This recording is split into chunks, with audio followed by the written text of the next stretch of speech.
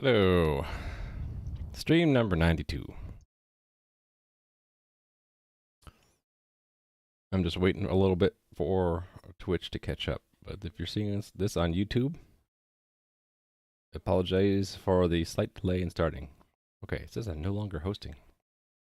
Okay, so this is what? Day 3 of me trying to add logs to my implementation of the raft consensus algorithm, which is what I'm using.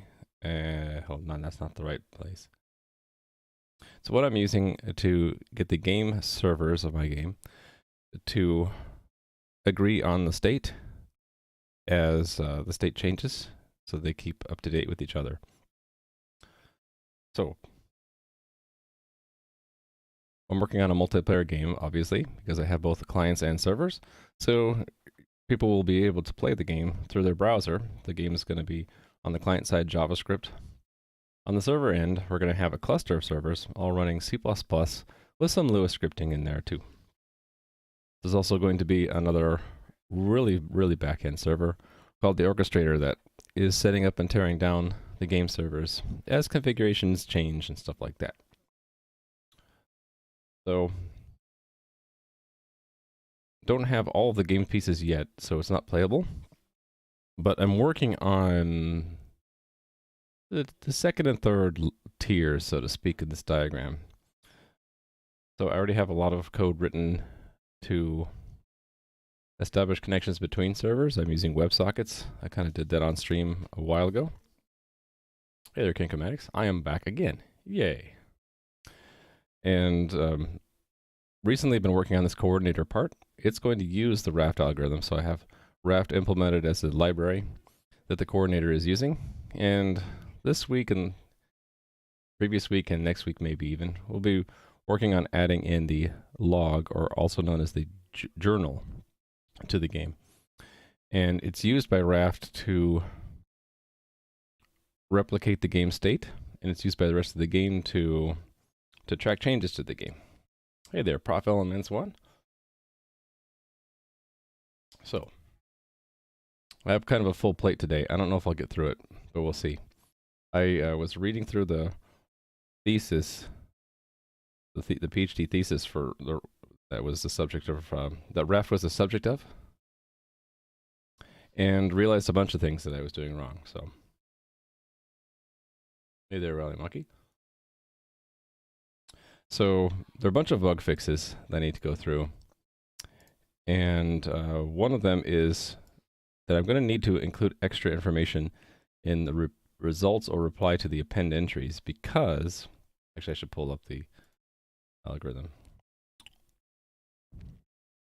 Where is it? Raft. Close that guy. I like to have this summary of the algorithm up here. So they talk about append entries, the results being just the term and success flag. But if you look way down in Appendix B, they talk about in like a more formal description of the algorithm, that if you're not using RPCs, but if you're using messages, like I'm using, you have to include a little bit of extra information in the results, because if it's just messages, it's not really apparent which results go with which call.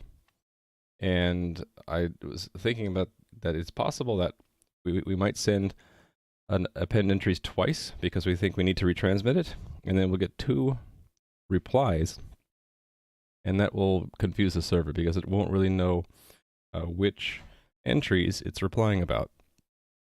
So the solution is we're going to include a match index directly in the results for append entries so that it's unambiguous what the results are for.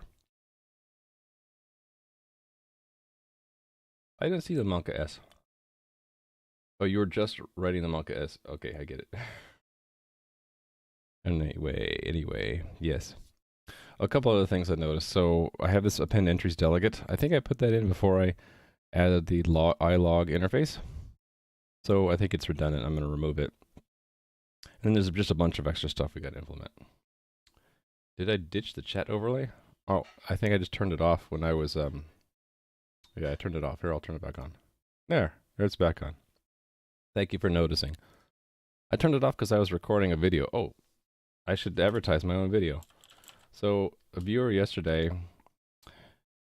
asked me to give a intro to Google Test, so I recorded a 30-minute video and put it up on YouTube. So if you want to see like how to use Google Test, how to use CMake from scratch, like a simple introduction, that video is for you.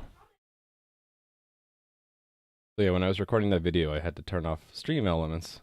I didn't want that getting in the way. And obviously, I forgot to turn it back on. Okay, so I got a lot of good things to get into. I think I'll just jump right into it. If people would like to get an introduction about what I'm doing, there's the game command, and there's also raft, which a lot of people have been typing recently because I think because I put it in the stream title. It gives a little bit of intro background about what I'm doing. Okay, so let's get into the bug fix. Well, actually, I want to do this remove first. Let's move this up, because that's a lot easier. It'll get me into the swing of things for today. Removing append entries delegate. I'm just going to delete it because we don't need it. Because why? Because when we mobilize, we'll be given an ilog, and ilog has an append in it. So that's how we're going to append entries, not through this silly delegate. So let's remove it. Okay, that means I'll remove it here as well. Deleting code is much easier than adding it, by the way.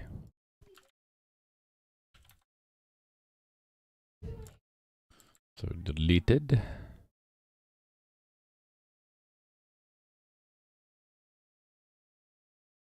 Right, and we'll also remove this announcements to be sent as well.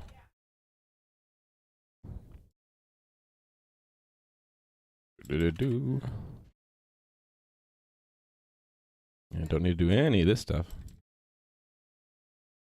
Actually, we don't need to, this entire function we don't need. Delete it all. Atom nuke.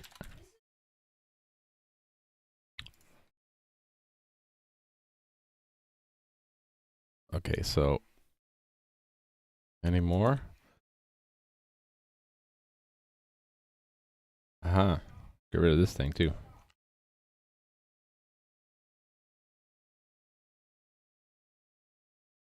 Yay, we're calling out useless redundant code that I wrote.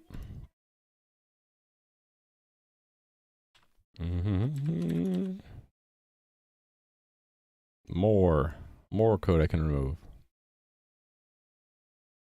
Yeah, see, here's the append, so we don't need this anymore.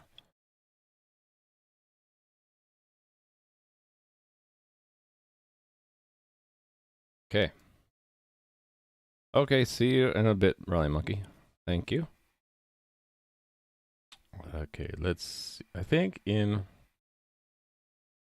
the test for coordinator, it has to mock raft.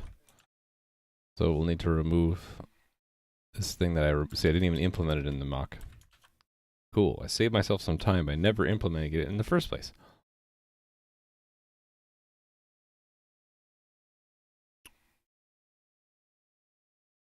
Server tests.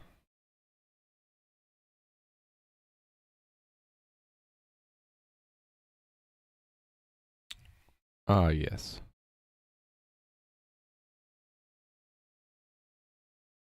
Don't need any of that.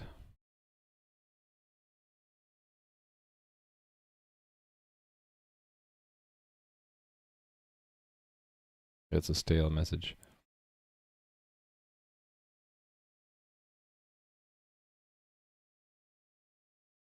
Right, so we're removing this. This should have been a clue that it was redundant, because they were showing up in two places.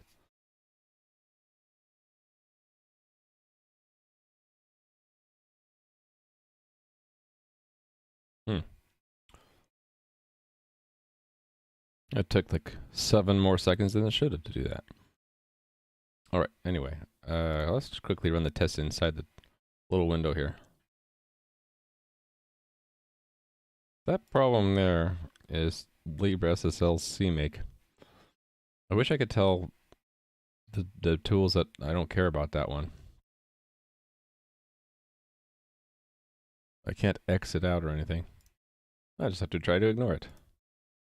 Cool. We're all still good.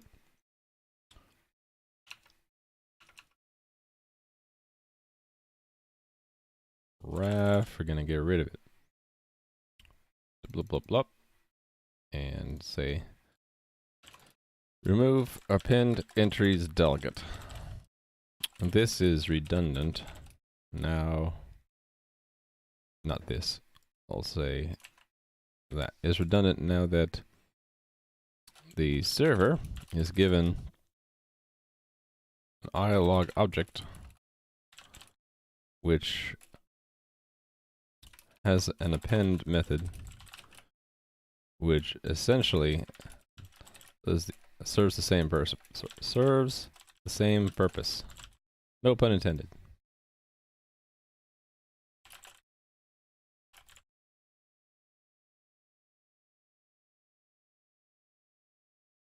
Waiting for my tools to catch up. Okay, so need our tests. Update mock log to match latest log API or made it latest raft API. Push that. Okay, what is next? Done with that. Straight into the bug fixes I go, I guess. Don't send heartbeat to any server which is not yet acknowledged previous append entries. Okay.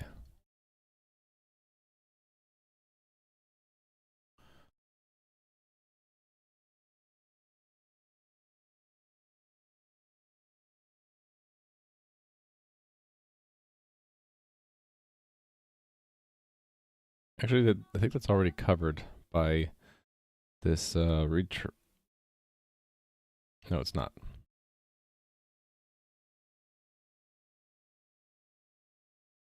It's going to be actually hard to see it in the unit test framework because what we'll see is we'll see retransmissions of the previous append entries. Actually, that's fine. That's fine. So we'll just look at all the messages and make sure none of them are heartbeat messages.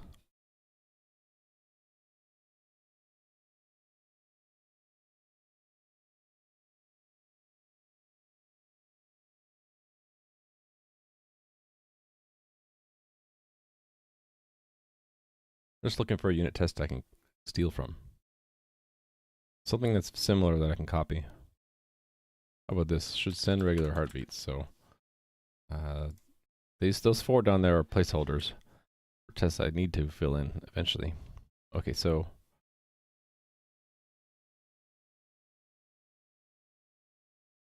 no heartbeat should be sent while previous append entries unacknowledged. All right.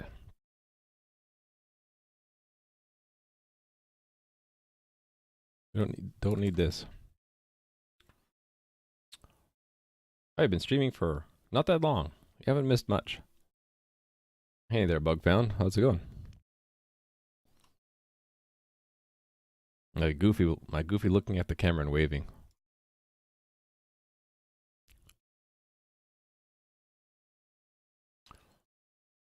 Alright, so I need to have an unacknowledged append entry, so let's see. Mix this maybe with the other things? Oh, wait a minute, what's this? Aha, here we go.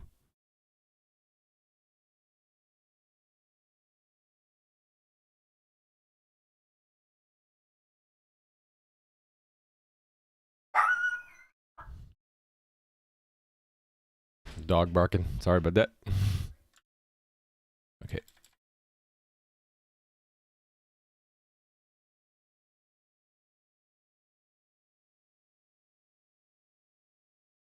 Oh, okay. These are right. I got it.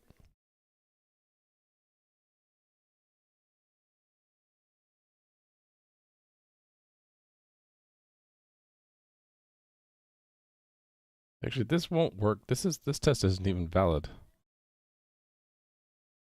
Because the server won't actually send out the first entry, and we're not even. Oh, we are using the second entry. It's not going to send out the first entry right away. It's going to do a. It's going to make an optimistic guess that the followers already have this first entry. This test needs to be fixed actually.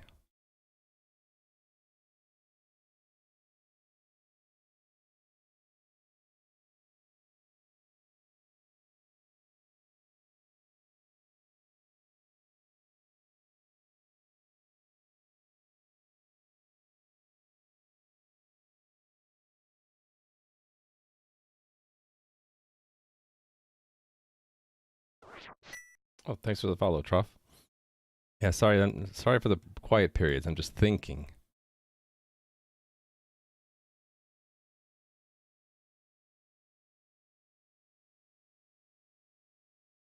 I'm thinking, why am I even doing this at all? Why am I acknowledging it? But the test is about not yet acknowledging it.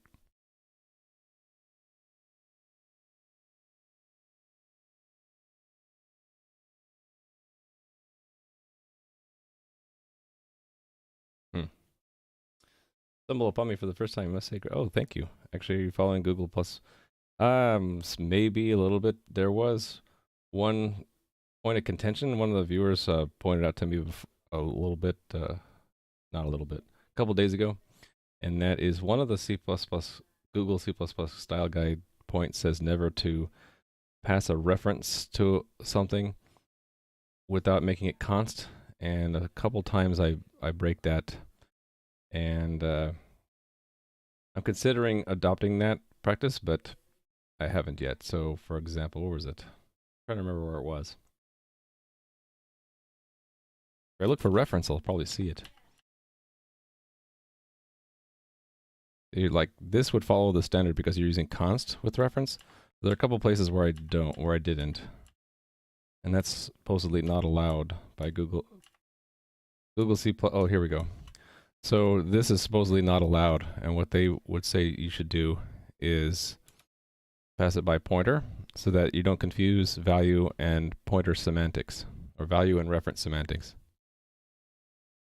But if I were to do that, then I'd have to make these into arrows, and I guess I'm not comfortable with that. So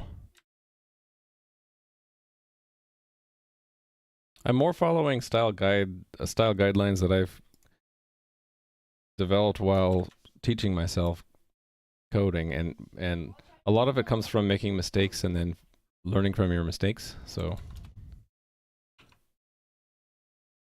I do recommend new coders look at style guides because it can kind of give you a jump start, a quick is that the right word, jump start into coding well, and then you maybe won't make as many mistakes. Although on the other hand, there's that power of making mistakes and learning from them.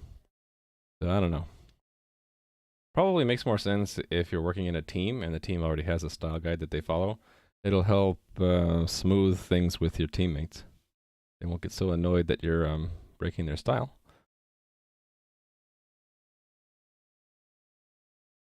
I feel uncomfortable about this test because it says to append entries is not set if last not yet acknowledged, but here we went and acknowledged one. The test works anyway because it's acknowledging. There's actually two things it's sending, and it's not acknowledging the second one. And it's not obvious from this test that we're doing that. I'd rather just cut this down and call this test entry. Any lock-free programming in the series? Oh, that's a good one. Did I have that on my list? I'm collecting a list of things like that. I don't see it. That's a good one. So I did that yesterday. So that's a good idea. Lock-free programming. So I've worked on lock-free programming in the past, and I have like a nice little library that has two different lock-free structures, but I haven't pulled it into my Twitch series yet. I'm still learning it myself. So I've only done a stack and a queue. A lockless stack and a lockless queue, and that's it. And it's not all the different combinations. You can have like single reader, multi-writer, single reader, single writer, multi-reader, single writer. You know, there's like four different combinations there for every structure. I only have like a few of them done myself. Hey there, Romani. Hate. Doing good. Just adding a suggestion from, see if I can say your name right. Sissy Q. Or actually, no, it was Bugfound. Bugfound is asking about if I have any lock-free programming in the series for that I'm doing on Twitch. So not yet, but that's a great idea for something to do in the future. Actually, I guess I can show it on stream. Just a little, give you a little taste. See if I can find where it was. I put it in. I have it in this older project. Yes, I want to save. We'll come back to that in a moment. Let me find where it is. Data structures somewhere.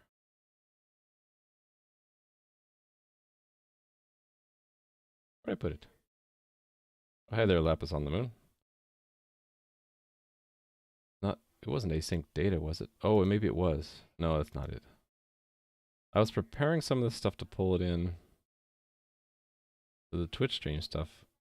I was renaming it, so it's been a while.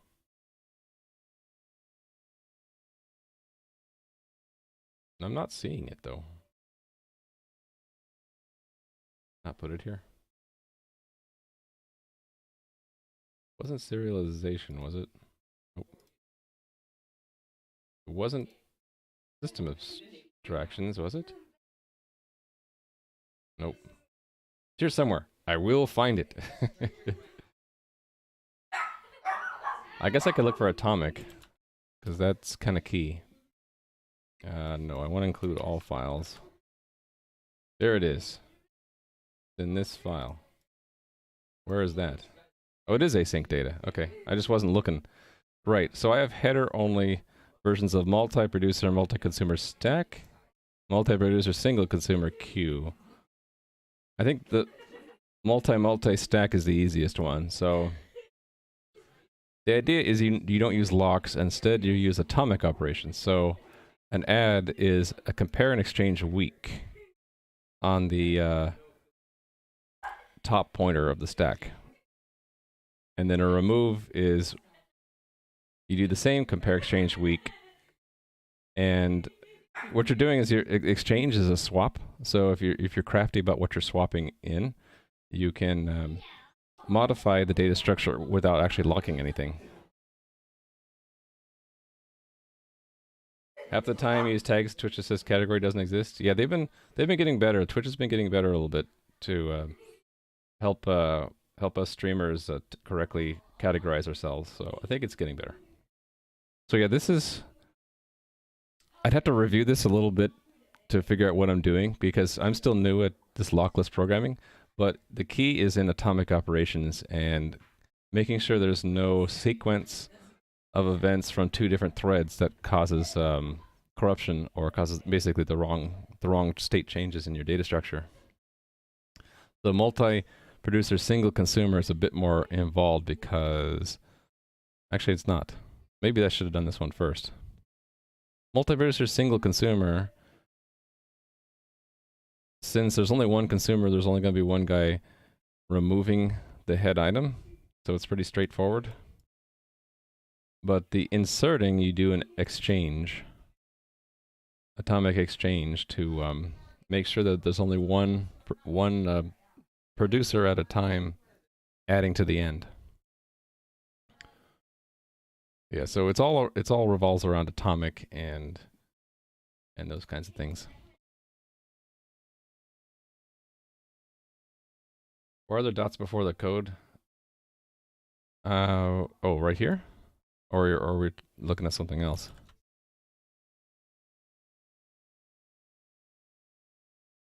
Oh, these dots. That's because I like to see the white space. So if I accidentally had a tab here and I can't really. How do I insert a tab? I set up my tool so it's very hard to insert one by mistake. I guess if I go to Notepad, make a tab there, and then put that in the clipboard and then paste it here, will it do it? Yeah. See, if I accidentally had a line full of tabs, I would see it easier because I'll see visually a break. Instead of dots, I see little arrows. Because one thing in my last job that really was a pet peeve of mine is people would mix their tabs with their spaces. And it looks fine as long as your tab spacing matches your space spacing. But the moment it doesn't, it all goes to hell. So that is a setting in VS Code, I think. It has to do with white space. I think it's this editor render white space. If I turn that off, none, and went back, and you don't see the dots. So I do it so I can see that kind of stuff going on. So let me go back to what I was doing before. Oh, that's all I know about lockless programming so far. I know enough to get in trouble with simple data structures. Writing correctness tests? Yeah, I don't even think I have. I don't think I had unit tests there. Let me go back.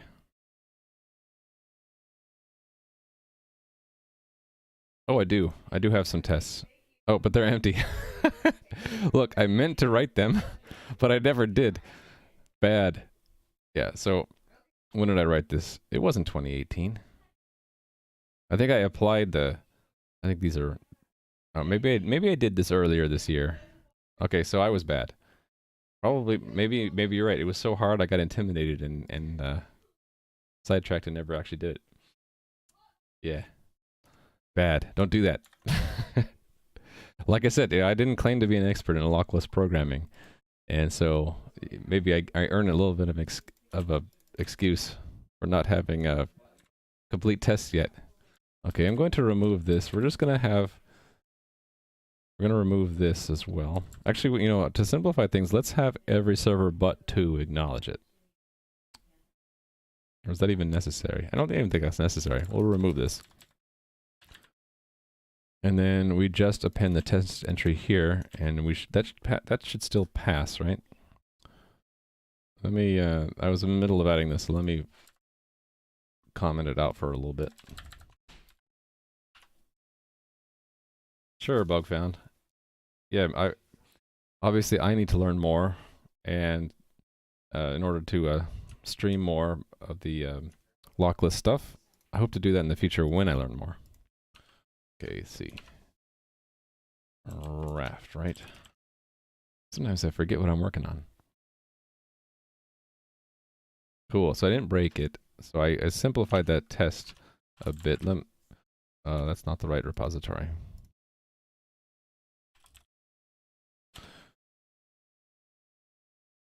Yes, we simplified this quite a bit. So,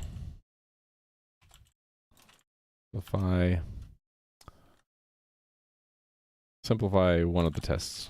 I don't want to write the whole name, and it's sort of obvious from the commit what it does. Okay.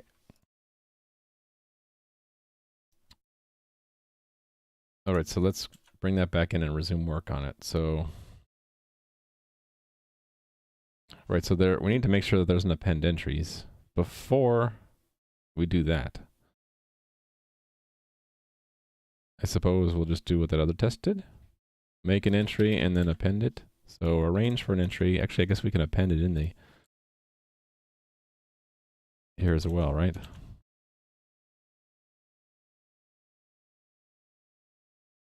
And yeah, it's probably a good idea to clear any old messages that might have been sent before.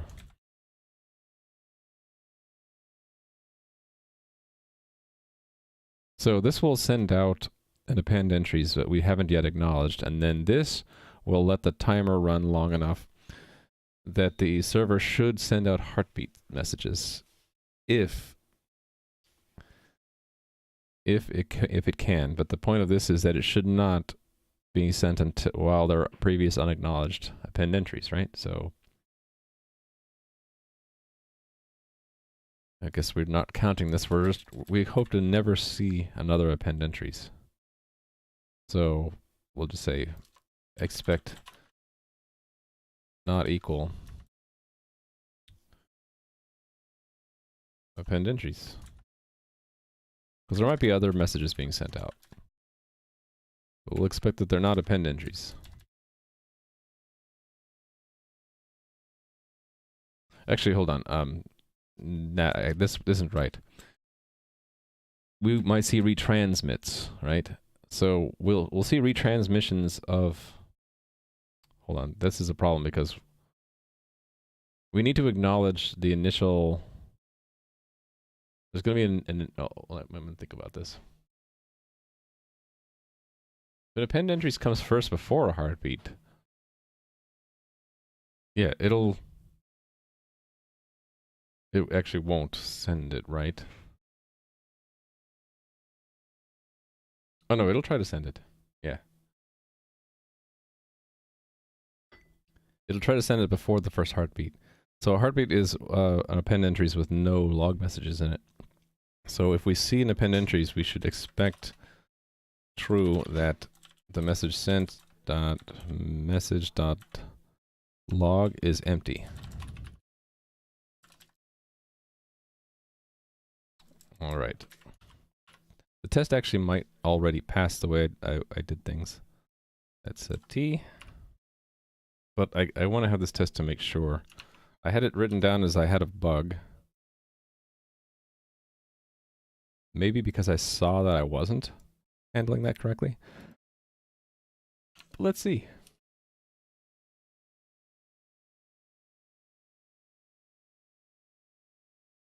Yeah, okay, so it is sending out.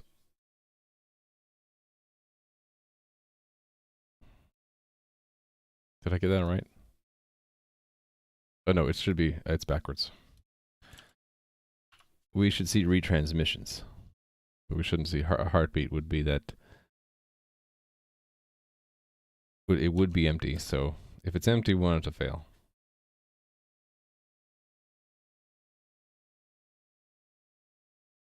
Okay, so yeah, it is, we are seeing heartbeats. So their bug does exist. So let's go fix it. It's probably in the queue heartbeats to be sent, right? Yeah, so this doesn't have the same logic as we have in where is it? I think it's where attempt log replication is called. No?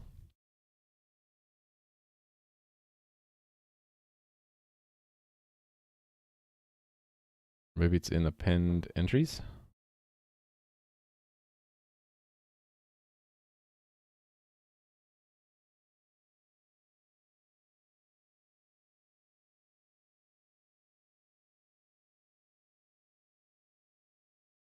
What was this for? Actually, I don't even think we need that variable anymore.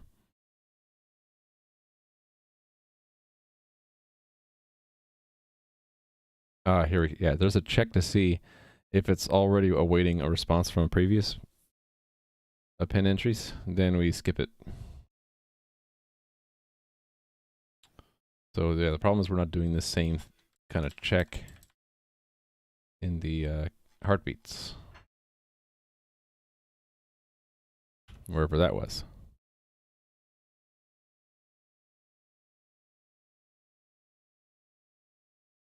Where is it? I can't find it, so I'm gonna say type in heart. There we go. There it is. All right, so it needs to be that instead.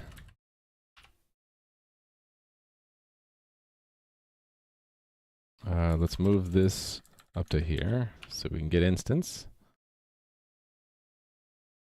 Cool. So let's see if that fixed it. Cool. Fixes it. So server fix bug in heartbeats. Do not send out a heartbeat while still awaiting a response from a previous append entries.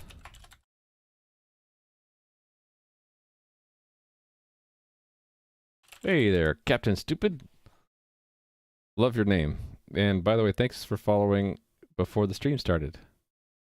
One of my mods noticed that, so welcome.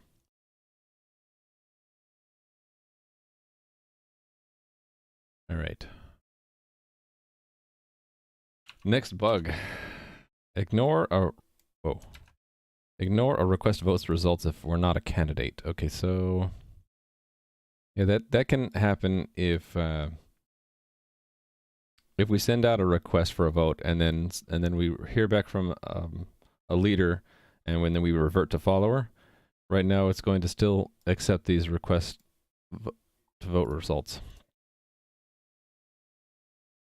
Yeah, it was earlier this morning, right? Oop, what am I doing? I'm just trying to turn off the git lens. It doesn't. Wish I could turn it off by default. It's probably a setting for that. Sorry, I'm a little distracted because there's kind of a lot of noise in the house right now.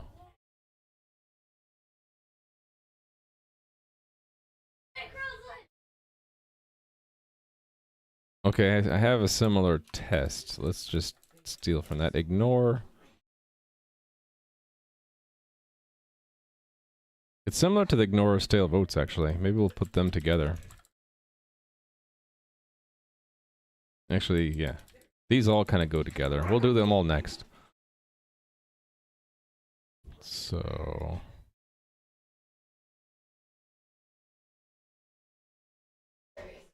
hopefully my microphone's doing a good job filtering out all the noise from my house.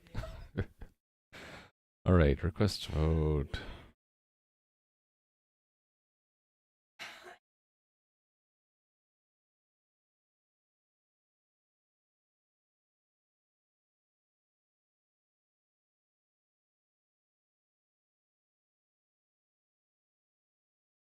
Similar to this one, maybe. Because we're sending a request vote results. So let me pull from this. I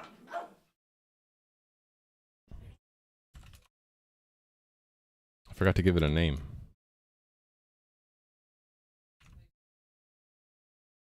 Ignore request vote results if not candidate. So we'll just start as a follower, I guess. Or start as a leader. Doesn't really matter what.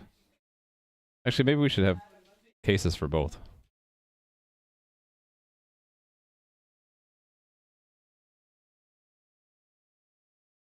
How do we know that it gets ignored, though?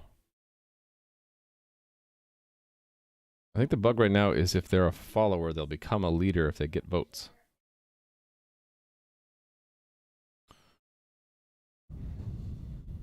That's in all this run receive request vote results, right?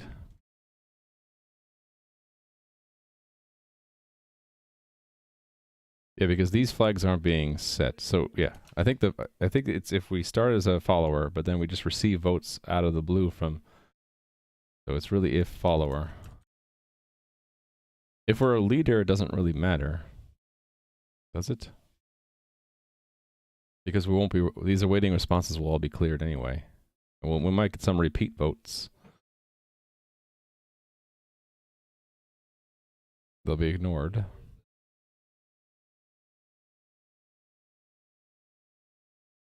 We already have a check for that. Oh, we won't become a leader if we're a follower. Because of that check. We actually might not really have a bug. We'll get some of these spurious vote messages, but that's about the only thing that'll happen.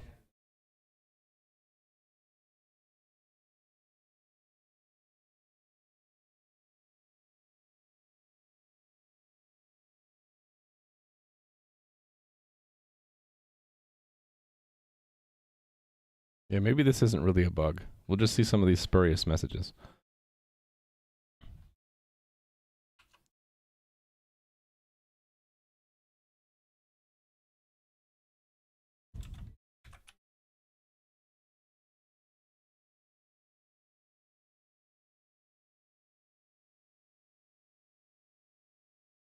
Sorry, I'm distracted by noises around me.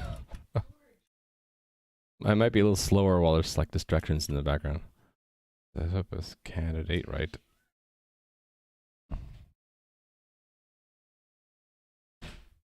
Okay, yeah, these are all cleared if we become a follower. I'm not clearing them here, though. I think that's the subject of another bug fix.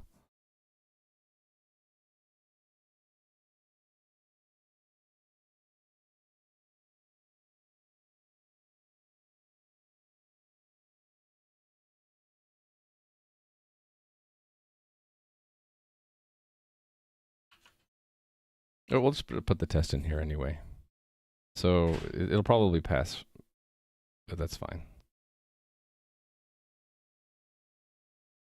So we don't need any of this stuff. We'll have everyone try to vote for them. So everyone tries to vote for it even though it never asked for a vote. How about that?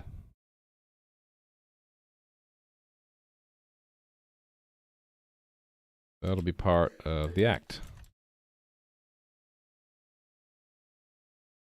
And we'll assert that it remains a follower. How about that?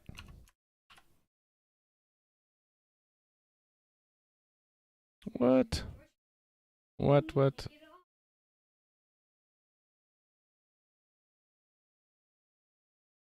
Oh, I forgot to rename. I copied it and I didn't delete it. Cool. All right. I'm thinking this will already pass. Okay. So that was easy. That wasn't really a bug. Ignore append entries if not later, because it's similar, right? We can just have everyone respond with append entries results.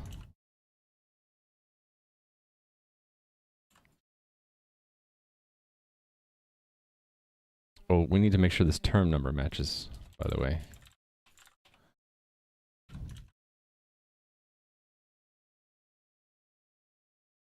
And really, I should copy this here. Well, no. It's fine. Term and success is all we have right now.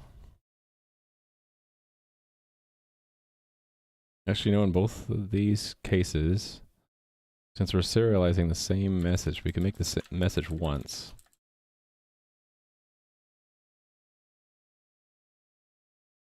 Yeah, we can do that.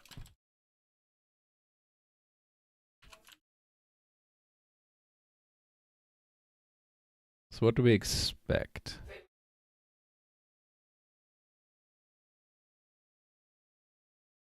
How do we treat that right now?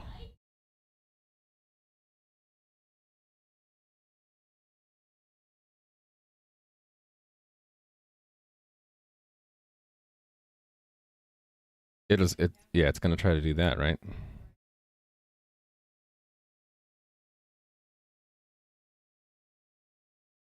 Only if that's true, though.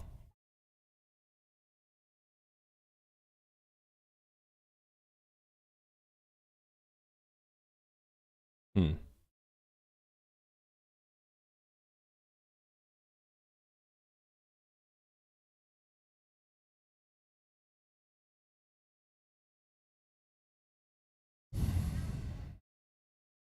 Well, yeah, I guess we can just make sure that it doesn't send any messages out. So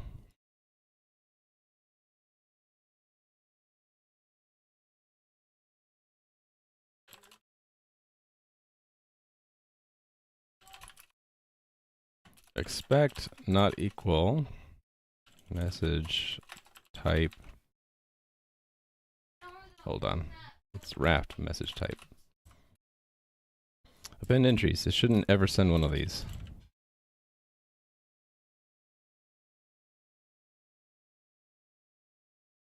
I suppose we can check its log to make sure that nothing was appended. What else did I have that we can check? Oh, what happened here? I think that's a bug in VS Studio. What if VS Code? What if we tell it to reload? Yep, reload fixed it.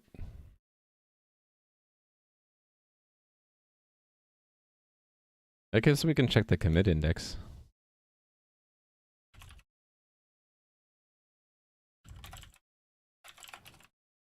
That shouldn't move.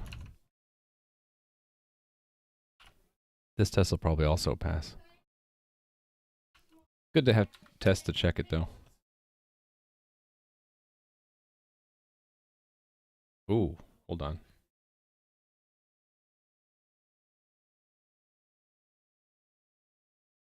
So we are getting append entries. So it's not fixed. Let me think about why that might be happening. It means it's getting it. This is true. Next index will be probably, oh, they're both 0. Probably. Yeah, okay, well, let's fix the bug. So the bug is that if it's not a leader, it should ignore these. So let's do that. If shared, I'm calling it election state, but I've been thinking about renaming that. This is really not the election state, it's really the role. Role would be a better name. If it's not the leader, then we just simply ignore the message. Maybe we should print something out. Some kind of diagnostic receive.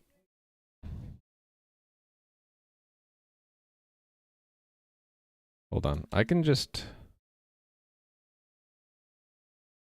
I know. We'll say, we'll print this always, but we'll print our role there.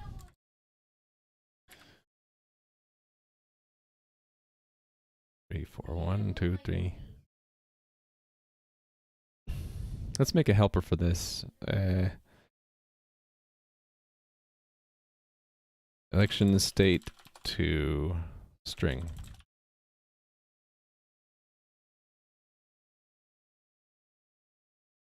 See string. Okay, helper function. Here we go. Let's put it up here. Raft server election state.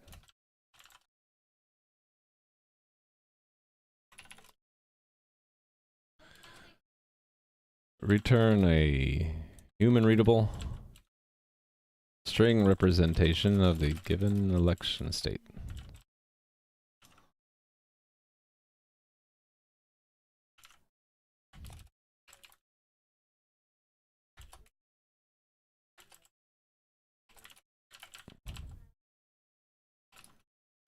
Into a string.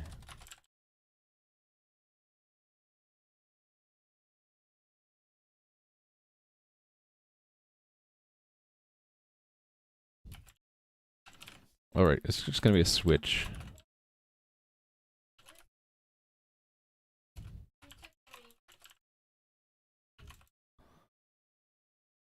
Let's do follower first.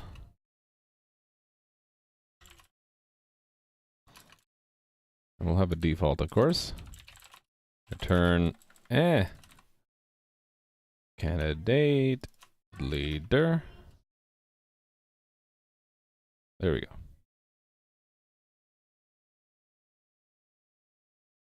Cool. I just wanted to have it print something if it ever receives it when we're in the wrong state.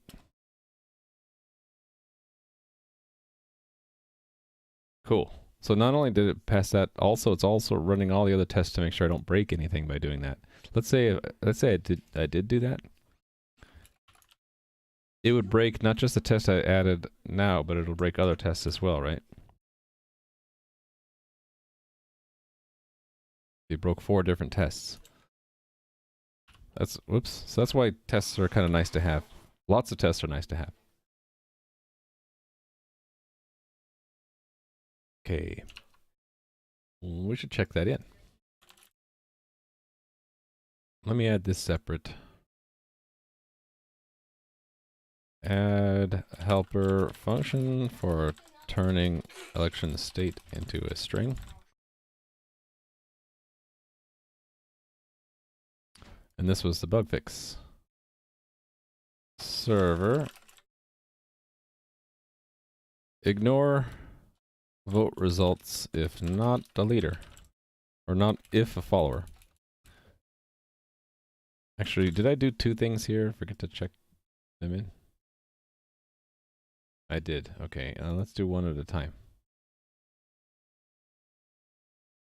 Wait a minute. Did I just forget to check in the test last time? Oh no, we figured out that that test was already, yeah, so this test was already passing. So I don't want to stage that. Well, I'll stage that one separate. We're just filling in that test. Oh, that's the wrong one.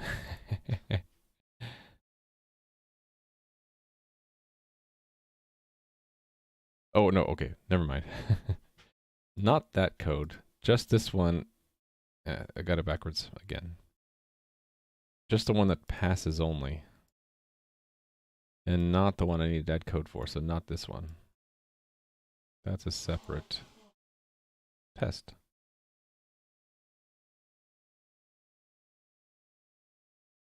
That one, this test already, test? We ignore roles.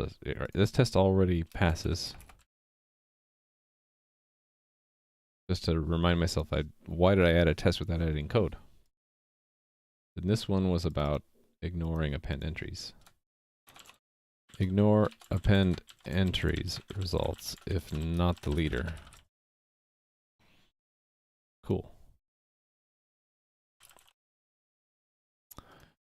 All right. What's next? What's next? We did these three. Okay, need to include match index. Okay, we're gonna add that. So that's something we need to require to be serialized correctly. In append entries response results. Here we go. So we'll include match index. And this, it's intended to be used to replace this. So it's going to be the index of the last entry added by the append. So basically next will be set to match +1 instead of having to remember that, which is the bug right now. The fact that we remember that means that if we get a retransmission, we'll add it again, which is the bug.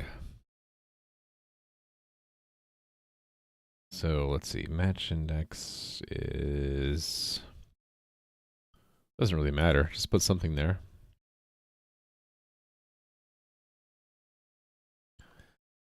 So the order of these doesn't really matter because when we compare JSON objects, order doesn't matter. So the fact that I might define it in a different order than I put in the JSON is irrelevant. Okay, term, let's put a different number in here. For match index, how about 10? And then we'll just expect it to be 10. Okay, so I need to add match index, obviously.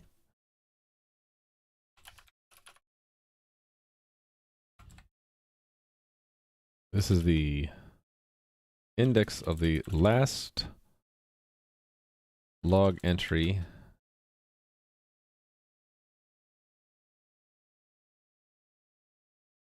which the follower is acknowledging. Which the follower has determined matches what the leader has. So usually it'll be the index of the last one that was just added, but if it's false, if success is false, we could use this to tell the leader a little hint about where the last one we do match, and then it could retry from there if we wanted. That's a sort of an optimization. Okay, let's just test that. This is going to fail, obviously, because I didn't actually do the serialization code. I just did the test. And there it was right there. Scroll to see it.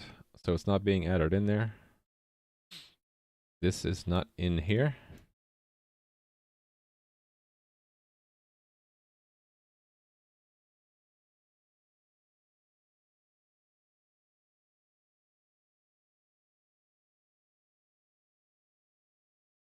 Actually, I was wondering why this is pretty printed, but this isn't. I think I might know why. I think it's turning it back into a string to print it. Why we're seeing it like that, and it's not doing two encoding. Anyway, enough musing on that. Let's fix the code. Serialize.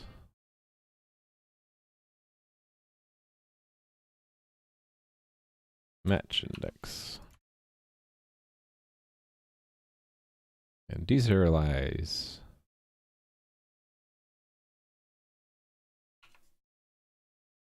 Pretty simple. Pretty simple serialization right now. Just putting it into a JSON object and then asking it to encode.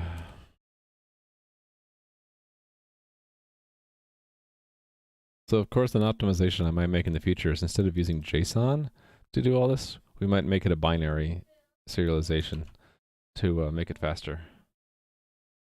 But I'm doing optimization only when I need it. Okay, so we added the message. Let's actually make use of it. So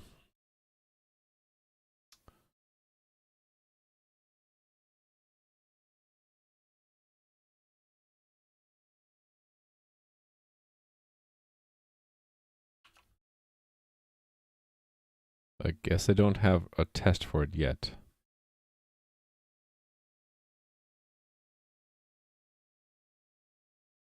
The problem is that we'll advance the next index and match index too far, right? If it retransmits the response. So how will I check that?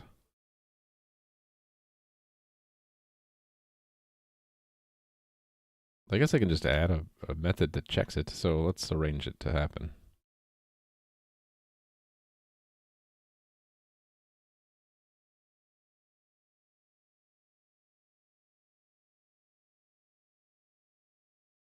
Actually, I kind of wanted to build off of this one because we need to retransmit an unacknowledged one and then acknowledge it twice to recreate it. So I'll set it up. We'll do this.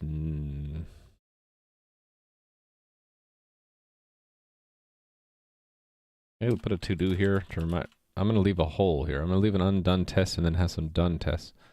I should probably do this anyway in all these places, right? Make sure I don't have any other holes. Nope. They'll have a little plus here. Oh, thanks for the follow. Veloxiols? Hopefully I said that right. So, yeah, we're gonna do this one first, and then this one will be basically ignore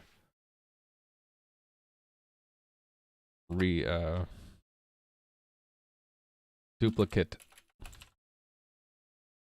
append entries results, basically. Let me do this one first. So I have to set up an append entries.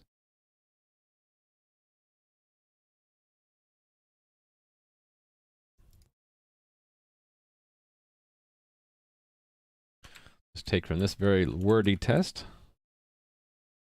paste it here. I'm going to trim it down. I don't need this.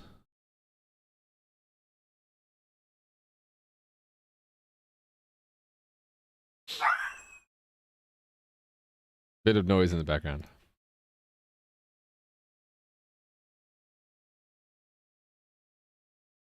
Right, so let's just have a test entry that we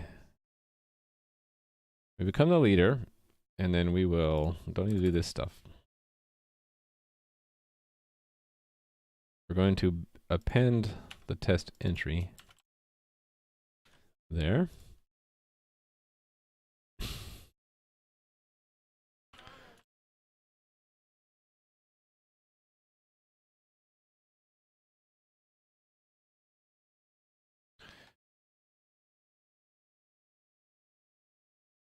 Hmm.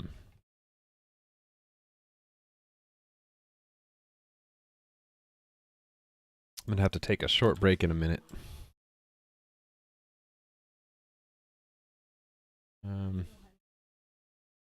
Actually, I'll be right back in a few minutes, okay? Just a short break, 1 or 2 minutes. Be right back.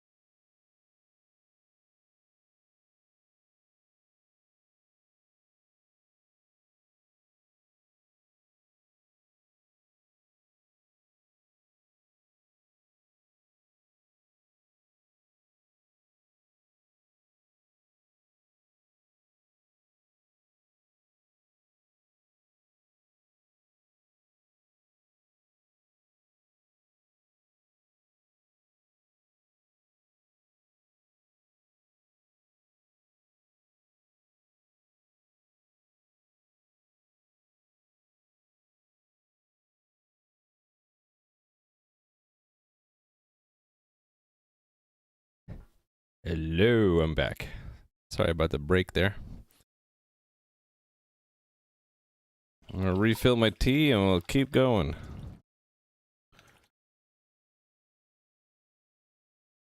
Alright.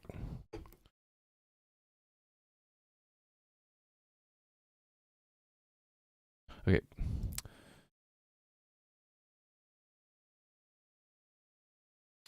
Should have a drunken coding stream, but I don't get drunk anymore. Because I always get hangovers. Imagine the possibilities. Imagine the pain.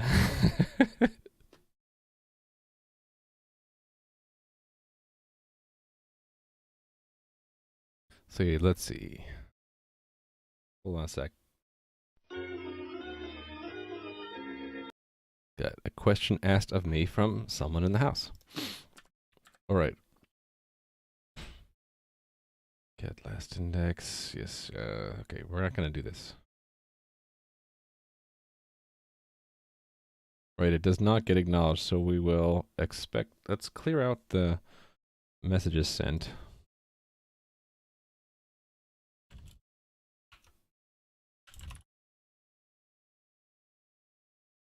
And then we'll have it wait.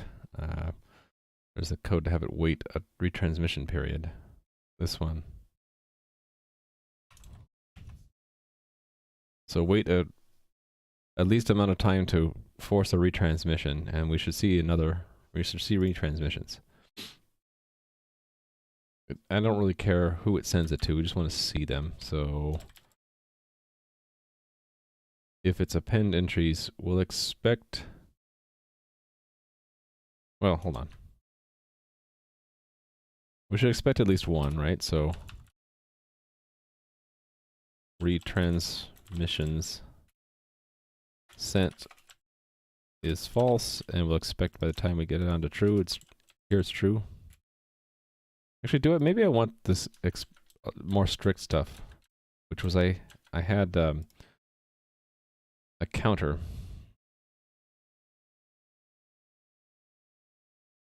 Or really, it's a map of booleans, yeah. I just didn't need to have this stuff, right? Yeah, we'll keep this. I don't need to serialize that. I just need to expect that that it has one entry. Well, assert a strong assertion that there's one entry.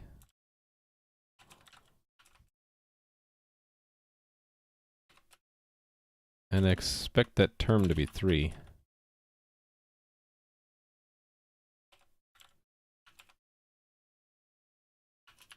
Right? And then we'll expect to receive one, like, unless it's for our own number. Yeah, it shouldn't send it to ourselves. Okay, let's try this.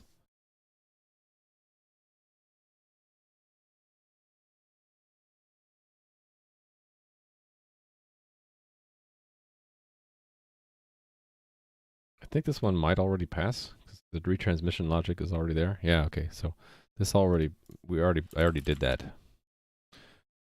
This is a side effect of some other work I did yesterday. Okay, that is irrelevant so far. Yeah, I wanted to do this one first, so we're doing that one first.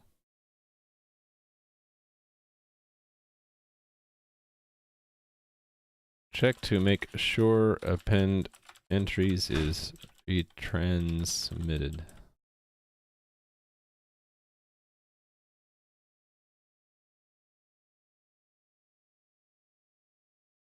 Okay.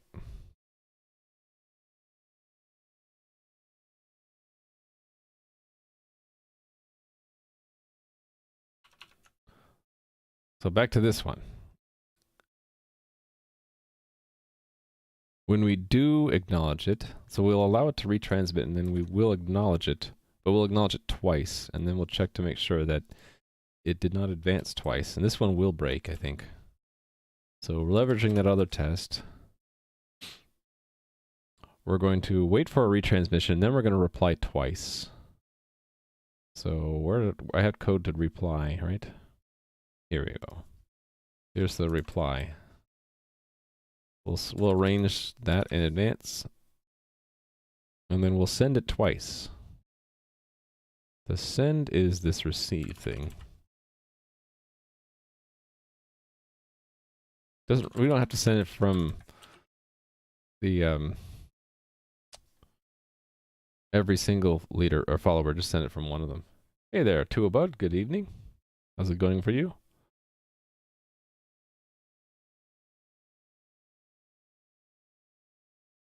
I'm wondering, do I need to let the worker thread run? I don't think so, because this is synchronous. Yes, so we'll just expect that it does not advance too far. I'm still working on the logging, yeah. I hopefully have captured all the remaining steps in here, and I'm this far done, and it's been an hour. So I'm on good track to finish it today. So assert, we're gonna have a way to peek into the server and ask it.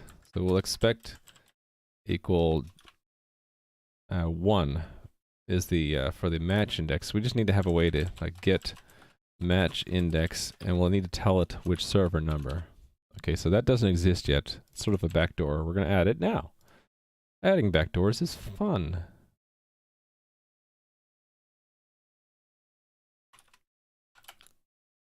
Instance ID. Okay. Return the current match index for the server with the given unique identifier. Given identifier?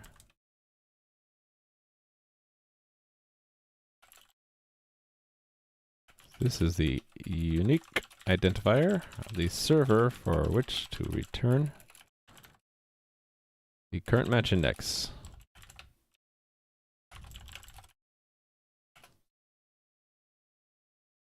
And repeat this. All right. Maybe I spend way too much time on documentation, but I don't know. I think it's worthwhile. Okay, so we're going to do a lock guard here, and then we'll just peek directly in. So we'll return impl shared instances, instance ID, match index. There we go. So this should build, and the test should fail to recreate the bug, so to speak. There we go. It got, since we acknowledged it twice, it got advanced twice to 2, even though there is no index 2 in the test. So that's the bug. So the way to handle this properly would be like I had in the notes, that if we need to include the match index in the results so that retransmissions don't elicit duplicate. So the duplicate, we will still get duplicate responses, but they will not incorrectly advance the match index. So we already added the match index to the details there. We're just not using it. So let's use it. So we're doing it on the receiver side first. Actually, I need to have a test for the sender side as well, right? Do I have any sender side tests for this?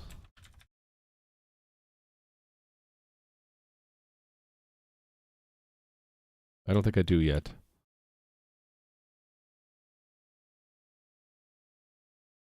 I'm going to have to go through all these tests and update them anyway. Actually, let's do that now. So to apply it, we not only have to say success, we have to give our match index, which in this case would be 1. No. First. No, this is 1. And then we append the second one. Right, if we say false, we'll say our match index is still 1. But if we accepted it, our match index is 2 now. Right? Cool. And this one, to discover that they're behind, we just give our match index, and we give one in the past. I guess we're saying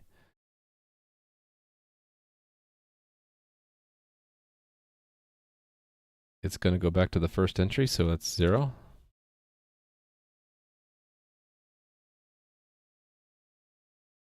Let me see if I got this right. So we start out with 2 log entries to begin with. Then we wait for the, it's going to send out a heartbeat, and we'll say, no, we're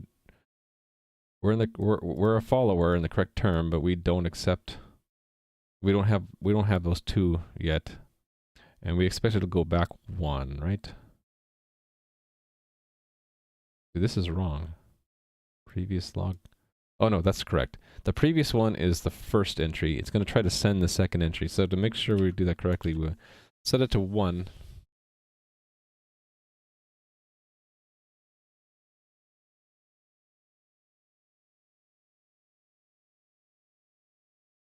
Just to make sure that it doesn't send us the first entry again. It should only send us the second one. It's kind of hard to keep in my head because of this silly rule. Well, it's not silly. There's a reason for it, but that indices or indexes start at 1 for raft log entries. And that's because 0 has a use and they don't want to use negative numbers. 0 means that there is no log at all. So if your match index is 0, that means it's 0. It means that you don't have any match index yet. Whereas 1 would be that you have 1 entry. So that's why they start from 1. 0 means something special. Okay. Yeah, I wanted to search for that specifically to make sure we catch all these cases where we're doing.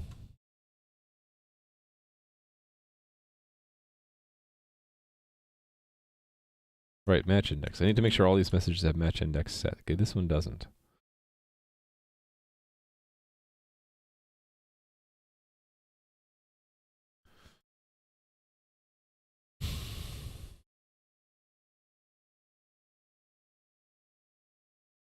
Next advanced and next entry appended after previous acknowledged. So we will basically say we don't have any entries yet. 0. Because the leader only has 1 entry, so we say no, we don't have even that 1 entry yet. It should send it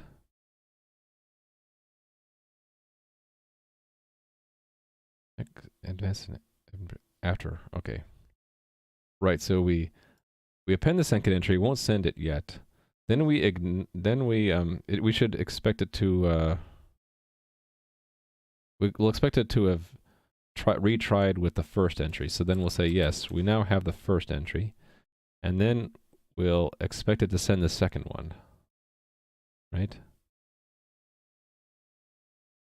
Right. Okay. Good. Saying it to myself so I understand that I got it. Ignore append entries if not leader. Okay, this doesn't matter. So we can say anything we want. We can say 42 for all we care. Doesn't matter.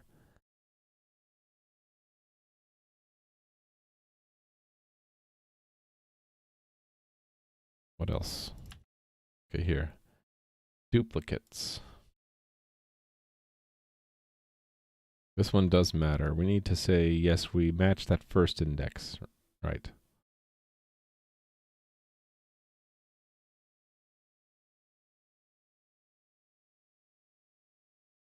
Cool. Let me make sure I didn't break anything with those changes. Should still fail that ignore dupe test. That's the only one we should fail. Okay.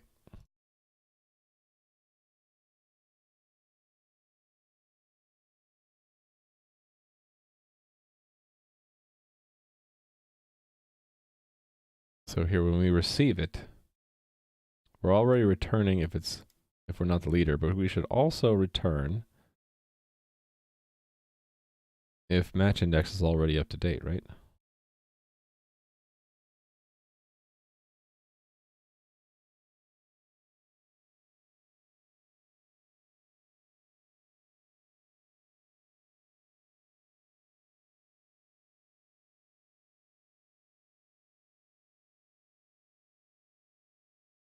Let me think about this. No, we shouldn't return, should we?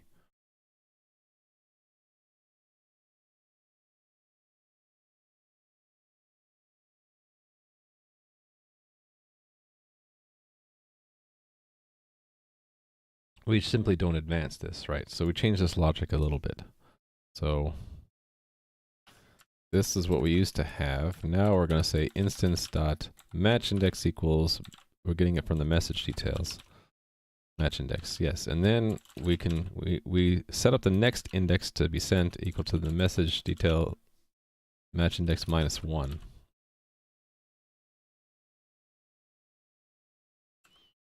And then if the next is within the log that we already have, we attempt to send them more. Here's where here's where we could have an optimization. Instead of decrementing next index, we could take the match index and make that the next index. So maybe I'll put that as a to-do. Potential optimization. Set next index equal to match index from the results. I'm not going to do it yet because, well, I could do it, but it would change the behavior of the server, so I'd have to update tests, and I'd rather wait until I need that optimization. The algorithm white paper and the thesis both say that you shouldn't need to do this optimization, that it's fine to decrement because usually you won't get a failed append entries. Usually they'll succeed because you only get a fail if a server goes down and then comes back up. And when it comes back up, it should catch up pretty quick. Assuming it wasn't down for too long.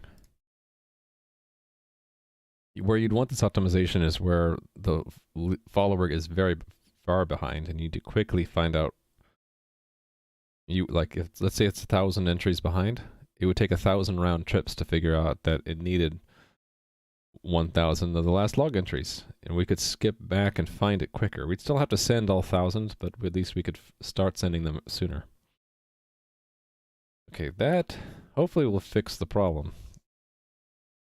It will simply do nothing if the match index was already what the message said, it'll be a no op essentially. Hey there, Volatile Majesty. Good day to you as well.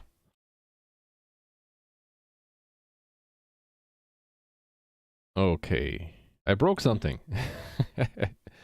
Next index advanced and next entry appended after previous acknowledged. Okay. This could be that I messed up a test. 1086, so we're seeing a 0 for previous log index. Okay, it's retransmitting. Is that what it's doing? Expected 2 got a 0 for the term as well.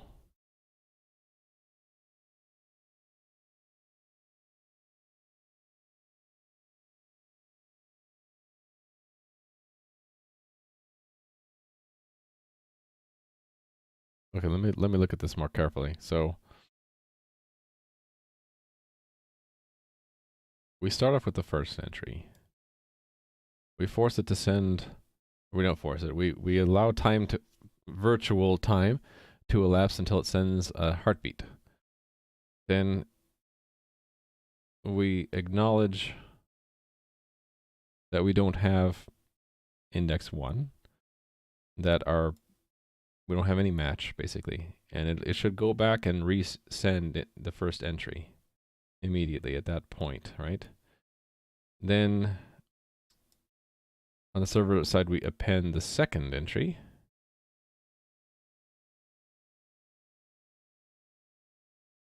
And then we acknowledge the first entry.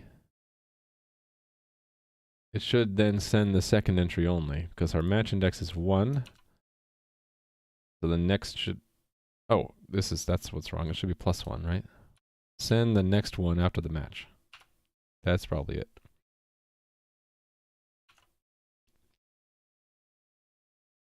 Next is always current +1. Remember that. Okay, let's check that in. Cool, so we're now resilient to retransmissions of append entries results. Nice. The server.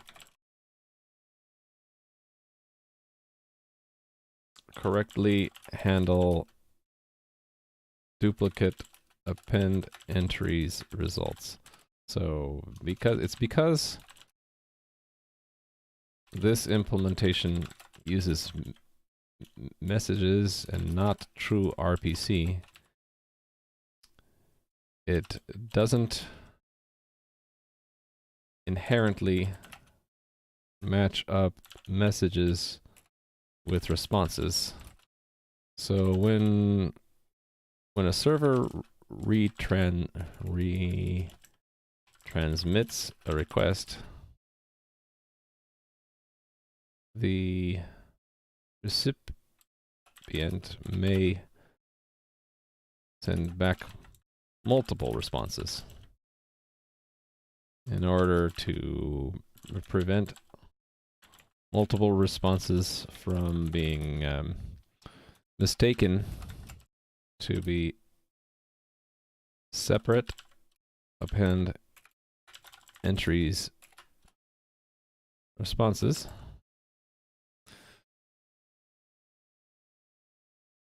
in order to prevent, let's make this a second paragraph, in order to prevent multiple responses to the same append entries from being mistaken to be responses to separate entries, include the match index in the results.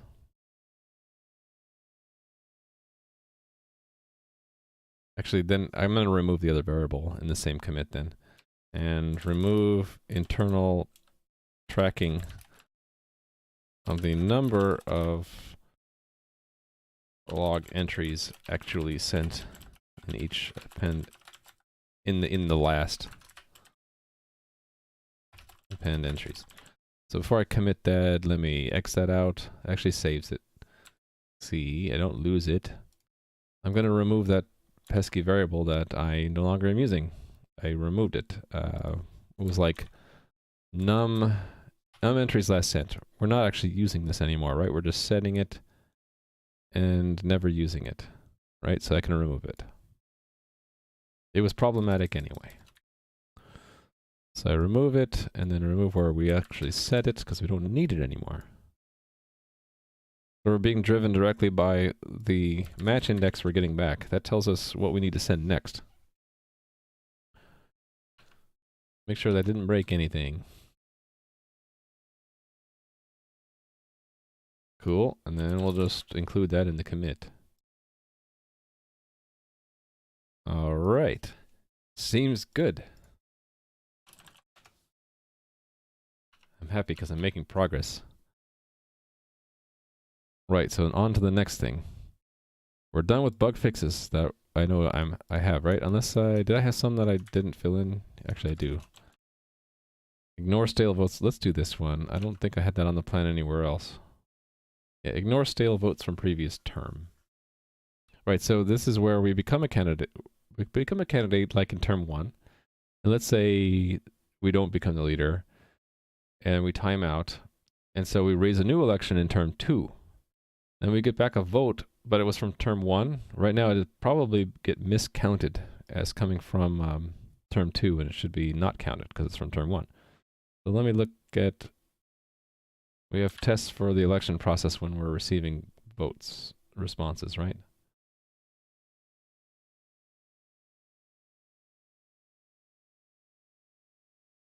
One of these.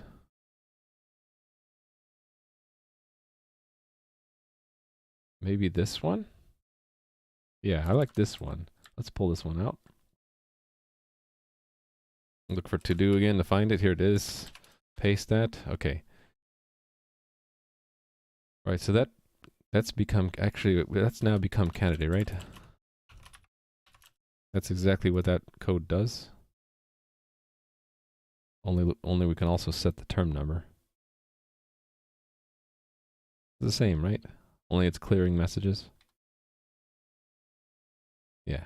So it's simple. It's a little bit simpler. We'll say we're becoming a candidate in term 2. And then let's say everyone but instance 2.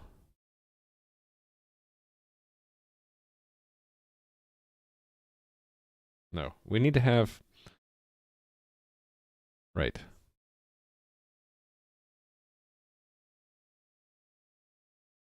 Let's actually do a switch on instance, so it's a little bit easier to read. So the instance numbers, right, are these ones. So there's 2. And 5 we skip because that's our own. Actually, we can include that because that's the self. We'll have them all self. So we'll do nothing. 6, 7, 11. Why did I copy that one? I don't know. Anyway.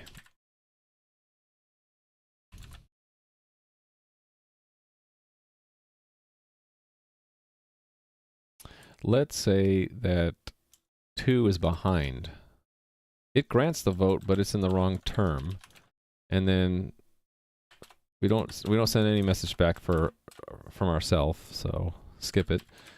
And then for 2 of the others we'll grant the, no, for 1 of the others we'll grant the vote.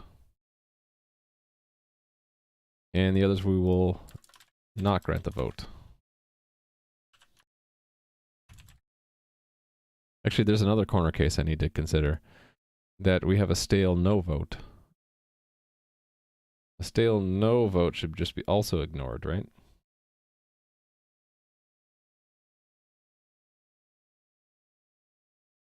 I think a stale no vote, it doesn't matter. Because no votes don't really... Actually, no. A stale no vote would stop retransmission, so we need to test that. So we'll have this 2 cases. We'll have a ignore stale yes vote from previous term. So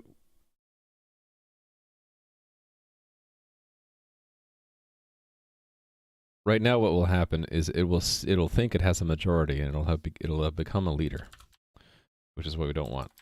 So we'll check to make sure it should still be a candidate. All right, so we still send the message. So we expect it's still a candidate, but this will fail right now. Oh, let's make room for the no alternative as well. Stale no vote.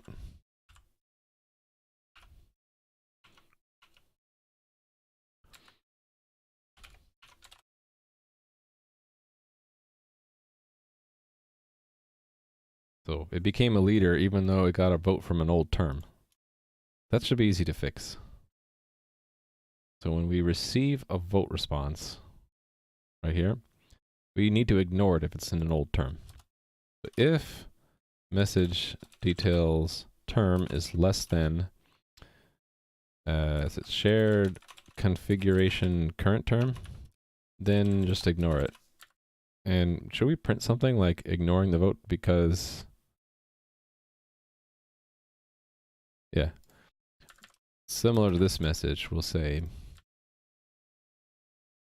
old vote, stale vote from server blank and term blank ignored. There we go. That's what I want to see. If it ever happens in the real server, I want to see that. We don't really use diagnostic messages in the unit tests, but in the real server, I plant these diagnostic messages so if something does go wrong, I'll have a little bit of an idea without having to run it in the debugger. So there we go. That was an easy fix. So the other one would be, actually this one will be covered too, but it's kind of nice to have. We should expect a retransmission of the vote because another thing it does is if this awaiting response is set to false once it does count the vote, we don't want that to happen, and it won't right now because this check is done first, but just to make sure, we'll arrange it like almost the same, only instead of expecting it to stay a candidate, we'll expect that it doesn't retransmit the vote at all. So we'll say false.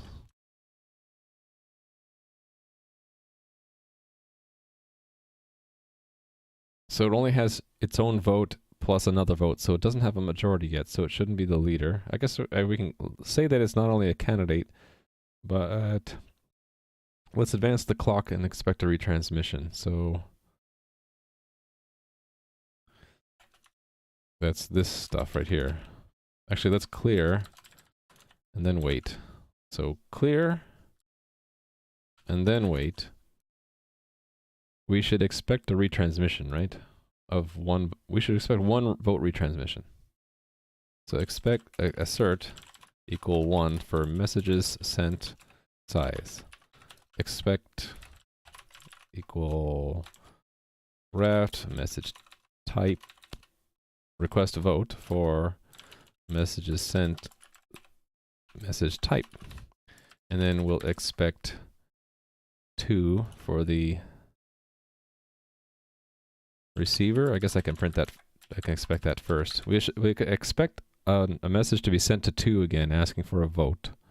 What else is in the message?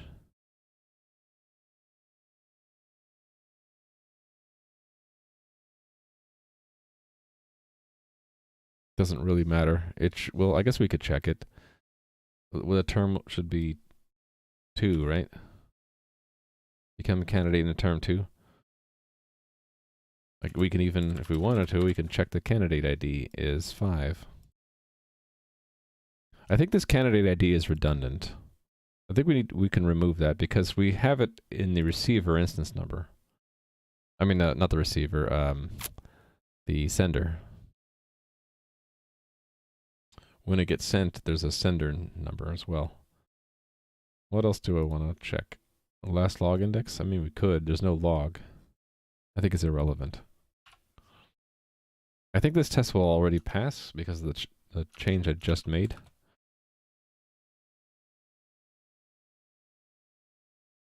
Yeah, so to verify that it would fail if we didn't have the check, I can temporarily remove it. So now these will fail in different ways. The stale yes vote, it'll fail because it'll become the leader. Stale no vote, it'll fail because it will not retransmit the request. See? It's like I expected. So it became a leader for stale yes vote. Stale no vote caused a lack of retransmission. Excellent. It's pretty complex, yeah. It has to do with the fact that we're assuming the transport is unreliable, right? That messages could be lost and we might have to retransmit them. But then if we receive something, we have to see, well, was it stale or not? So we're looking at these term numbers. I think it's maybe a hint that it's going to be complicated when they, in the thesis, they actually have to have a condensed summary, and the condensed summary doesn't even really fit on one of my screens. It fits on one of these pages, but it's in small type. So that's maybe a hint that it's a bit complex. But you know what's funny is that for all the complexity, I think the inventor of this algorithm talks about like the whole motivation of making it was that the other algorithm out there was even more complicated. It talks about the Paxos consensus protocol, that it has problems in understandability, I think he says at some point. Where does he say it?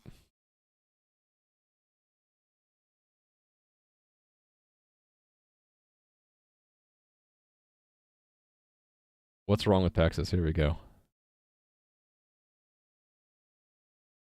Exceptionally difficult to understand. So if you think raft is complicated, I guess look at Paxos and see something even more difficult to understand. So yeah, there you go. Right, so raft is the complex component we're implementing today, which is pretty much the simplest algorithm out there for achieving consensus among a cluster of servers. And I need a cluster of servers because I'm making a multiplayer game. Cluster of servers lets your game continue to run even if you take down or crash one of your servers. All right, so that should pass now, right? Did I rebuild it? Hopefully I rebuilt it. It passes again, so ready to commit. Or did I already commit? No, I didn't. Did not commit this yet. But this is the check for handling stale votes. So server, properly handle stale vote responses. So to properly handle it is don't count a yes vote,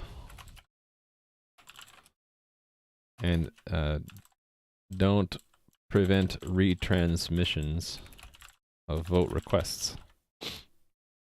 Period. Okay. Anything else to do? Just one. Reinitialize volatile follower state after election. Right, so the volatile server state. Or the volatile follower state. I guess that would be commit index and last applied, right? We need to make sure that it gets reset after an election. So that's probably have that in there because I knew I wasn't doing it right. So commit index gets set where?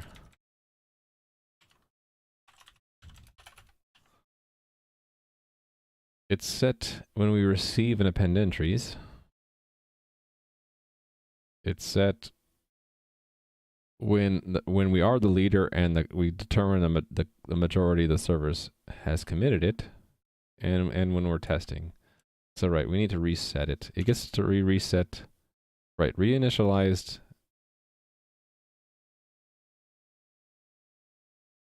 Actually, did I write this wrong?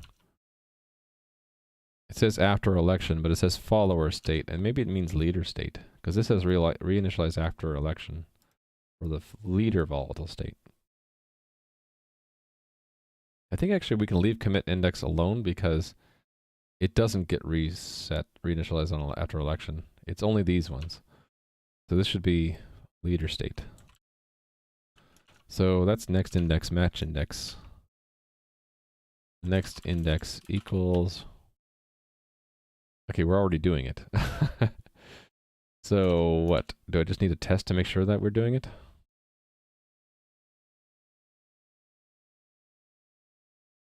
I guess it's not too hard. We can arrange for these to be advanced. So we'll pick a test that advances those. So one of the simpler append entries when leader.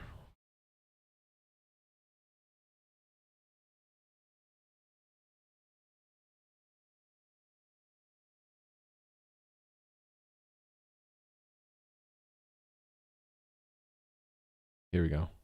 We'll pick this one.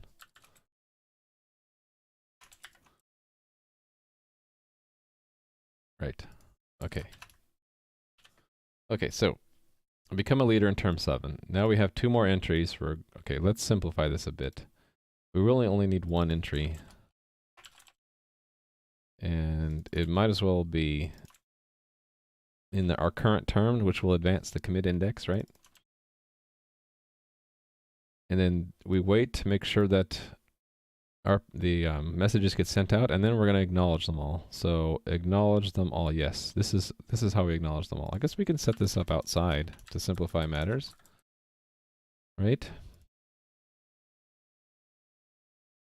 And we don't need to do this checking. We can receive them all and then wait a loop, right? We don't need to do this.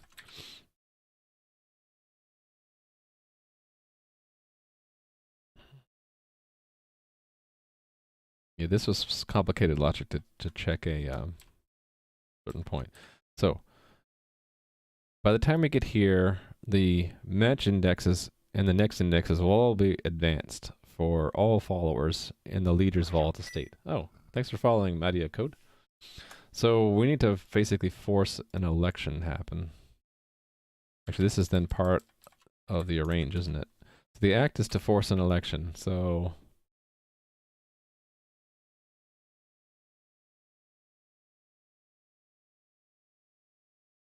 I know what we'll do. We'll fake that some other server became leader, and then we'll have it time out, and then it'll force an election. So we need to arrange for another server. Let's reuse this message. We can reuse an object by doing that.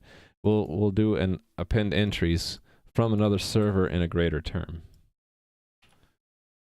That will force a it to revert to follower. And then we'll make it time out and become leader again. That's what we'll do. So append entries. What did we need? Leader commit 1.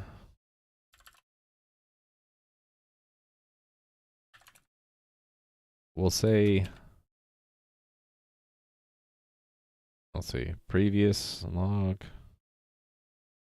1, previous term 8 or 7, and it's going to be sent by another server of our choosing. We'll have server 2 pretend to become leader for a second, and then we'll force an election. So I think that was in become leader I had that happen, right? Sort of, although I really need to have this do plus equals. There we go.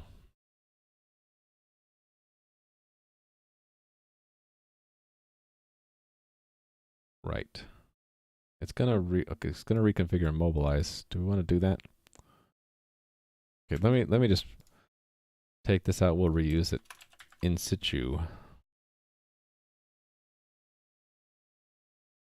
So here's the election. See if I got this right. It happens after here. Don't reconfigure. We don't need to change the current term. We advance the current time like that.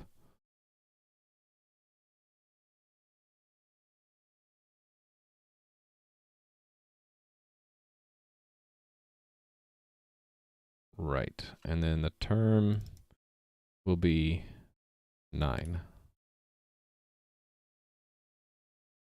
Cool. So then the assert will be that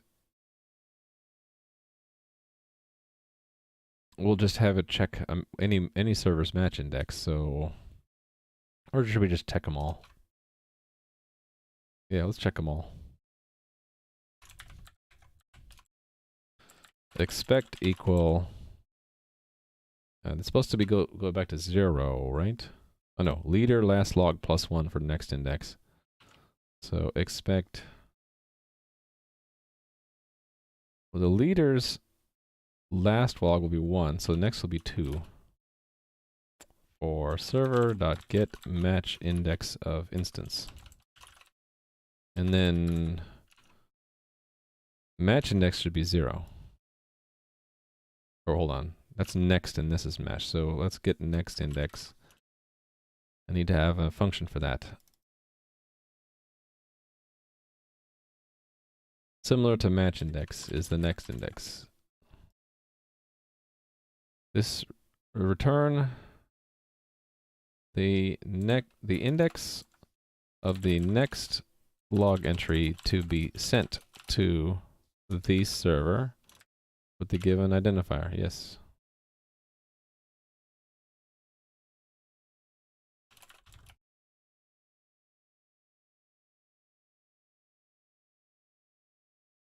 There we go. All right. Documentation actually takes more time than the work. Story of my life. The actual work is trivial. We just critical section and then we get the next index out of it. All right. I think this will fail because we're not reinitializing it, right?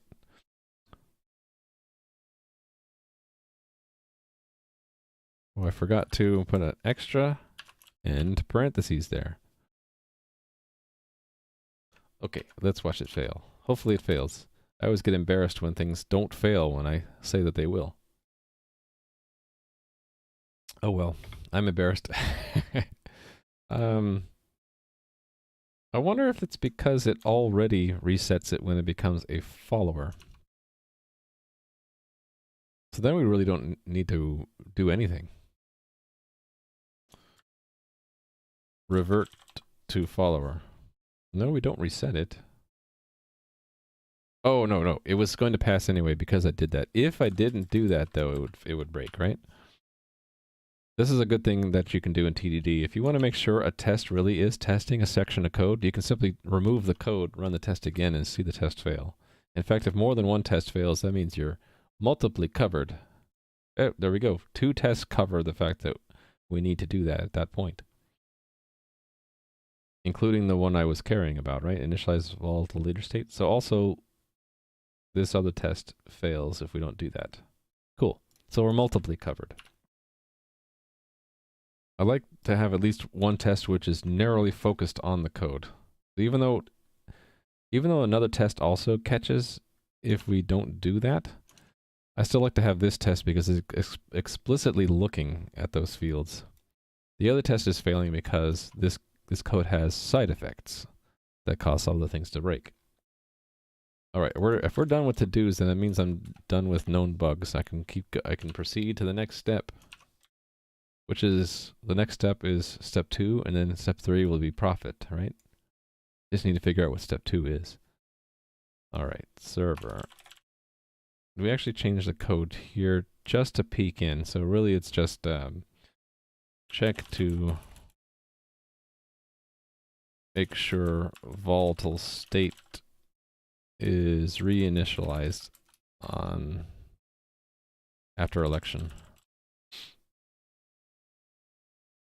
Okay, push that, and what's next?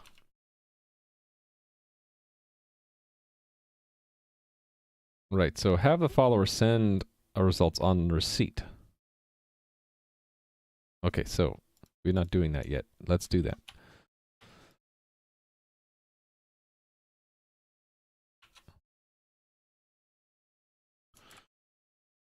So this is a completely new use case. So follower append entries. Follower receive append entries, right? And I suppose we should have 2 general cases, right? Success and failure. Actually, there's multiple failure cases. Failure. I can actually look at the algorithm to see what are the failure cases, right? Failure if we're not if the term is old. Failure if we don't have the entry. Failure if there's a conflict of in entries. Those 3 failure cases. Failure old term. Failure don't have a previous not found, and the other one is the an existing entry. Same index with different terms. Actually, this is not a failure. This is just something we do. So that's maybe, well, maybe part of success. It's not a failure. So when we succeed, we have to replace existing entries that conflict, append any new entries we don't have. So I can kind of arrange things to test both at the same time. And then we update our commit index as well. So we can do all three. So arrange, act. So why I break up my tests, or at least I try to do this, into 3 stages is, if we look at one of these other tests, arrange doesn't have any checks. It's just setting up the test.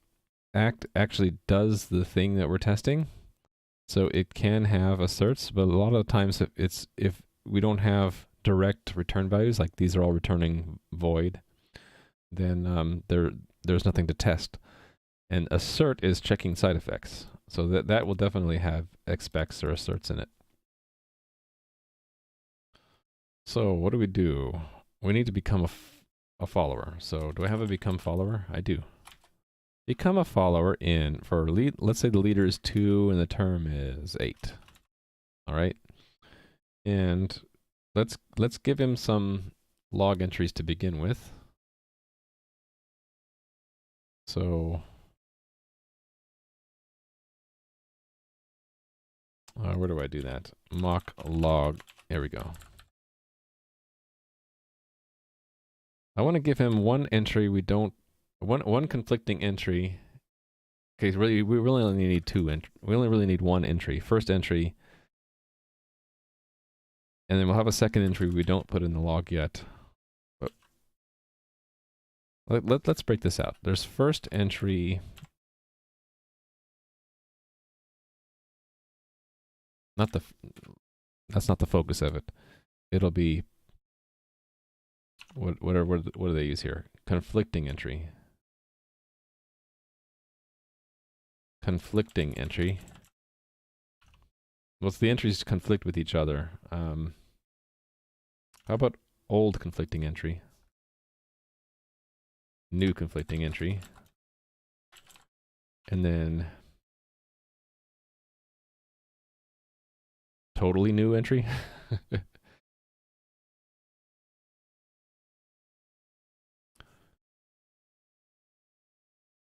Next. How about next entry? There we go. So we'll set these up first. So they can conflict in having different terms. So we'll have like a term 7, and then the new one will have term 8. And then we'll have a next entry that just simply doesn't exist. That's also going to be an 8, okay? And then the follower will start with the old conflicting entry. Sound good? And then, hold on, instead of moving it, let's just simply do this. Get a copy, because I might want to look at that old entry later. Become a follower. So the act will be that we receive and append entries starting from index 1 that has a new conflicting entry and an entry we doesn't have. So let's arrange this. This one of these, like this one.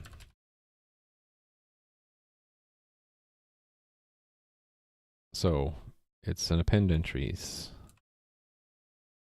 Actually, let me look for one that does this already for me.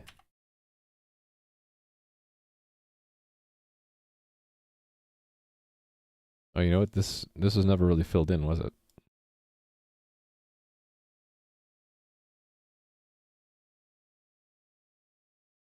I guess the basic thing we can do to fill this in is previous is 0, term is 0.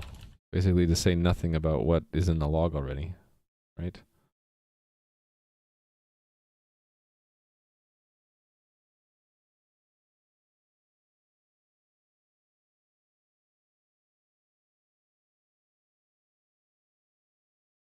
Actually, it doesn't really matter. It doesn't matter what we say there. Okay.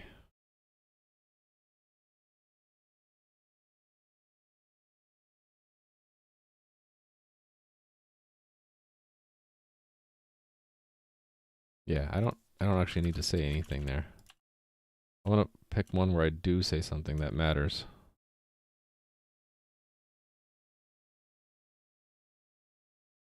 One that has a previous, I guess, okay, we haven't really used this yet, have we? So we'll just do it live. Term is 8. Leader commit is, let's say the leader says we have, it doesn't really matter what we say, right?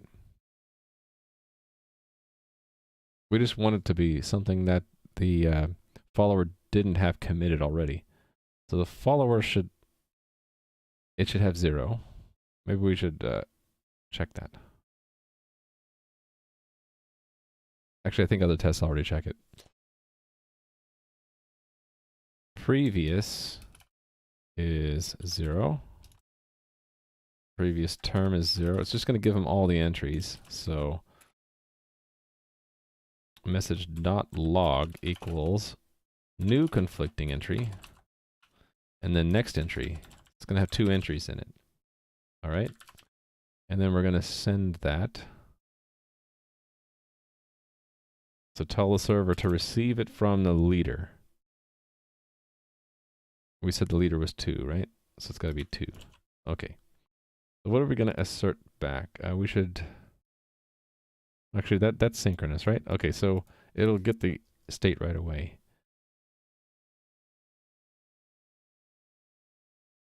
Actually, we can look and see exactly what we should have. Assert equal 2 for the mock log entry size. And then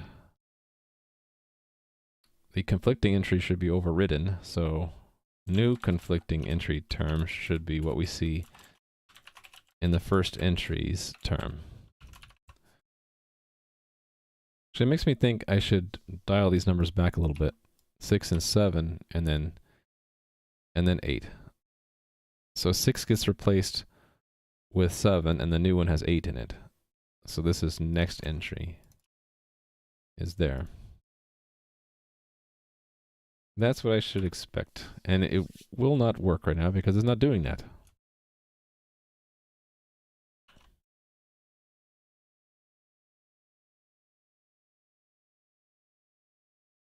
Right, so it had 3 entries. It didn't do the right thing.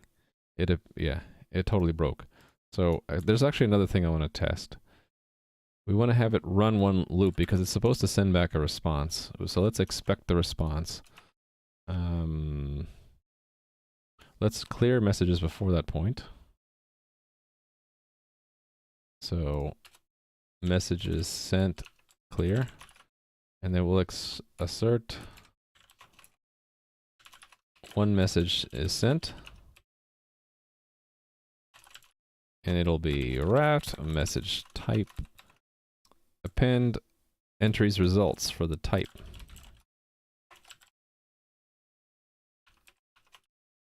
Right, and then it will be, I guess we can check the receiver should be 2. Right, should send it back to the leader. And then what else is in the message, right? It should be this, and the term should be 8.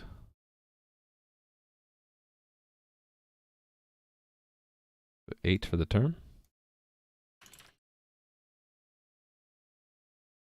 Success should be true.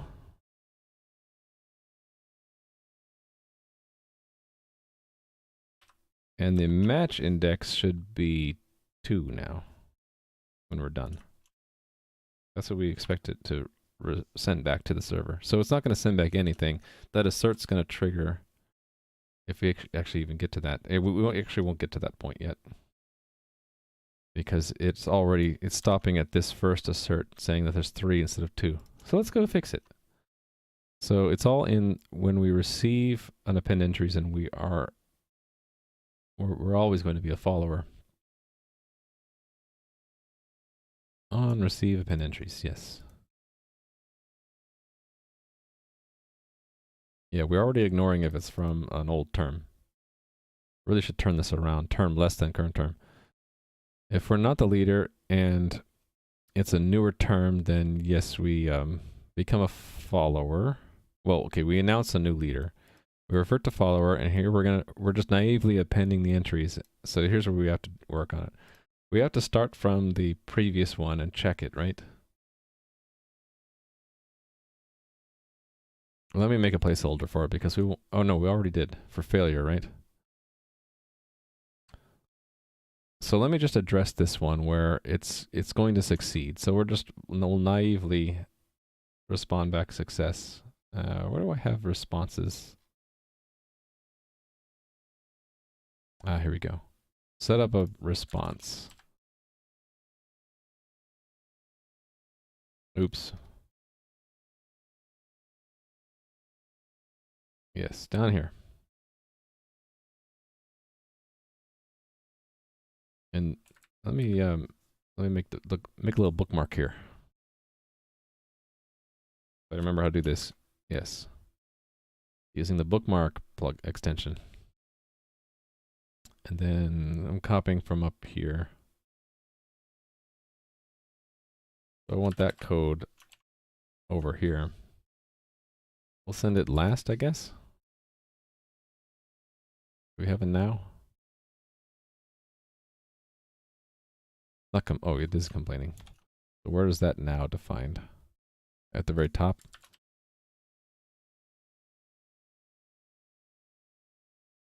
I don't really need to put it up there. Okay, response. Oh, wait a minute. I put it in the wrong place. Response is not that kind of response. It's this kind of response.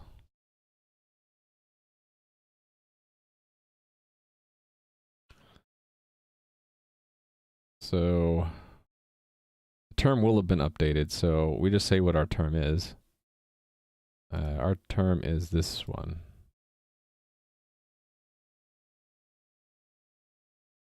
That's what this does, right? Yeah, okay. Yes, down here.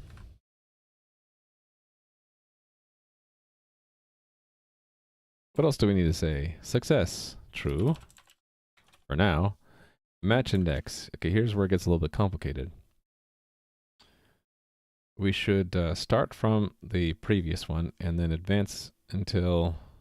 Well, the match index is always going to be what we end up keeping, right? So that'll be shared.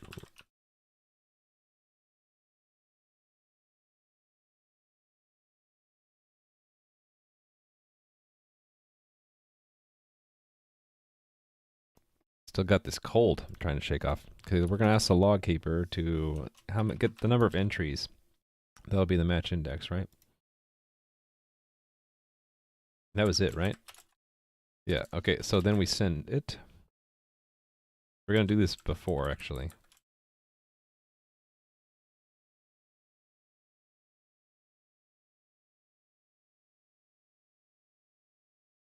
Okay, I guess I am caching this, so...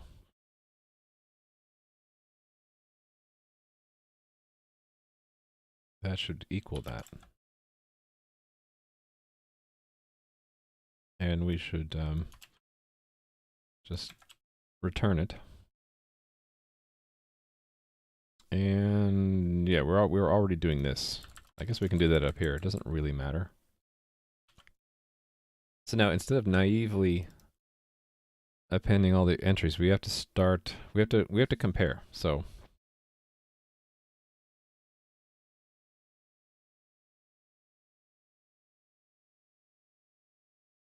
for size t, I equals message details dot previous term. Hold on, let's just do a loop through and we'll keep next index equals previous index plus 1, and we'll loop through all of the actual messages. So, or all the entries. So log entry, or how about just entry in message details dot, it's not message details, it's given separately, right? Entries. Entry and entries.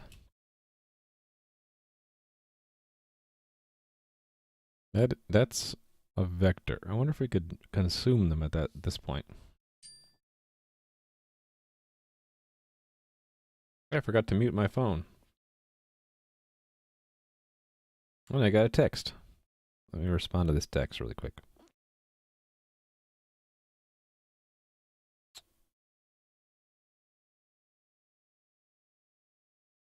Hold on a second.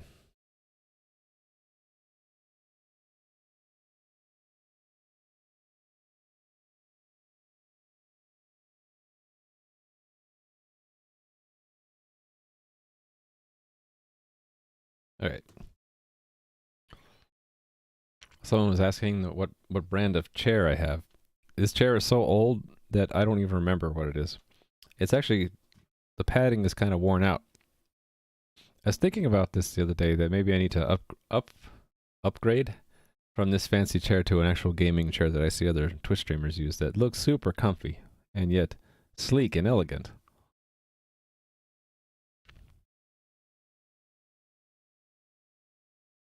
Okay, I think what we're going to do is we're going to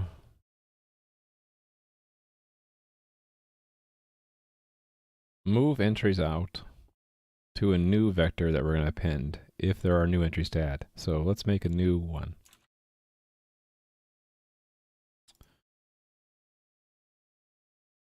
If we're going to move entries out, then we really shouldn't iterate it with a for loop like that, right?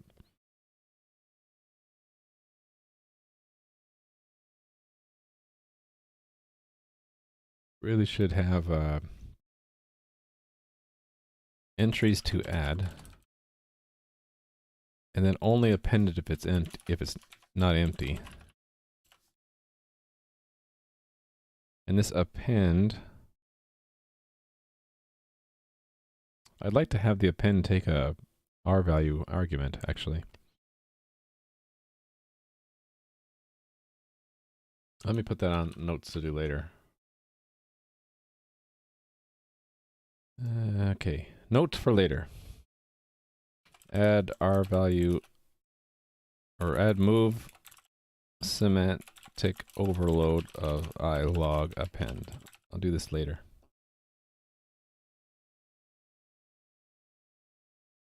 Streamlink, yay! Yeah, Rayleigh Monkey. Hideo also uses that. He's the one who made Yata, and he's also the one who told me about Streamlink. He's uses. You can use Streamlink, for those who don't know. You can use that to watch Twitch outside of the normal browser. So like if you wanted to watch in VLC or something, Streamlink kind of gets the stream outside the browser and sends it to wherever you want. So you usually send it to yourself through a loopback connection to VLC. And then Yata, I actually have a command for that for people who are interested. It's an alternative Twitch chat client written by same guy who told me about Streamlink. Really handy if you don't like to watch Twitch through the built-in Twitch browser, or the built-in Twitch page. All right, so we're not gonna loop through this, are we? Actually, I guess we can loop through it. We'll just end up moving entries out. So I'm going to do that. Right, so we'll say we'll have to know if we found a match point.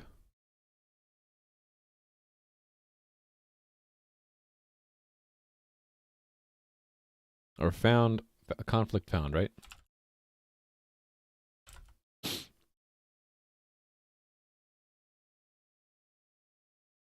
Hold on, it's a little bit complicated.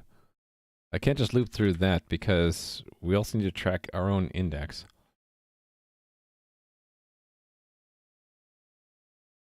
Let's just use indices. So for size t, I is next. Oh, actually, I already had this next index. I guess we're just doing this. I is less than.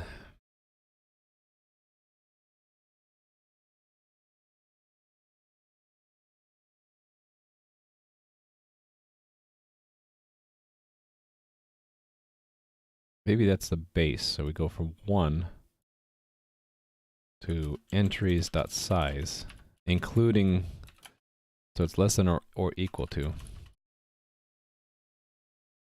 Actually, I can just make it from 0 to size. And we'll say, actually we can just get references, right? So new entry equals entries index I index I, right?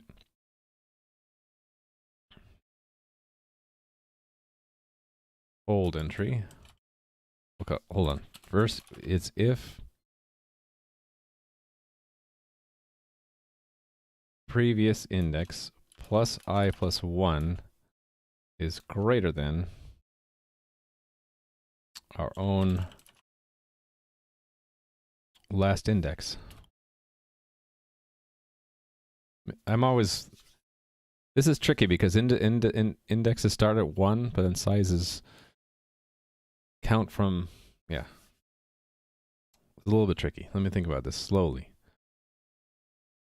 Let's say we have one thing in our log. The last index will be 1. And in our test case, we're adding 2 starting from index 1. So the first one will be 1. The previous will be 0 plus 0 plus 1. So 1 greater than 1? No. But then the second entry will be 0 plus 1 plus 1. 2 is greater than 1. Yes. Okay, this is good. So this means it's a new entry. So it's always going to append. So it'll always entries to add, push back, standard move of the new entry. Right?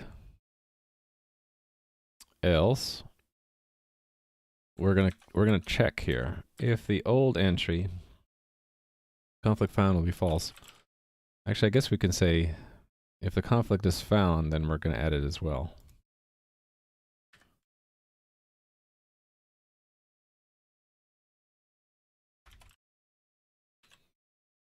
We need electron yada. We do? Tell Hideo. He's got a nice way to ask for new features. He's very responsive to it. He probably already knows, right?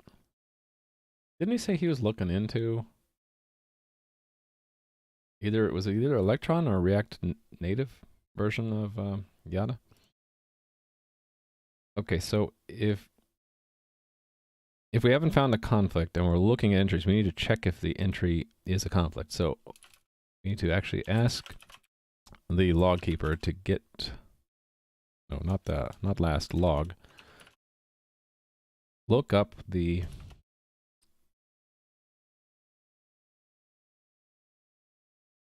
previous plus I plus 1. Actually, that means I need to cache this, right? Const auto.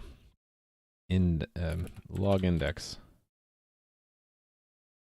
is that, and we'll just use that here.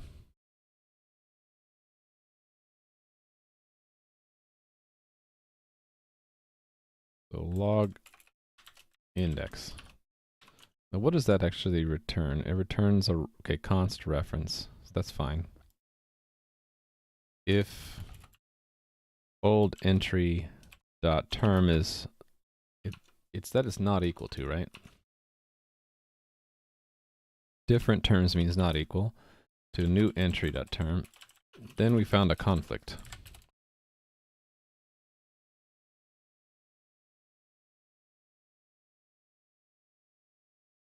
And then we're going to also add the entry. If not, then we haven't found a conflict yet, and we won't. Okay, not only do we push it back, we want to roll back as well.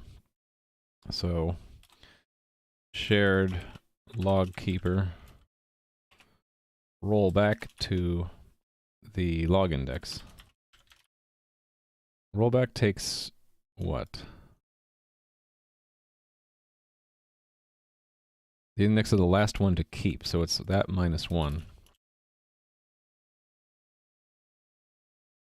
I think that's right.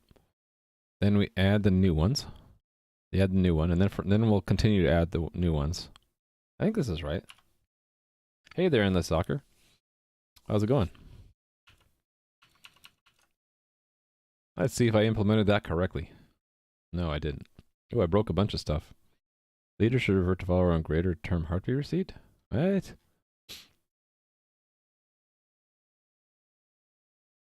I didn't expect to break that. What did I change that would have broken that?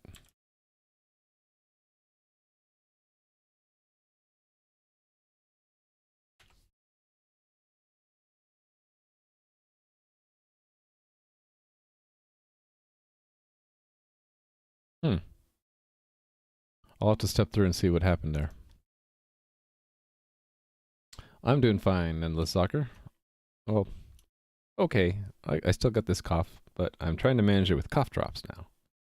And throat coat tea, which I think I'm out of. No, I have some left. But hopefully this will be the last day I'm working on adding the log to raft, and then I'll actually be able to introduce state to the game server.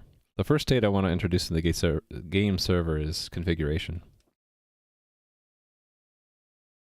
Even though it's a bit complicated. Endless, alright. Endless. You are endless. Okay, well, let's go to that test that failed. 1071.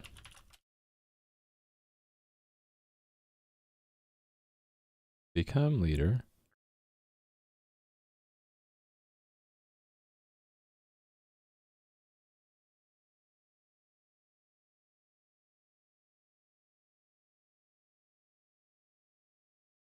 Oh, it's gonna send a reply. Yeah, I'm stupid. So, it does change this. It will send back a reply because we sent it an entries. So, if the subject's only that we revert to follower, then I don't need to check the messages sent, do I? So that's not relevant.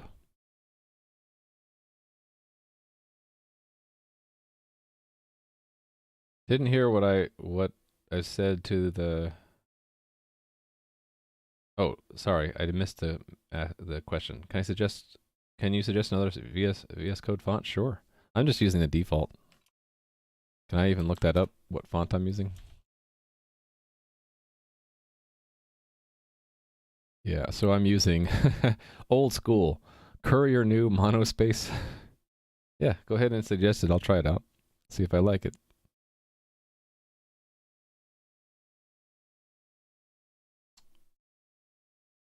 See, yes, so let's run this again. Farah code. Sure, we'll do that in a second. Okay, well, my thermos is squealing. I don't know why. Okay, we're gonna put this where? I guess I can put it at the top.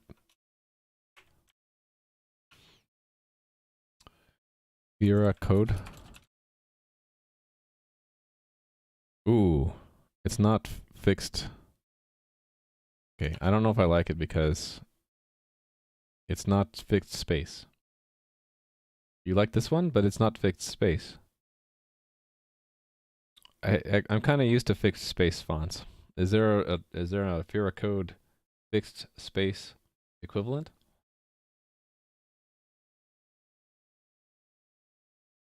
Yeah, I don't think this is my thing. I need to download it. So is it not actually using the right font because I don't have it downloaded?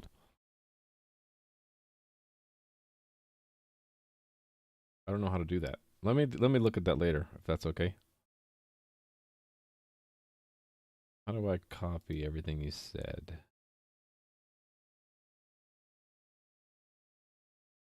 There we go. I'm gonna copy everything you said and put it in my notes to try later. It's one of the features of Yada I can do this.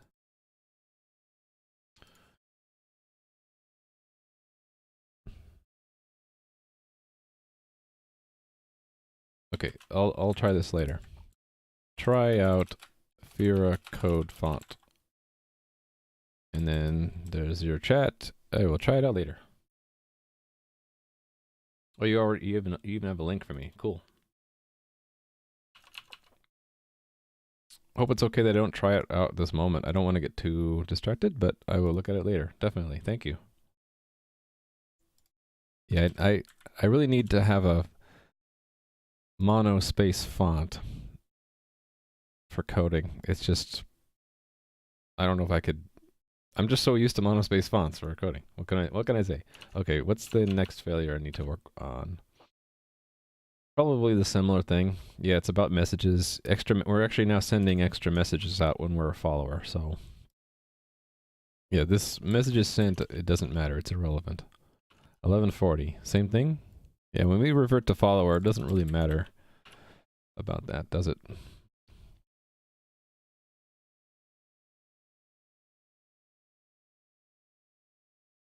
Same thing. 1470 probably. Same thing.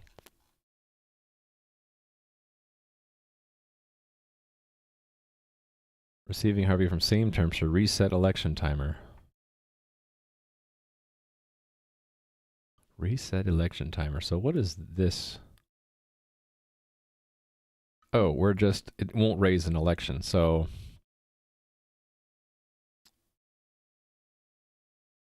what we can do is just make sure it's still a follower instead of checking that the messages are sent. Raft election server election state follower should match server.get election state, right? And I can make that a little bit easier on my eyes. How is the latency? I can only see that I did not drop any frames, and I'm running at a 2 megabit per second for 20 frames per second.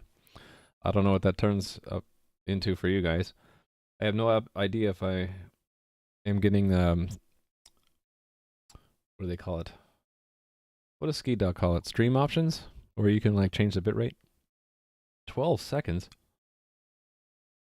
That's horrible. I'll have to ask Hideo what he does to get the latency down. There's some tricks. I remember reading about there's some things you can configure to reduce the latency. It has to do with the buffering and the priority you set for it, I think. I think it starts out conservative. So there you go. Romania Hate, are you using Streamlink? Are you using the browser? Okay. I don't think Hideo's here. I can ask him next time I talk to him. What tricks he uses to reduce the browser, reduce the latency when he's using Streamlink. There'll be like a couple seconds delay for chat anyway. Let me see if I can test. Yeah, so there's like 3 seconds delay for the stream elements overlay of the chat. So account for that too.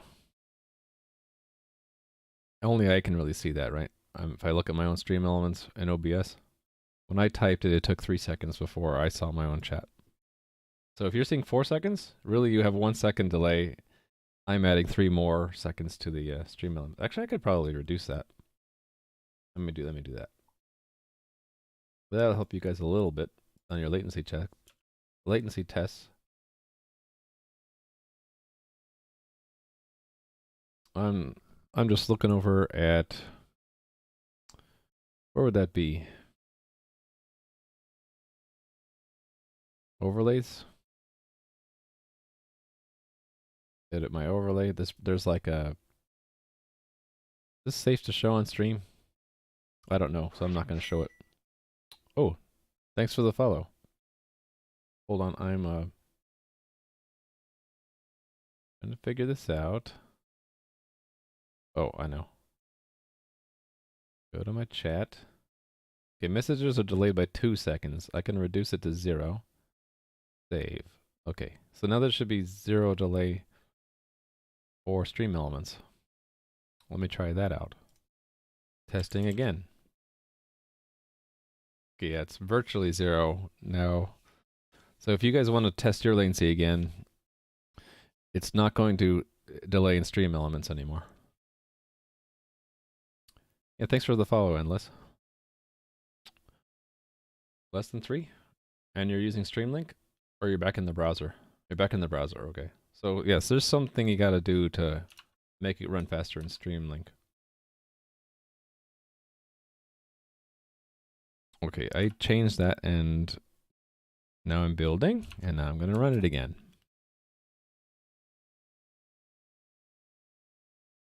I don't know why the Stream Elements defaults to have a 2-3 second delay in chat other than, I guess if someone says something naughty, it gives me 2 seconds to hit some kind of censor button. But I don't even have that set up. That would be a good problem to have, right? You guys know what a good problem to have means? It means it could be a problem, but if you have that problem, it means that you're doing good in other ways. If I have problems with having to moderate chat, that means I have a lot of people in chat, which is a good thing. All right. Yes, you guys are all good, all great people.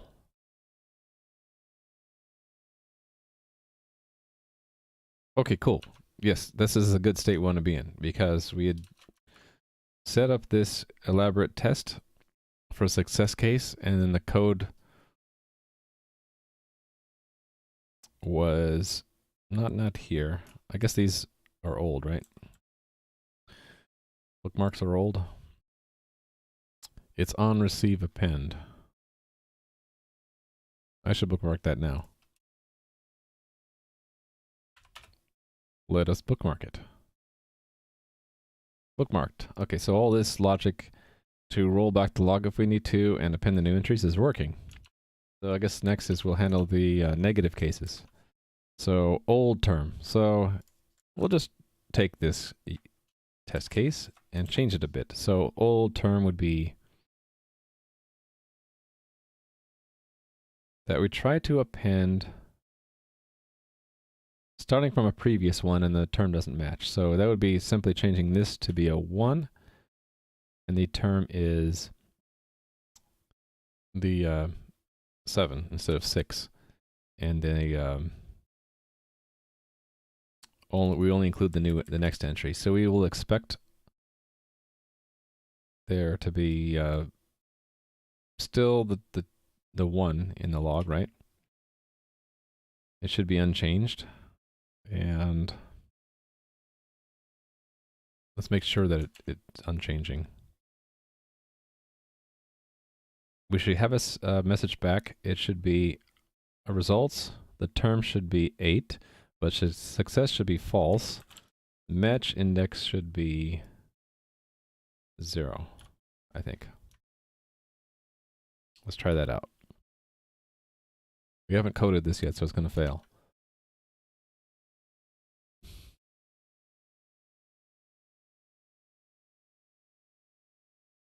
Right, so it appended it anyway.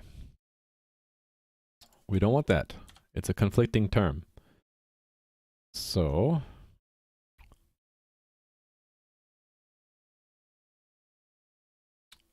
yeah, need to change this a bit. It's actually getting refactor worthy. But I need to go for just a minute. Just a minute. I need to go bio break. I'll be right back.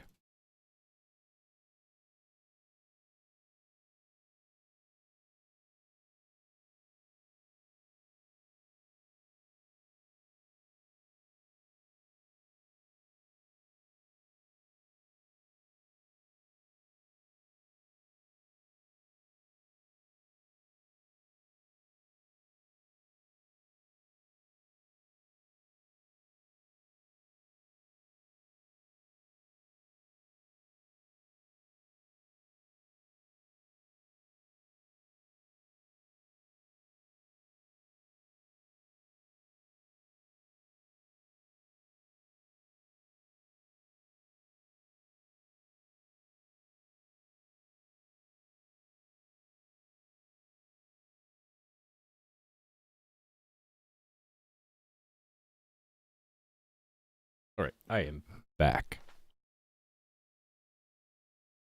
Okay.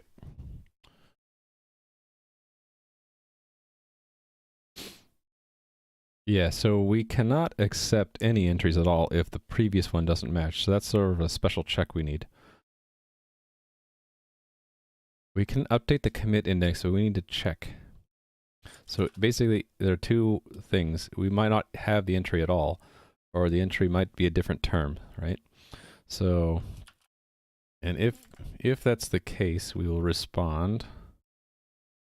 Let's set this up to begin with, up here. The else will be we do the rest, the success case here. In fact, I will say success at the very top, because we know it's a success, but we know this one will be a fail. All right? And what do we fill in when it's fail? I guess we'll just make sure match index is 0, because that's what our test required, right? Hold on a sec. All right. And it's just, we need the conditions now. So condition would be, we don't have it at all. So that would be message details previous log index is greater than our own last index. Or we have it, but the term doesn't match, so we have to actually look it up. So shared log keeper index that previous index, but its term is not equal, let's say, not equal to what the message details said it should be. If either of those is true, then we fail, right?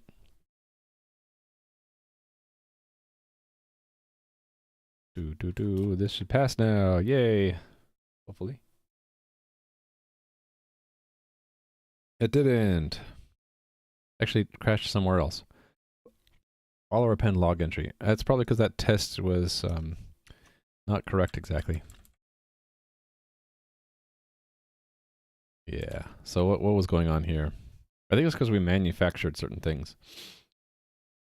Right. So yeah, we didn't set the previous one.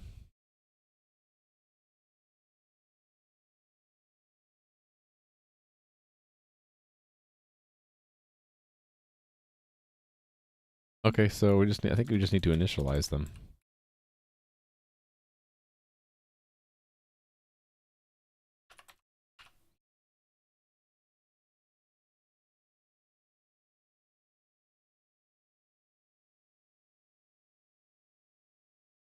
Yeah. Okay. So our other tests are getting more sensitive because we're basically adding requirements to what append entries should have, and the server's checking it. That's a good thing. Cool. Let's check it in.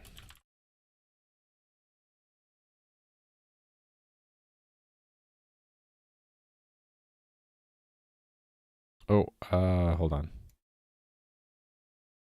I didn't check it in for the success case yet. Oh well. Maybe I should just collect it together.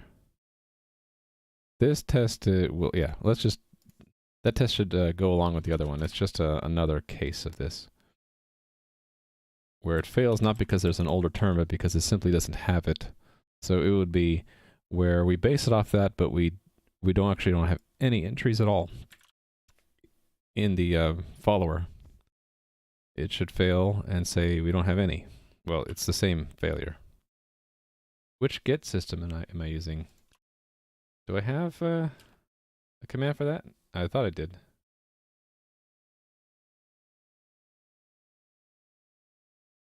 Hold on. I thought I had a command for this. Professional streamer here. Not. Hold on. Before I answer that, I want to see if I already have the answer written down.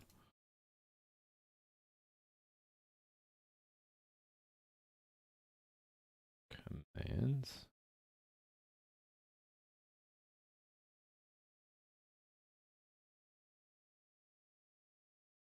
No, I don't. I need to add a command for that. The system I use for sharing code with you guys is GitHub, but I consider the whole Git system as many parts. One part is the GitHub.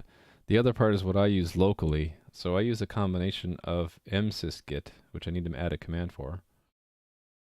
Not that people really care, but I'll add a command anyway. Git command alias msysgit. So that's what I'm using when I'm on the command line here. This is msysgit. You can tell because it says mingw.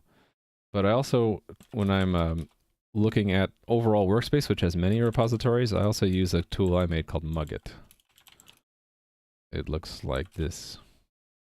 And that I have a command for, if you're interested about that. Because I have multiple repositories. Whoops. Didn't mean to click that. I have multiple repositories in my workspace, and I might want to track, well, which ones have I made changes to locally? I have basically a tool that helps me manage that. So all the code that I think is useful to other people, that's reusable, like the raft stuff, or the JSON class, or my web server, that's all on my GitHub.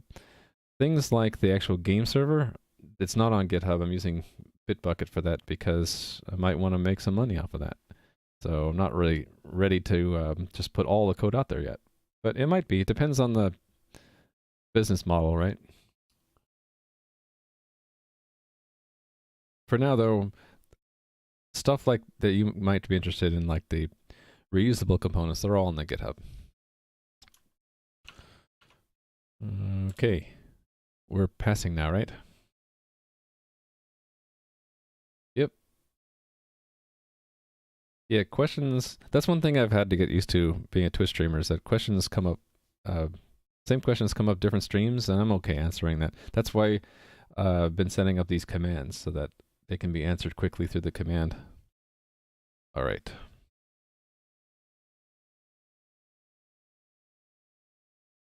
Oh, right, that expectation is wrong. This should be 0. Yeah, it shouldn't append anything. There shouldn't be any entries in it. Good. Faulty test. The only reason I'm using Bitbucket is I want to share with, for example, my brother also is working on code and he helps me out, and so I share with him, and Bitbucket is the only service I know that you can set up a private repository for free. So you can set up private repos in GitHub, but you have to pay for it. If I wasn't sharing code at all, I'd probably do what I used to do, which is I would have just another clone of the repository on another computer, just for backup.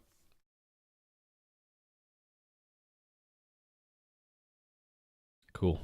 The Bitbucket, some people validly don't like Bitbucket because you can argue its web API sucks and there are issues with it, but you get what you pay for, right? Okay, we're gonna check in Raft. And you know, it's really not that hard to migrate something between like GitHub and Bitbucket or vice versa. You just push, it's like you clone and you push it to another place. All right, we're going to add that to this commit I was working on. This is the all-inclusive handle append entries correctly as a follower.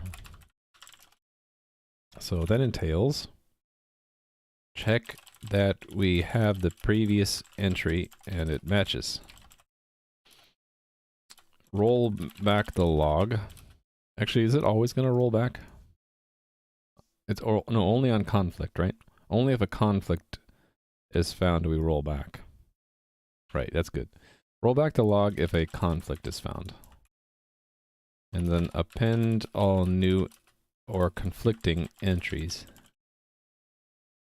And then respond back to the leader with our match index.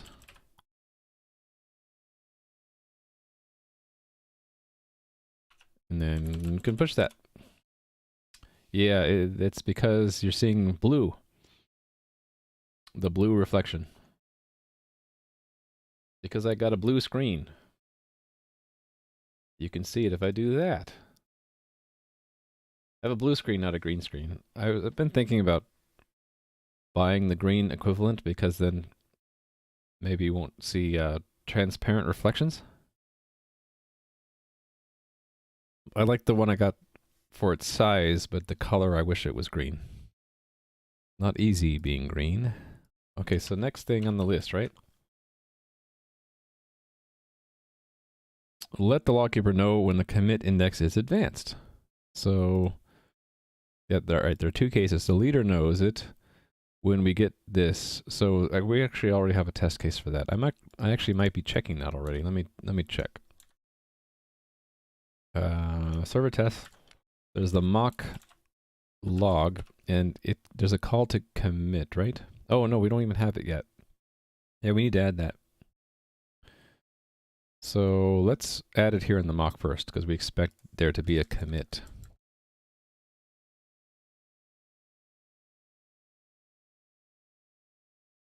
Commit. Hey there, Just Tonight. How are you doing? That's right, a blue screen, and I'm still streaming. I used to have motherboard firmware problems early when I was streaming back in June, and it would actually cause my whole computer to crash, and I actually get a real blue screen, which is bad. But we fixed that. So now the only blue screens you might see are when I turn off my camera filter. Do you know the way to show all usages of a method variable in VS Code? All usages?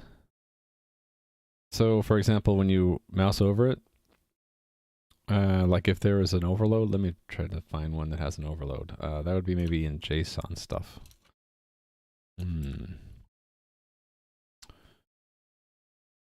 JSON value? No.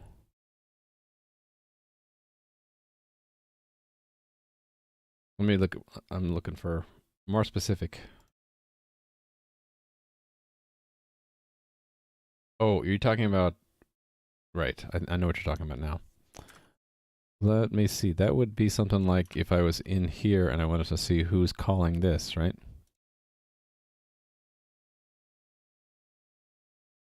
I don't use that often, so I haven't missed it. Maybe it doesn't exist in VS Code.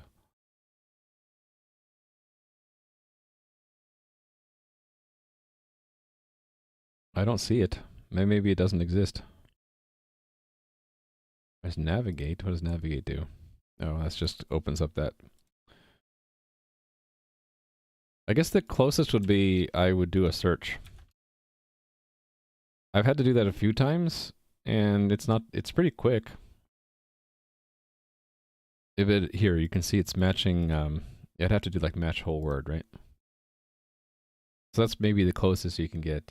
So yeah, VS Code lacks that feature that Visual Studio has, but I don't really use that feature much, to tell you the truth. Use it every day? Okay. I'm sorry that it frustrates you. There's no one editor to rule them all. There might be an extension for it. Find all references.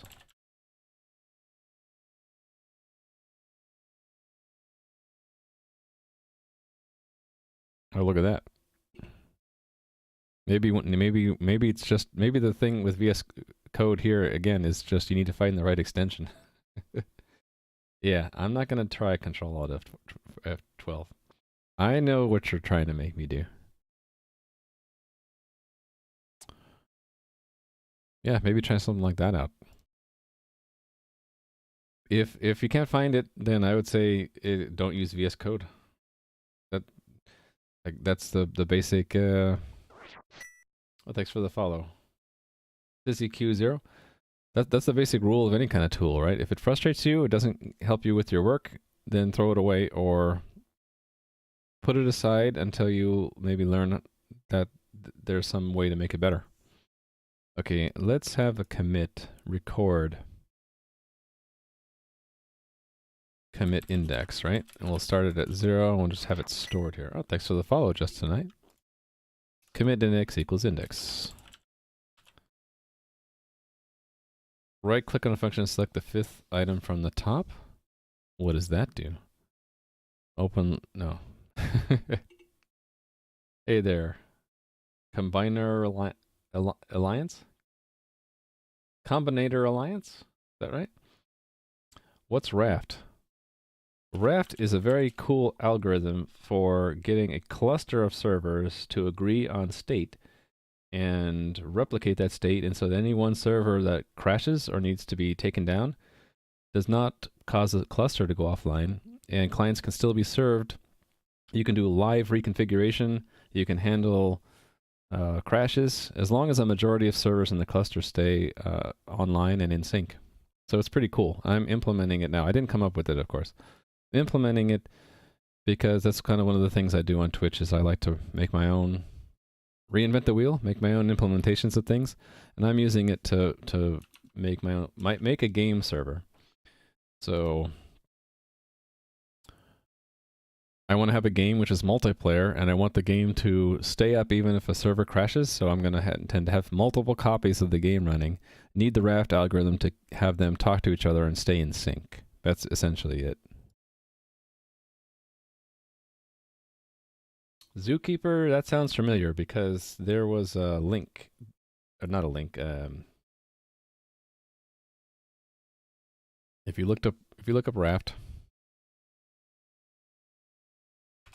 and there's the link's down at the bottom.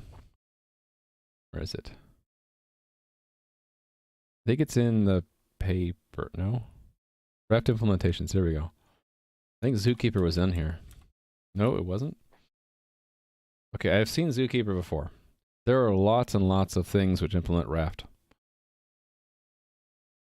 And it might not even be a comprehensive list. Adopt. So if it uses it, it's not in the list yet. And this list is maintained, so they might want to add it to the list. Zookeeper Hadoop raft.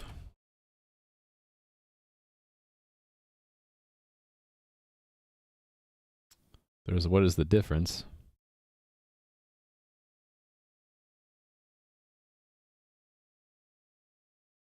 I'm guessing it uses raft.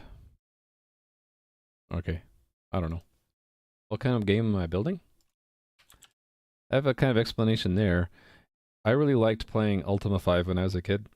And what I've wanted to do for years and years now is sort of make my own game in the spirit of that kind of game. For one, it's easy as a novice artist because there's not a whole lot of art you have to do, just basic pixel art. And yeah, the biggest challenge for me is to actually get the game servers up and running and fast enough, and to have a decent enough JavaScript client. And once I get to that point, I'll really be happy because then I'll be able to shift more to the creative side and add content to a game. Are there alternatives to Raft already used in games? Probably, because Raft was actually invented as recently, in the last 4 years, I think, by a PhD student at Stanford. And the whole goal of it was to make something simpler than other algorithms in the past, which the claims are that they're more complicated. So if you looked at the Raft stuff, it'll talk about why you want to use Raft, and one of the big arguments is that, well, it's simpler than Paxos. So there's some other algorithm out there called Paxos that's for consensus in distributed systems. It's apparently more complicated. How in the world do you convince yourself to work on an MMORPG alone? Well, this isn't like out of the blue. It's been maybe 15, 20 years I've been wanting to make a game. And actually, you know what it came down to is I started streaming on Twitch, but the things I was streaming initially were making a web server from scratch. And then when I got to around stream 60 or so, I had a web server, and I'm like, what am I going to do with this web server? And I thought, I've always wanted to do a game. How would I fit a game together with a web server? The answer is that the game sits in a web server as a multiplayer backend server. So that's sort of how it came about. And since I've always wanted to do it, I've always had ideas on what I wanted to do. So I guess even though I'm working alone, you have to go for it, right? If you have something you want to try to do, go for it. The worst that can happen is that you fail and then you learn from it. So that's what I'm doing. You have a question about cross-platform API. How would you handle API call that uses features that might not be available on all platforms? Okay, so what I like to do, this is not for everybody, I like to make cross-platform abstraction libraries. So for example, most of the components here are independent of operating system, but they still use things that are specific or different between OSs, like the socket API. So what I did is I made a single library called system abstractions, and it has a set of classes it declares with different implementations depending if you're on Windows or Linux or Mac or POSIX. So for example, clipboard, I have a Linux clipboard, POSIX clipboard, Windows clipboard, but they all implement the same clipboard interface. So it would, which is a bit of an abstraction. So the abstraction is you can do copy, paste, right? And the class, how it's implemented, for example, in Windows, would be a copy is open clipboard, empty clipboard, set clipboard data, close clipboard, right? But on the Mac, it's ns pasteboard, clear contents, write objects. So that's what I like to do, is I like to make abstraction libraries and shove everything in there, and then everything that uses the abstraction library doesn't really care what OS it runs on. So it's not that you would throw a user error, it's that you would try to do the closest equivalent to that in an abstract way. So you might, instead of having set window icon, it would be something like set icon, and that icon might be used if you have a window, but if you didn't have a window, maybe that icon is just sits there and is never used. I would say that at design time, you would figure out what does it mean to set the window icon, even if it doesn't apply. You maybe just have it do nothing. You generally don't want to throw a user error or warning unless it's something the user did wrong or something wrong with the data. If it's a design or like what OS they're running on, it really isn't the user's problem. Let's say the feature's not available, but the API has to have the function anyways. Yeah, you could have the empty function, and you wouldn't really want to warn your end user. You'd probably just want to warn it in a log or something so that the developer would know, hey, some function's being used that is not really applicable on that platform. Mock is Mac. Let me look it up because I don't remember the origin of that word. It has to do with the Mac. Mock Mac. It's the kernel of Mac OS. So it's the basis of the kernel in Mac OS is Mock. That's where that name comes from. Preprocessors still exist in C++? Yeah, you could. I use that. If you look at my code, even in these implementation files, I'll still end up having... Actually, no, it was the interface, right? You see these if-defs? So what you can do is, if it's on a platform you don't support, you can have an alternate API. That's what I do for this. This class is like an internal class used by the test framework, and so I'm okay doing it. It's really frowned upon at the public API level because then your public API really is split between OSs and it's no longer an abstraction. And I like to keep the public API abstract, applicable possibly to any API. But yeah, if you really needed to, you could split your code this way and just have alternates based on OS, which is what I do for the testing. And that's mostly because this is testing. This is a shim layer between the clipboard class and the OS, and so it's mocking the OS. And so these functions are specific to Windows, only used by the test framework, and so they're different between OSs. All right. Hopefully we got through all those questions. By the way, if there's continued discussion, like every other streamer on Twitch, I have my own Discord channel, and you guys are free to use it. I kind of chuckle because it's like, it's such a cheap thing. Everyone has a Discord channel. But like if you wanted to reach me or if you had a coding question later, you can post to that. I've already gotten a few of those already, and that's kind of cool.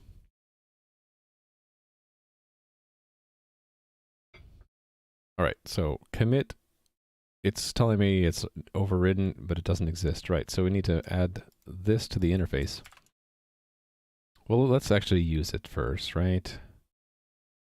Let's make a test that does a commit. Because all of this was because we were trying to make sure that the leader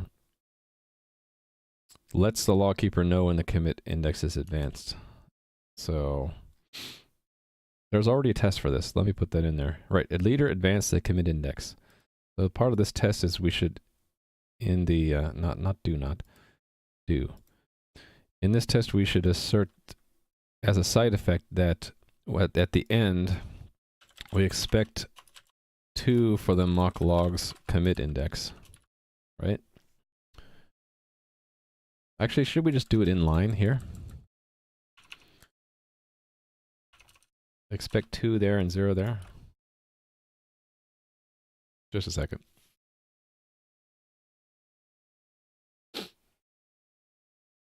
Excuse me. All right, so we'll put it in line there, and to make this compile, we need to actually define this API. So that goes into log. It goes right here, and it's not override, it's declared pure virtual. Let the log know that all entries up to and including the given entry have been committed, have been replicated to a majority of servers in the cluster, and so can be applied to the server state. That's what commit means. Index. And, you know, this is just all derived from that raft paper. If you guys want to read more about it, the paper is there. All right, param index. This is the index of the last entry in the log that majority of servers in the cluster have successfully obtained, successfully stored. Could you explain why you need to use header files in C++? Yeah, well, it's the same as in C. So when you have multiple files, like I have both server and message, but they both need to know what a message is, like this message class. The simple answer is that both of these files need to pull in the definition or the declaration of message. So you put the declaration in one place, so this message.hpp has the declaration of the structure, and you make it available to both of these by including that header file. All that this really is, pound include, is when the preprocessor is operating in this file, it will remove that line and replace it with the full contents of this file. So that when you compile server CVP or message CVP, either one, you'll get a copy paste of all the lines of message.hpp right at that position. I could do the equivalent just by removing the header file, but then I'd have to have 2 copies of all this stuff, which is bad. You don't want copies. You can't define a class. You can define it, but you have to have exactly the same definition. So I could define message structure here and here, but they have to be exactly the same. Otherwise, you're going to run into either linker issues or really weird runtime issues, right? Because if I forgot this line in one of the copies, it'll still build, especially if one of them didn't use serialize, it'll still build, but then the size of the message object will be different depending on if you're in this code or this code. So it gets really weird. So that's another good reason why you have header files in C and C++. Now, other languages that don't have header files, they essentially do the replication for you. You would, like if this is C#, you would combine the header file for message and the code for message in the same file, and then in the server you would do like an import message, and the import is a special form where it's just pulling the definitions, not the code. So it depends on the language you're in. The raft project is not private. The raft project is in the GitHub. If you go to my GitHub, there's a raft repository there. Feel free to clone it. It's I licensed at MIT. Yeah, so Moopy, if you're in C#, then you don't need to deal with header files. Your I think it's reference, or if it's in the same assembly, you just kind of magically can access one class from another, even if they're in different files. That's just the tools helping out sharing the information about the different classes with each other. The older languages like C and C++, you're running the tools like from scratch basically on every CPP file. And so you can't get like sharing of information except through this kind of pre-processing mechanism. And yeah, I would admit that on that point, C# is easier and better than C++. Did not get it? Oh, you probably got Excalibur. So I shifted repositories a little bit ago from Excalibur to Omniarena. So you'll have to manually clone it to get it. I could add it to Excalibur. Should I do that? Nothing will use it in that repository, but at least you'll maybe get it easier. So I'll show you how I would do that. This is how you could do it too. So you go to Excalibur, and then you git clone, github.com/raft. And if you don't have a SSL key in GitHub, the equivalent of that would be, I think it's this, right? HTTPS : / and then another slash. That would be the equivalent if you're don't have a SSL key. And then once it's added, I just need to do mugget add raft and then check it in. So it'll be added here. It won't be built. Do we want it to be built? Let's have it built as well. To have it built, I just need to add it to the CMake list. So add directory raft. So we'll add it even though we're not using it here, just so that it's easy for you guys to get it. We even build it to make sure it builds. Hey there, Orblocks. How many hours do I work per day? I work on stream 4 hours a day, but if I'm not too tired, I'll continue working off stream on things that I think aren't interesting to you guys. Usually that's follow-up or research or planning. Stuff where I need to think and not talk. So did it build? Yeah, so it built raft. So let me just check that in, and you guys can, if you were to pull down Excalibur, you'd have it as well. So add raft, not yet used, but nice to have here for viewers, for you guys. So there you go. So Excalibur was a project name, the repository for when I was doing all the web development stuff. When it shifted over to this game development, I just started a new workspace. It has mostly the same components, but it has the ones that are not public. That's one reason I shifted over workspaces. It has the non-public stuff. What did oh, I'm in raft now. You can use headers files if you want and never use source files. Yes, that's true. That is true. The only difference between a header file and a non-header file is how it's used, right? You can simply, oops, wrong repository. You can just simply remove all your pound includes and have every file is a code file, right? For a simple project, that's totally doable. And there's lots of alternatives you can probably imagine to using pound includes. You could have scripts which do the inclusion for you. Ultimately, The more elaborate you make that, you end up making your own language. I use a lot of math in my work. A little bit. The most math you might see is if I'm doing graphics, like computer graphics, and the most you might see is a bit of linear algebra, vector and matrix multiplications, which I probably won't get to for a while.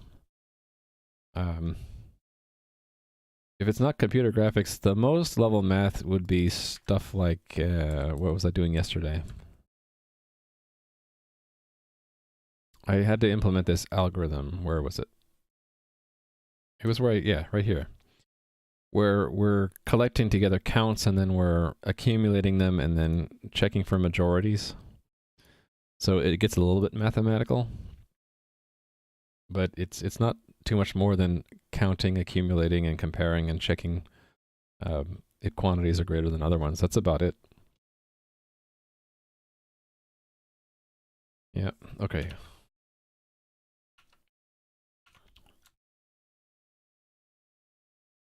Yeah, logical math and not arithmetic. Exactly. So you'll see a lot of logic as in if, right? Or loops, where we're counting. That's logical math. Someone starting out with path you recommend of becoming a good C++ programmer? Well, make sure you enjoy doing it. That's number one. If you do, then it depends on your learning style. If you get a lot from tutorials, there's lots of stuff online now. If not, I would just suggest you pick a small project that's fun for you and you can do it in a scope of like a month or less. Don't and then expect to fail and you'll learn from your failures. Try to get feedback from other people.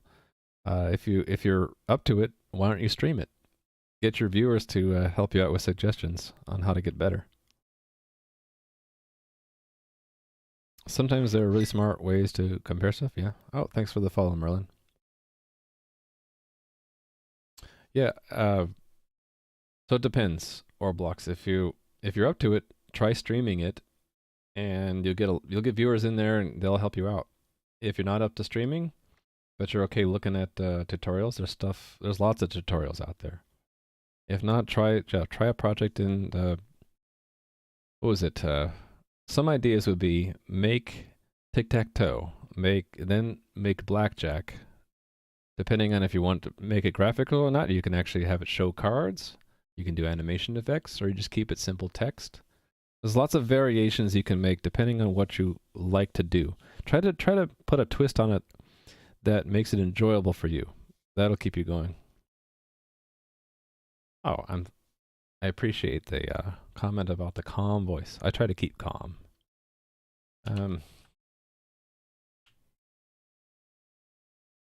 Yeah, I didn't check in that last work, right? Wait. This shouldn't build. I don't think I built this. Yeah, I didn't build it. Of course, we're not done yet. I got kind of sidetracked a little bit. So, log has commit, but the real log doesn't have it yet. The only real log right now is in the mock, right? And this guy? Oh, wait a minute. Oh, I'm getting confused. It's not there. It's not in the test at all. It's the actual coordinator implements it, right? Oh, wait a minute. Maybe I didn't add that. I should just pay attention to the error messages. They'll guide me. Well, thanks for the follow. Ulrich Dagag.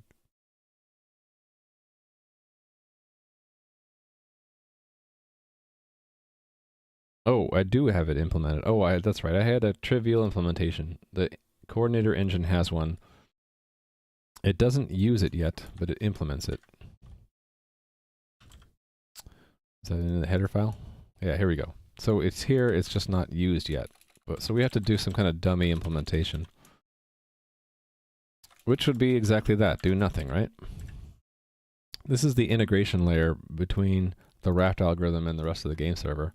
Since we don't actually have server state, we don't need to do anything, but this is where you'll see me work on actually interpreting game state changes, we'll be doing it by forwarding it on to the journal, basically. Cool. Yeah, another thing you could do that just came to mind. You're new at C++. Pick another language that's close, like C# or JavaScript, and learn a bit there. And you'll find that it's pretty easy to do the equivalent in C++ as long as you figure out what the syntax differences are. And sometimes you'll find there are a lot more approachable examples to learn things in languages like JavaScript or Python or other languages out there.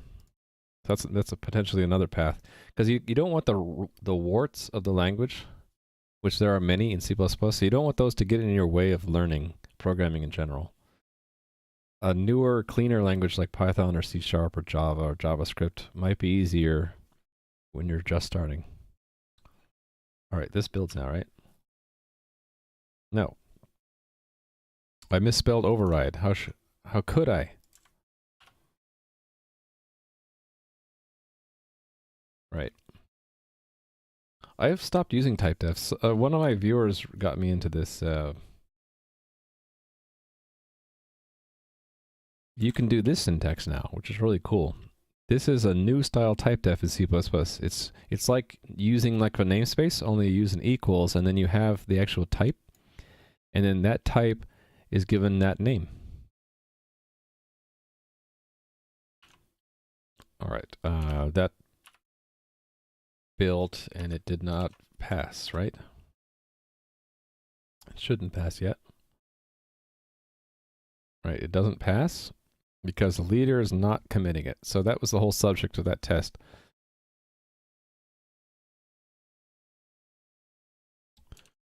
Well, not the whole subject. It was updating this test to also require that now. So now we have to have the code do that. So that happens actually right here, right?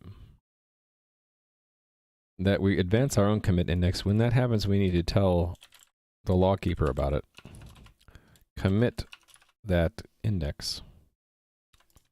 And there we go. So a lot of the time, actual changes to the code are being dwarfed by the amount of test framework, but that's okay.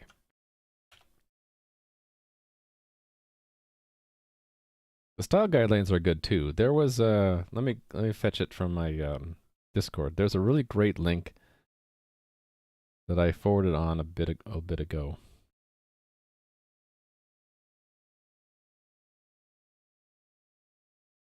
Let me find it again.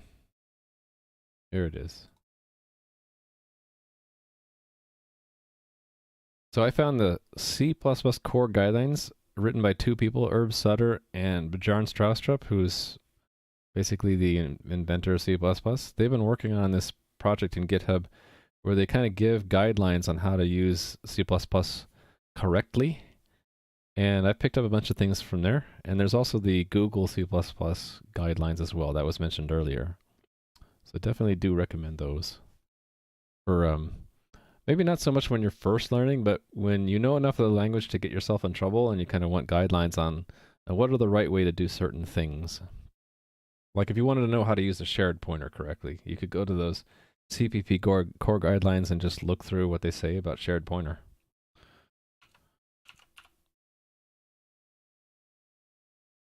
All right. That's passing now, right? Okay, cool. Well, thanks for the follow. Suradand? We had a commit index.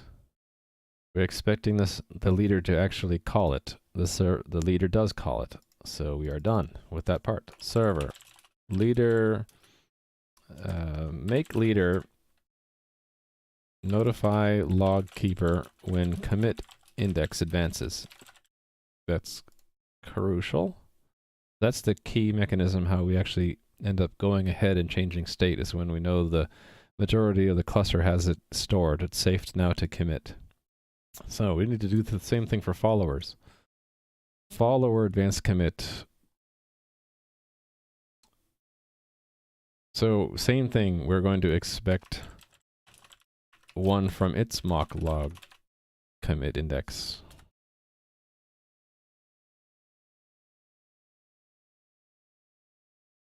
Yeah, they're living guidelines, right? And I would classify their repository as a mono repository, as in a lot of things that are maybe not completely related to each other, all put into the same repo. That's why there's so many commits there.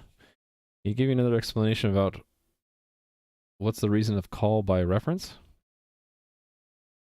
Call by reference. Where did you see that? Sorry, could you give me more context about what you mean by call by reference? Call, is that, did you see that in the code? No. I'm not quite sure what you mean. I don't want to answer the wrong question. Wait, why am I committing? Other window, run test, please. This test will fail.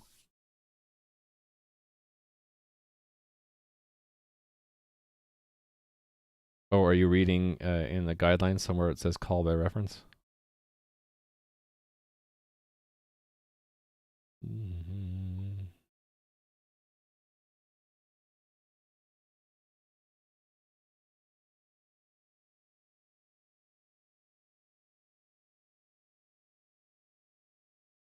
Nope, it wasn't there. I was guessing you were maybe picking it up from there.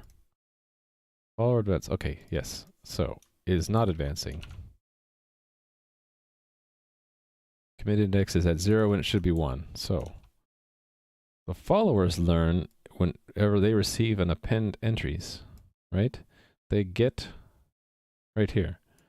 So, as soon as they get it, they can immediately submit it to their log keeper as well.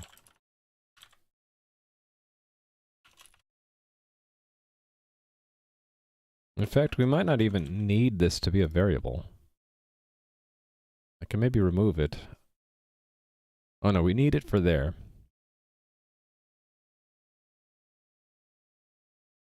Okay, the leader needs to know it. The follower might not need to know it though.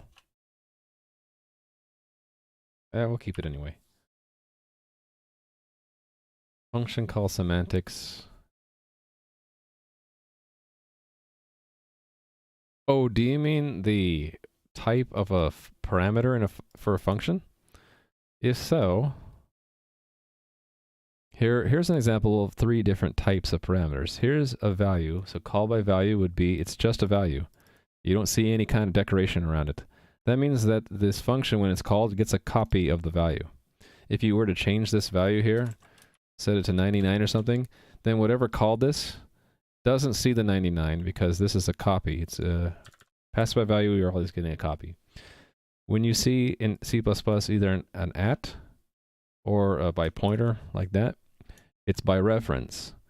And you could further qualify it by having const saying it's a read-only reference. That means that if I were to, it won't allow me to do it, but if I did try to change it here, this won't let me because it says it's not modifiable. But if I did make it modifiable, it's not that this won't be a copy of the message details. It'll actually be the same message details object that the caller had. So the caller will see the change to the term if I do that. That's pass by reference. And then here's a special form of pass by reference that's in newer C++. That's called either, depending on the context, R value or X value reference. Essentially, it means that the caller says, here are some entries, you take them, and you take over. And the caller is not expected to use this ever again. It's basically assumed to be destroyed or moved or you're taken away. And it's called move semantics. In other words, that the caller is giving these entries and moving them into the function. So this function now has ownership of the original entries. It's like the normal reference, only it's not expected to be given back or used by the caller again. So you use it when you want to avoid copies. When you want to give this vector to this function, we're not going to make a copy, and we can modify it, and we don't need the caller to ever see it again. Yeah, those are basically, in essence, the kinds of the different semantics of passing arguments by value, by reference. The reference could be read-only or it could be move. The move semantics are pretty new and they're hard to understand, so they're not really used a lot. I'm starting to use it more as I get comfortable with the concept of if we're moving something into a function and it's not being returned, it's either being destroyed or consumed or moved somewhere else, then I'm comfortable using that. You see it a lot in constructors for move constructors. Like, do I have an example of that? I don't know if I do. Oh, here we go. The 5 methods that kind of go together for lifecycle, right? The destructor, the copy constructor, the move constructor, copy assignment, and move assignment. Those all go together, and that's sort of a rule that, a style point that I try to adhere to is if I either delete or I non-default any one of them, I specify all 5. So this is saying I have a non-default destructor, I don't allow copying, and I have a custom move constructor and assignment. That's what that says. So yeah, you'll see the double ampersand for move mostly for constructors and assignment. Function can only return one value. Well, technically, I've done this before. There's a trick you can do. Let me close this. All right. Let's say you had 2 things you wanted to return. You want to return 2 things. Just put them in a structure and then return the structure. Now you've returned 2 things, but it's inside of one package. And you could do that even with really old C code. So the function can still only return one value, but that value can be a structure with multiple things inside. That's a trick. Modern languages, they put that into the syntax directly so you can actually have multiple return values. And in essence, when it gets compiled or interpreted, it's the same thing. You're returning a bundle. The bundle has maybe many things in it. Yeah, so that's the other thing. This could be a pointer passed in here. So I could have changed that to void and made it passed in by pointer, results or something. They're functionally equivalent. This is more explicitly return semantic, right? You're returning a structure that has 2 things in it. So it has 2 return values packaged in a structure. Anyway, a little trick there. Actually, I'm going to add that. That might come up again. I'm collecting ideas on coding tips. So one coding tip might be how to return multiple values from a function using a structure. There we go. Okay. I did that change. I just didn't rerun the test, right? Rerun the test. There you go. There's a lot of stuff in. So ES6, for those who don't know, it's basically new syntax JavaScript. There's a lot of cool things that the web devs of the world have been adding to that. It's a much more living language than C++ is, in my opinion. A lot of it's what I call syntactic sugar, though. You get functionally equivalent, but maybe it looks nicer and is easier to read, which is still good. One of the main things you're trying to do as a programmer is write code that can be read by humans. A lot of people miss that. They think they're only writing for the computer to run it, but that'll be okay if you never expect to read it yourself, or anyone else to read it. But usually, you do want to be able to read your own code or have others read it. So make it readable to humans too.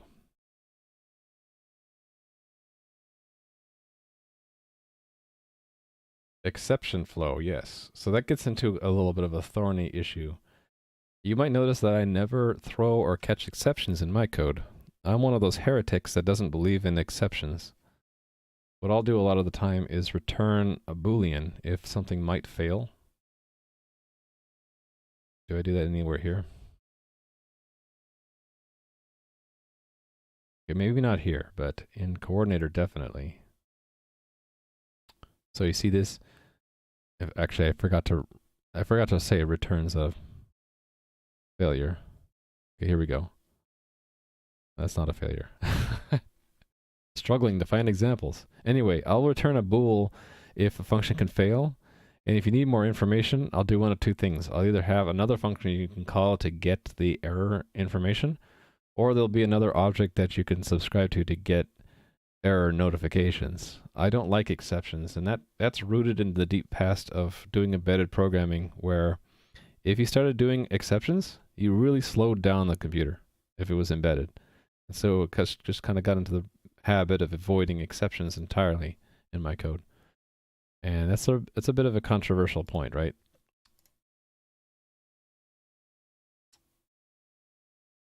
So for my code, there is no exception flow so it would be equivalent for me, I think. Although let me read this code more carefully. Return a pair and doing auto. Oh, that's C++ 17. Because I'm reading that, I'm like, what the heck? Auto reference value AB? That's new stuff I don't know. Yeah. My stuff is all C++ 11 still. I haven't yet caught up to 17. Okay, I've been wandering, haven't I? Ready to check this in? Let me get myself back on track. That was easy. Let me steal the last commit message. It's for this one, make follower. There we go. Easy peasy.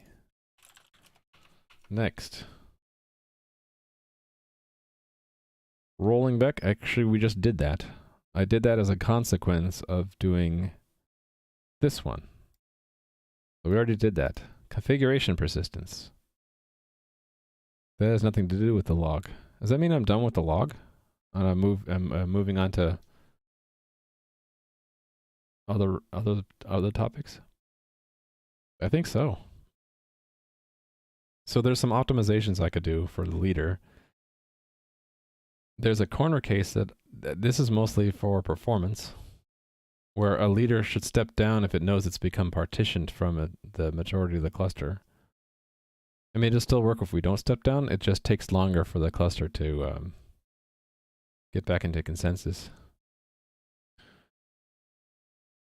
And then there's persistence.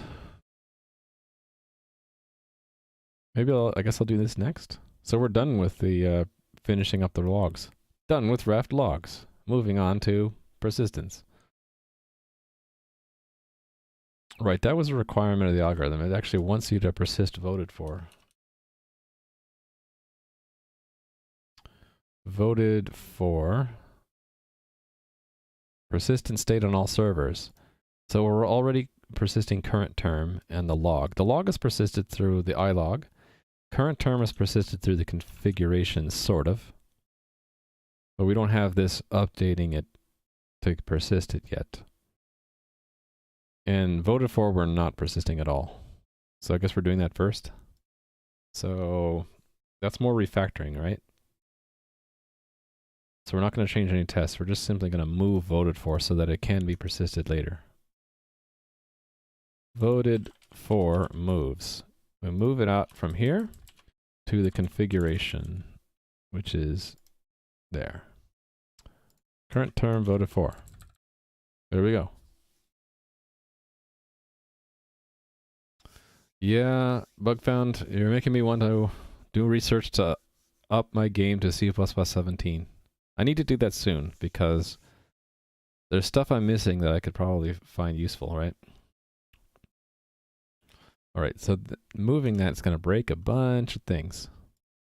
But they're all pretty simple. Instead of going to shared, we go to configuration dot.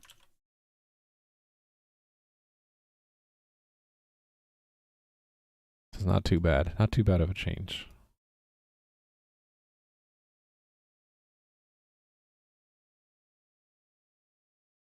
Okay. Uh-oh.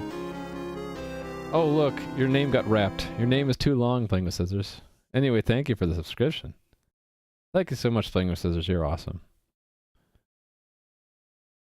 I am this month's winner. I'm so grateful. Thank you very much.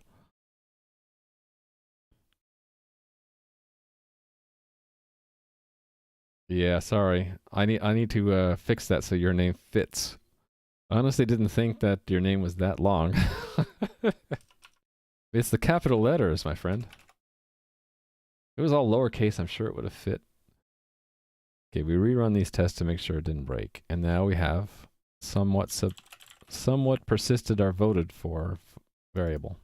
Server, move voted for into configuration so it can persist.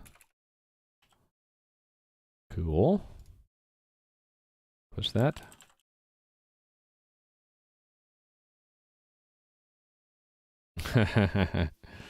Yeah. For that name, I might have to admit defeat and allow it to wrap. Okay, so next on the list is we need to, whenever we update the configuration, we need to let the outside world know, because we're not going to require that the raft algorithm do the persistence. We're going to let the integration layer handle it. I haven't had any good ideas for an emote. So playing with scissors, you're better at this than I am. What kind of emote should I have? What do I want? I want something that is relevant to what I do, I guess. I haven't come up with any good ideas. And also, same thing for the sub badges and stuff. I don't have any good ideas yet. Do your best high interpretation. I gotta capture that and turn it into an emote. Wheel. Wheel. Like in the Wheel of Time? Hmm.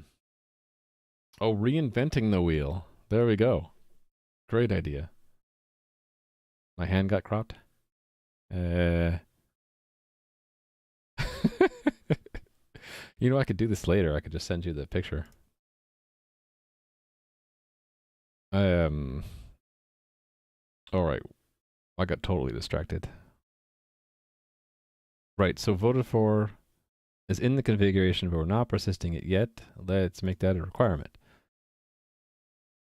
Make a requirement by adding a test for it. So the test would be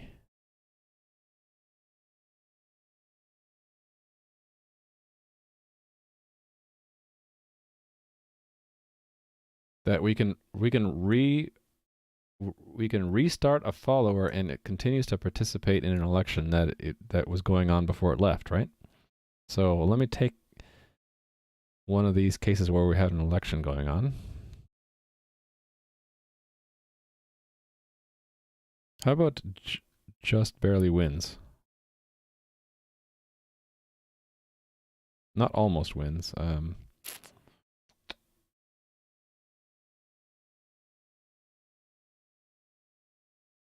thought I had one where it wins barely.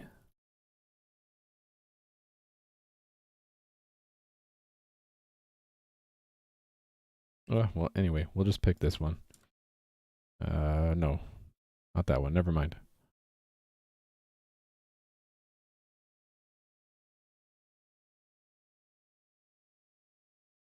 How come I'm not seeing it?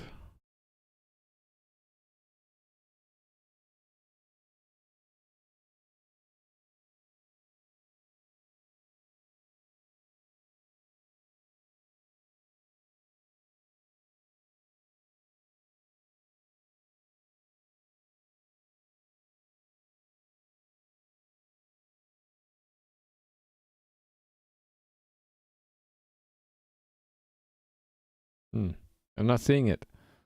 Okay, fine. We'll just pick this one I was looking at before, and we'll use that. Test-driven development, yeah. How many tests am I up to now? 84 tests for raft.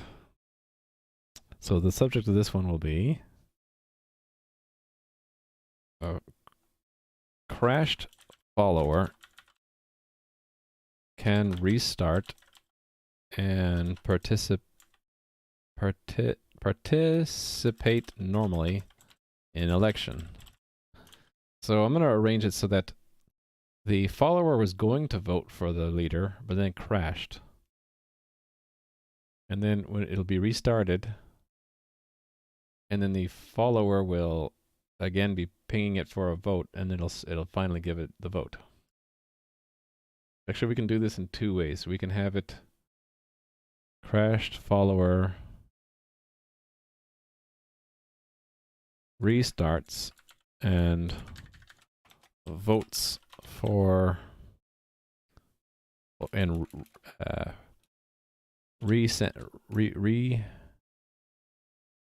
repeats vote response, repeats vote results. So that's where it's going to be asked by the same candidate to vote for it because the candidate never received the message. And we'll have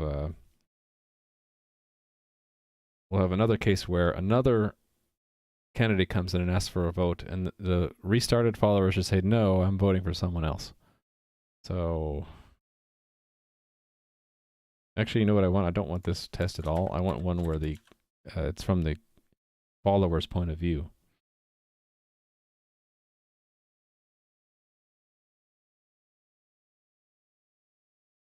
Yeah, this one. I want this one. So we configure, mobilize. We get a vote request.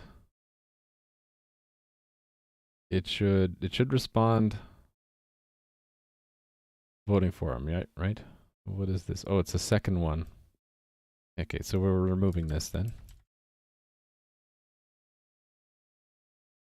The act is that we restart him. So server, we'll make a new server basically.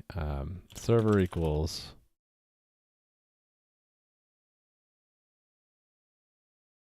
raft server. And then we reconfigure it.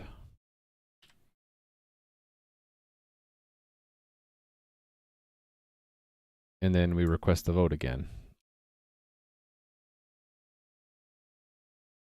It should reply the same vote. Is your raft module completely independent? Yes, it is. Indeed. It is abstract. Its dependencies are abstracted away in two ways. So it's given an interface to an object that handles the actual log part, the persistence and all that. And then the other way is through delegates, or otherwise known as callbacks. And so there are a couple of those. There's whenever it needs to send a message, it's given a callback that it can call whenever it wants to send a message outside. And also there's another one for when it determines who the leader is.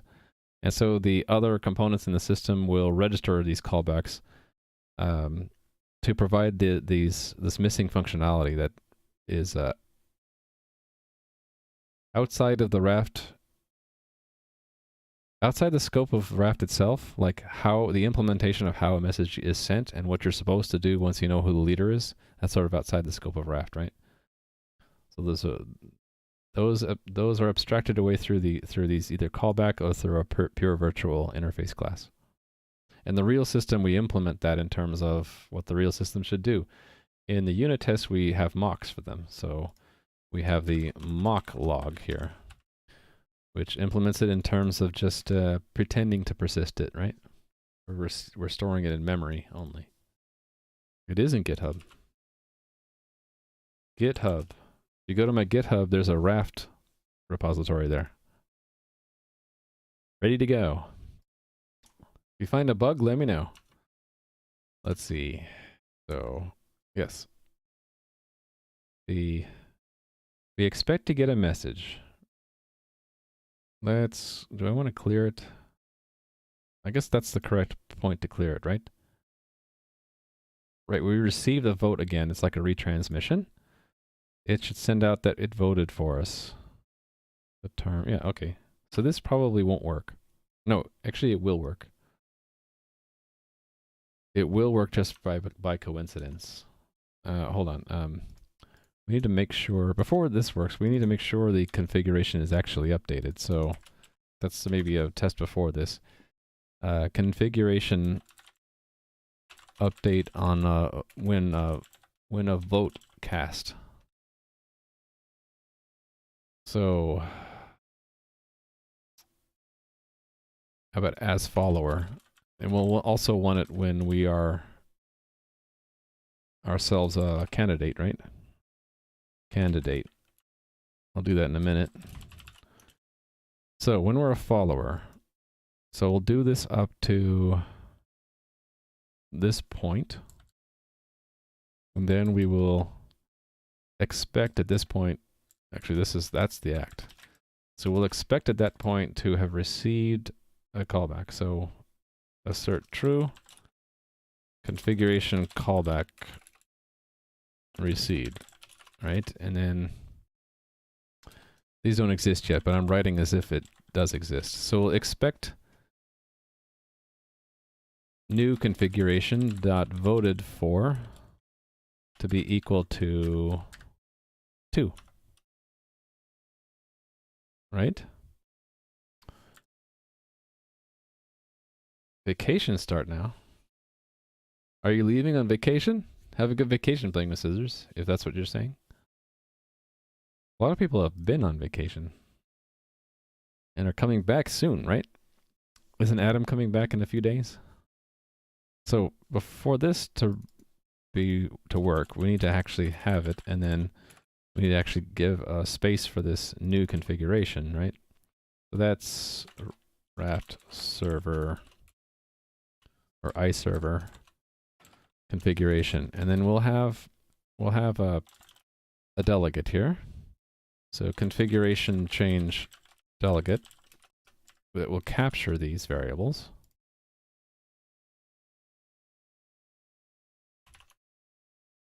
And it'll be expected to be passed in. So this will be expected const by reference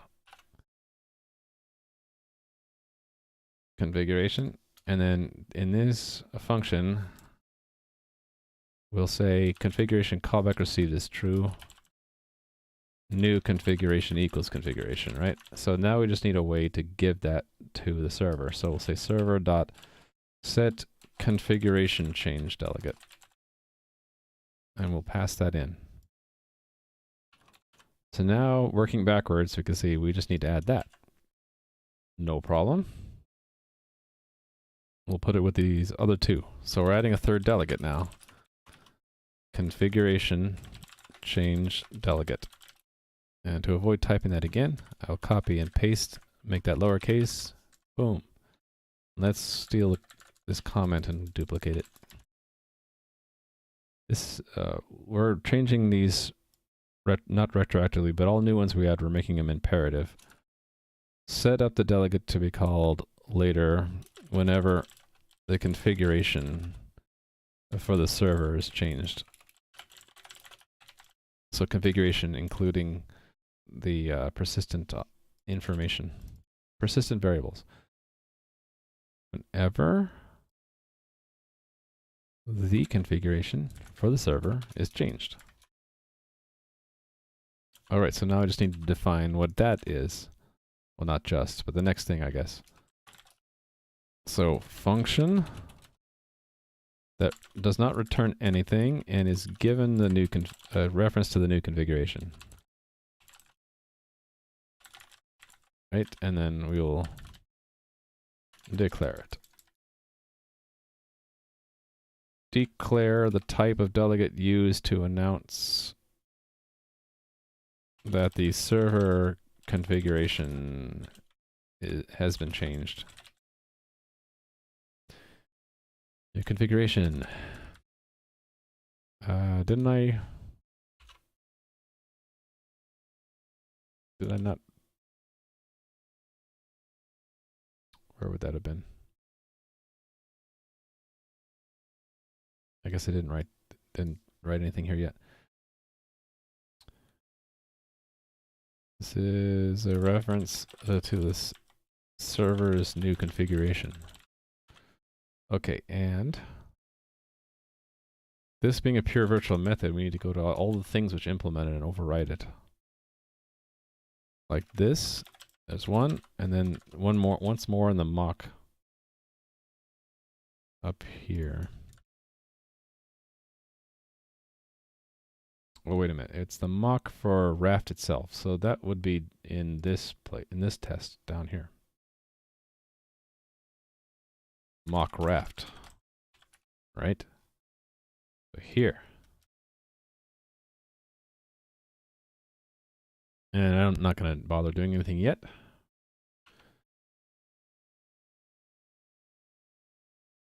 So let's give it an implementation.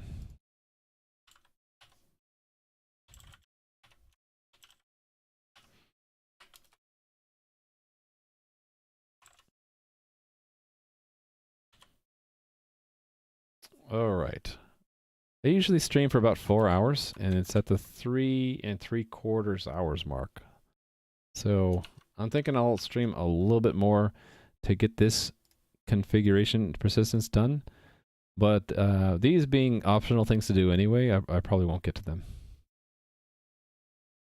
It'll be a good stopping point once I have the persistence machinery set up for this. So yes, we're going to store it. Actually, we're not going to do anything yet. Do nothing of the sort. There we go, Rally Monkey, keeping me honest. Raft tests.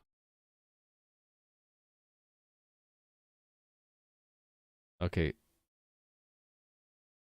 I'll have to remember that playing with scissors. You want a picture without the mic and without the chroma key. Okay. I'll get that for you.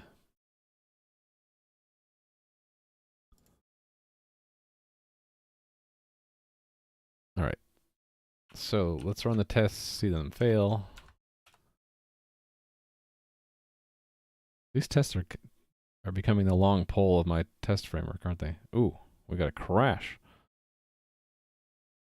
We didn't receive the callback, and we actually got a crash. Oh, because that test is probably erroneous. I didn't finish doing it, right?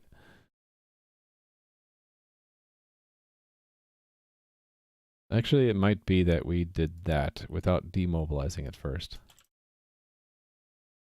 Might need to do that. That's probably important.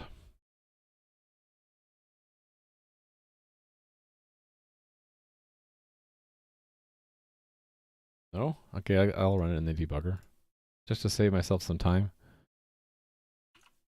See why it's this one. Why is it completely crashing? I don't like tests completely crashing the framework of the test runner like that. Rather get that out of the way. Okay.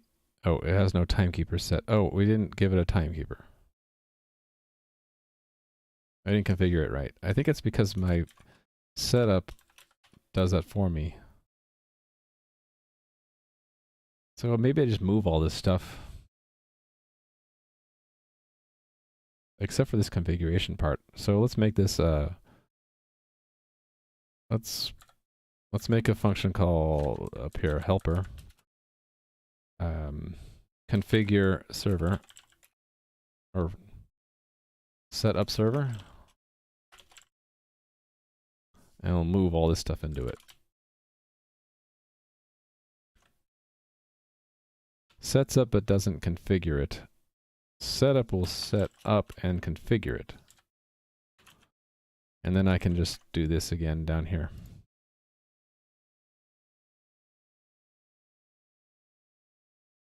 Right. Exactly what I want. Actually, and I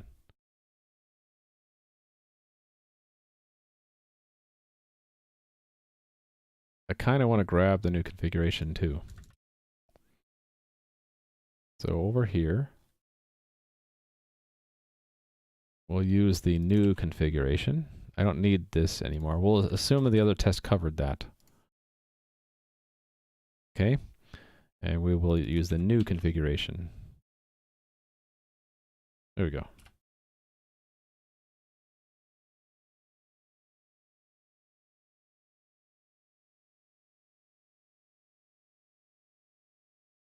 Cool. And it actually works. I expected it to work because it just, whether it thinks it voted for it or not, it will again vote for it, right? It's only if the vote were to be changed by accident we will fail right now. So let's fix this first problem, and that the callback is never called. So that's easy enough. And this is the case specifically where the vote is cast as follower, right? So voted for as a follower, which is right there. So when that happens, and actually when we update our term, right? But before we queue it to be, so here's probably the best time, will be, let's just make a helper for it.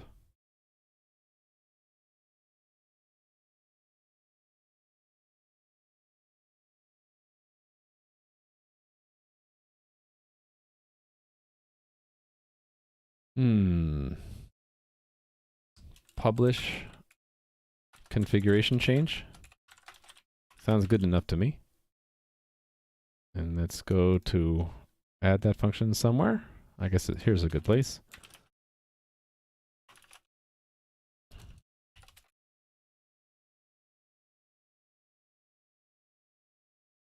Issue delegate calls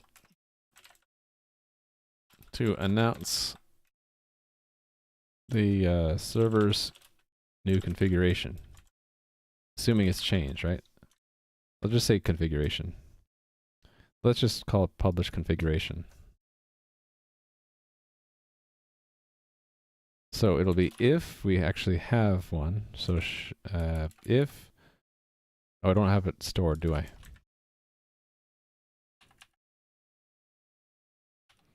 I was going to do that.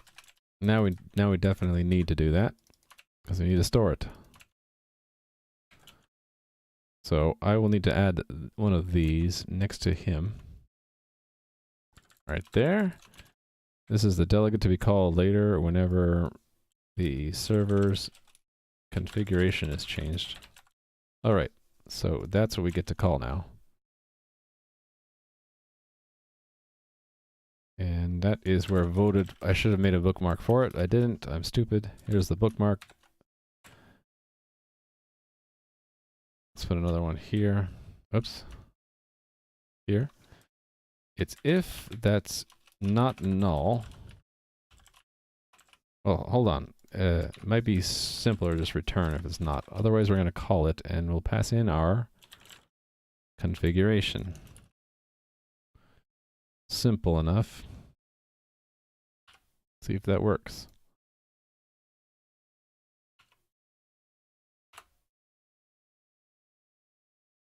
Can those delegates be initialized? Oh, they are. That's one cool thing about standard function. It's not a raw pointer. So, hold on, let me go back to that. This type is a standard function, and what's cool about that type is its default constructor sets it to null for us. Very nice.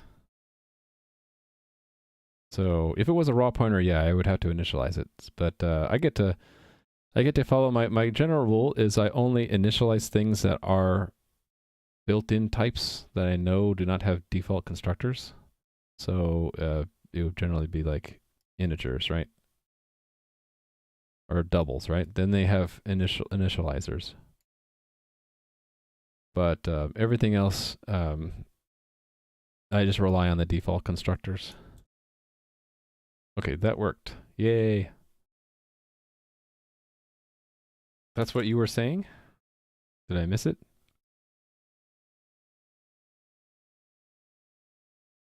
Or are you just saying about the pick without the mic and chroma key? That's the last one I saw from you. Oh, you were leaving for vacation. How come you haven't left yet? That was 13 minutes ago. You got stuck? She got stuck in traffic? Oh no. I'm sorry. That happens though. Okay, so we are now able to resume from a new configuration. There we go. So server. Support, really, actually, you know what, I'm not going to check it in yet. I want to have all of the configuration covered. So it's these other cases too. So candidate as well. So we're going to arrange by becoming a candidate in term 4. Why not, right? And actually, we should expect, but it should expect it to be persisted right away. So that's really, yeah, configuration update when vote is cast as candidate. So that's part of the act. And then the assert is the same. They should vote for themselves. So that's their own instance. Self-instance number, right?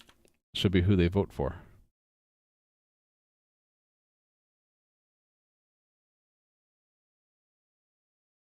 Oh, should we also put in the term? Current term should be 4. Should probably do that, right? There we go. Oh, you already have it done? Alright, that's kind of cool. I like that. Because I do that little silly wave of mine a lot. I like it. You're awesome playing with scissors. You have a thing, yes. It looks good. You just need without the microphone, right? Nice. Thank you. Mr. Sir. Yeah. I still don't know what Mr. Sir means, but I will say Mr. Sir. I haven't watched CM Griffin enough to understand that joke. Alright, yeah, I had put the code in there. I want to see it fail. We haven't implemented the code yet. No callback received. Interestingly, the configuration change. Oh no. Yeah. That has to be received in order for us to even check that, right? So we're gonna do that. Voted for. Here we go.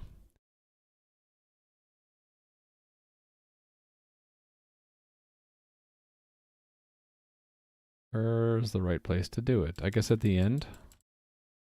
So it's publish configuration.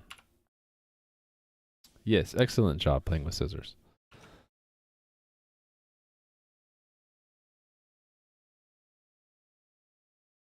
There we go. All right. I love it when a plan comes together. Those are the only places where voted for changes, right?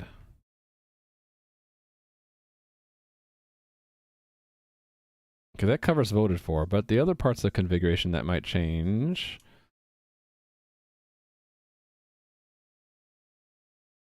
Actually, it's just current term, right? The current term can change.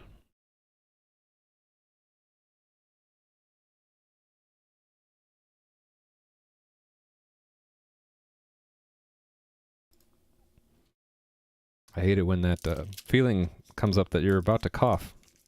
And there's nothing you can do about it. Okay, start election. Is that the only time it changes? Also, update current term. Actually, you know what I want is that other place to call update current term as well. I want it to go through that one place. I want update current term to go through and just add one to it.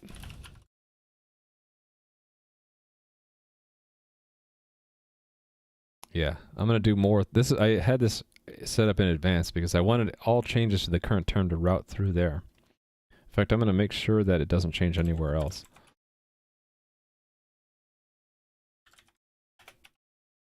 Right, so that's the only place where that changes, right? Cool. So then I can probably just shortcut it. Well, I guess I should look at all the places where it changes from. So it changes if we start a new election. It changes if we, what is this? We receive a request to vote from a candidate in a newer term, right? And if we receive a result back saying that there's some other server that's in a newer term from us. And if we receive a log entry from a leader in a newer term. 1, 2, 3, 4. So 4 tests.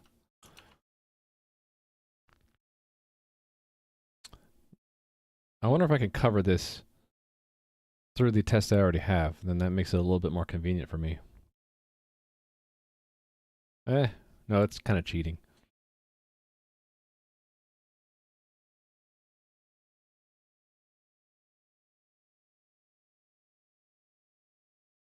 Oh, didn't I want to have one where it Doesn't repeat vote results. Yeah, I wanted one where it yeah, this should already work. So crash file restarts and rejects vote from different candidate. We'll do this right now because it's easy to do. So we basically first say it's candidate 2, and then it basically simulates a crash and then restart. But then before sending it again, we're going to change the candidate ID to someone else. How about 10? Now we should expect a false for vote granted. Slightly better. Getting better and better. What did you do here? Just change the lighting?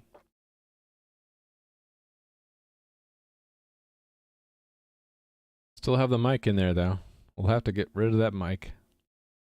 And that's compared to this one. Won't let me, oh, there we go. That is better. Getting better and better. Yeah, well, I'll have to get a picture without the mic. Do that later. Alright, oops.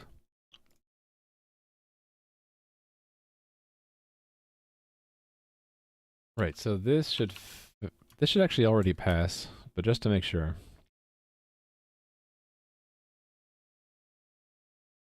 It doesn't. Why did that happen? That shouldn't have happened. It should have come up and said, hey, I already voted.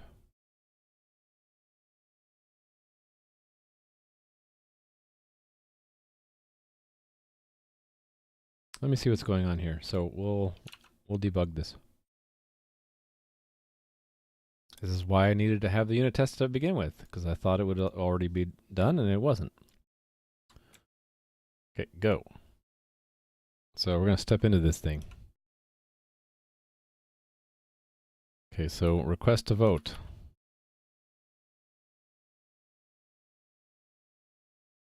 Okay, so our current term is 1. Okay, so the term matches. Oh, the voted for term. Yeah, that we need to include as well. I forgot about that. The algorithm does it slightly differently. They say if the vote is null. So I can't make an integer a null. So I opted to have the second flag called voted this term. Yeah, and that I decided to persist. Well, it goes with voted for. So we need to persist it. So we're going to move it. So this gets moved out to here.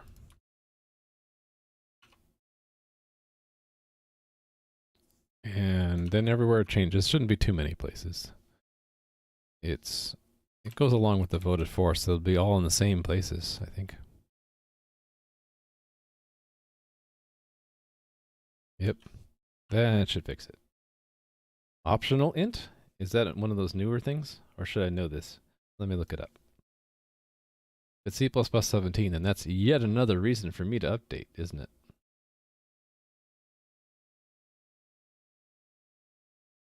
Yep, look at that. C++ 17. I can't zoom this in to show you, but another reason for me to update to C++ 17. So that would okay. It says opposed to other approaches such as pairing a boolean, it handles expensive to construct objects well. Yeah. Okay. So it's just a nicer way of doing what I'm already doing. So I'll add that to the list of things that should convince me to move to another reason to move to C++ 17. Thank you for all the reasons. It'll eventually motivate me to, I can keep the cap in there, why not? Kappa to help spur me to move to 17. Usually send the emos to Adam through the email, which is much better. Okay, that's great. That'll work. Thank you so much, Playing with Scissors. So I guess I'll use what you have until I'll get you sort of a snapshot of me without this silly mic in the way. All right. Okay. Yeah, we're gonna run this. It should work. Damn it.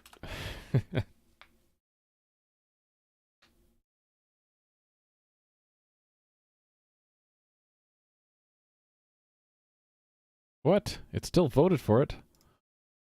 Hmm. It should have remembered that. Let me see why. I should look at that new configuration, right? Voted for this term, yes. Okay.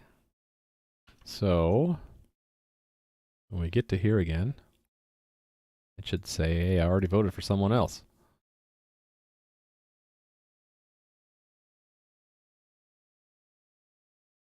Voted for 2. Oh, wait a minute. Oh, I got the sender wrong. I'm just dumb. Another example of where I'm just dumb. The candidate ID needs to match the sender ID. Duh. Derp. Herp derp. Herp derp. Okay, now it works. Cool. So check that in, right?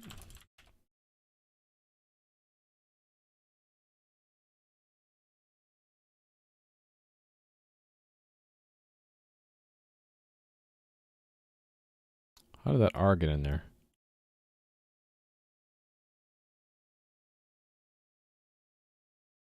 I didn't finish that test, did I?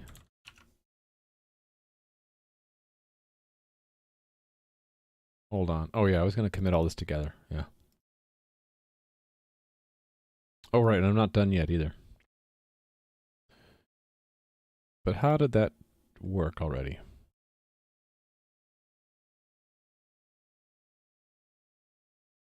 Oh, because I added it. Yeah. Silly. Silly me. I'm not done yet, though. I need to... Well, I guess I can say a persisting vote... Oh, yeah, I'll say that. Persist... election... How about... persist cast votes. So... Add mechanism for publishing configuration changes. Move voted for and... voted this term into the configuration. Publish configuration change. Every time a vote is cast. Yep. Seems good.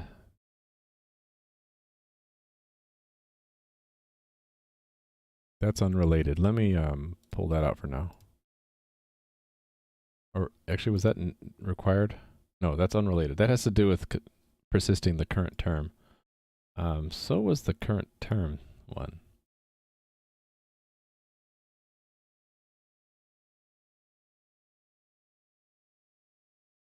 Oh no, the current term was already in the configuration. Never mind. Okay, we're good. We're good.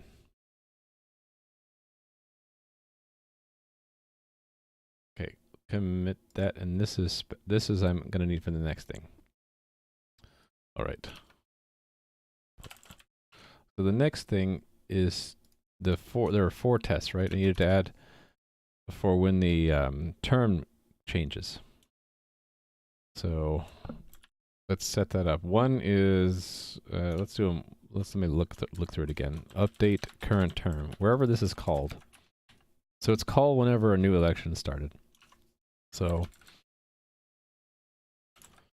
configuration update for a new term when election started. That's 1. There's 3 more. When, actually, let me just eliminate all these.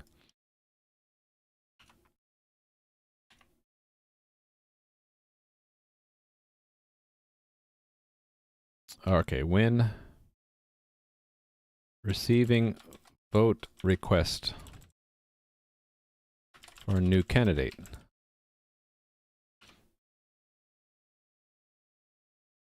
And this is if vote is rejected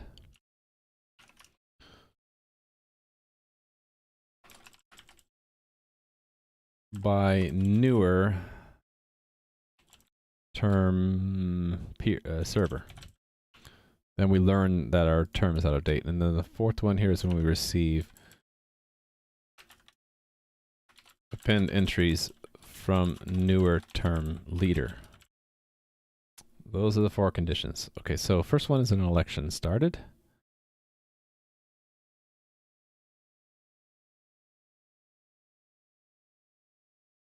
So this thing.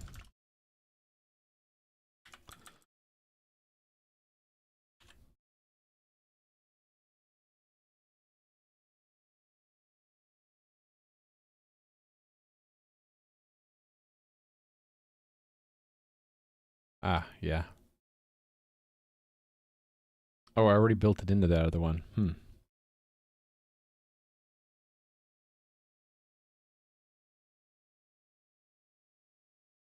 I guess it's small enough we can just, we don't need that whole test. It's tested, it tests both. So when receiving a vote request for a new candidate,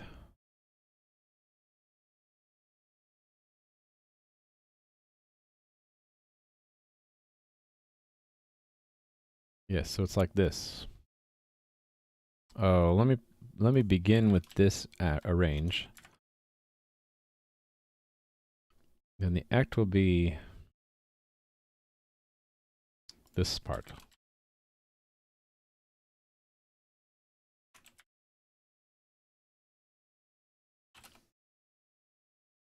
That we receive a request to vote for someone in a newer term. So let's be, well, let's make this, just make that term larger. Or, yeah, I really should say what, make sure that the term is, I didn't configure it at all, did I? I need this part of it.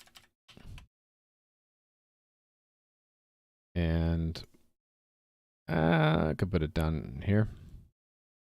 Configuration. Current term is 4. Another great one is the unique lock mutex can be reduced. Yeah, I knew about that one. I knew that one actually. But it'd be good to list it. Then I don't have to repeat, the type inference works. Other reasons. Good to point out. Thank you again. Okay, so the term starts out at 4. We send it a request to vote in term 5, and the assert is similar to this one. Oh, wait a minute. That's not the right one. This one.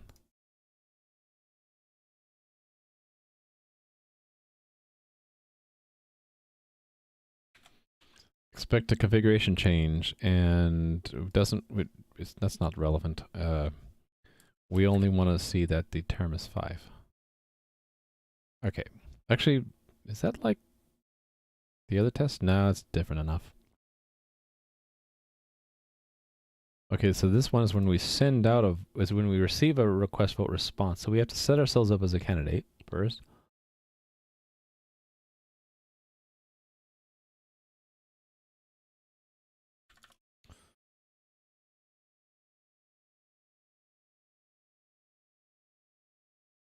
And let me not register the delegate until after we become a candidate. So that goes there. And then we send in a request vote response.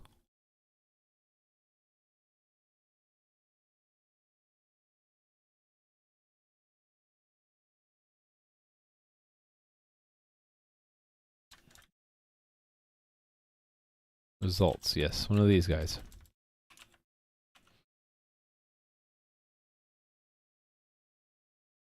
So the act will be a term 5 vote granted false from, I don't know, any other server 2, let's say. Then it should go to current term 5. And yes. And then the last one is when we get append entries from a leader. So that's even simpler than this. We don't need to become a candidate. We just register. And then the messages and append entries from term 5. Actually, that set it to 4. Here, oh, I didn't even set the configuration. I didn't set it here too. This is bad. Oh, that's because begin candidate does. This is what I'm missing from here. This does it for me. This does not, so I need to do it here. All right, term 4. Configure mobilize, run a loop. Suppose I should fill in this other stuff. 95, why not?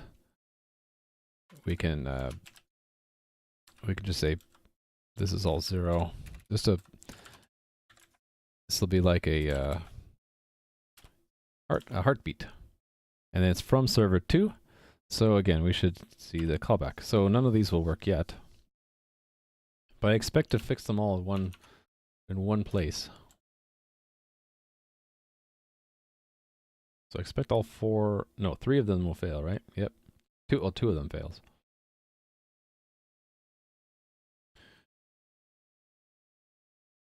Actually, why did that succeed?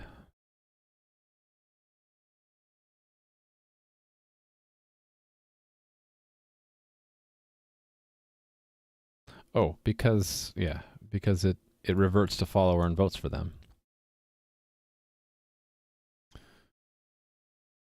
Because even though it was a update current term, even though there was a call to that, it was also updating the configuration here anyway. So it's that place, and not this, because this one will update the configuration.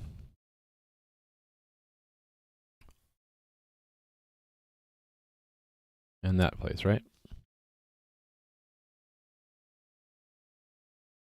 So we get the vote rejected, and when we receive a new one. So in both places, really, that's why I funnel them all through here, because I want to just do one line change to fix both. Like that. That's what I want to do.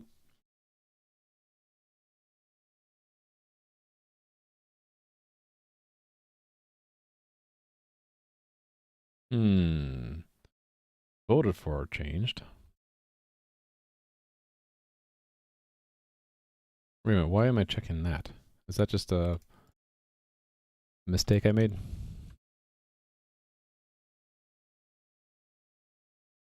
Oh yeah, this is silly. I don't need to check the voted for. I don't need that. Just the current term.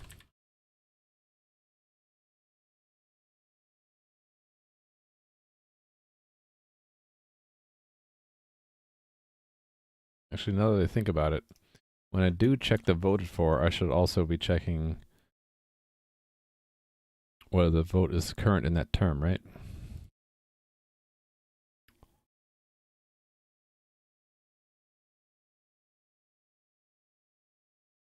Yes, I should also be checking if it's expect true that we voted this term. That I should do.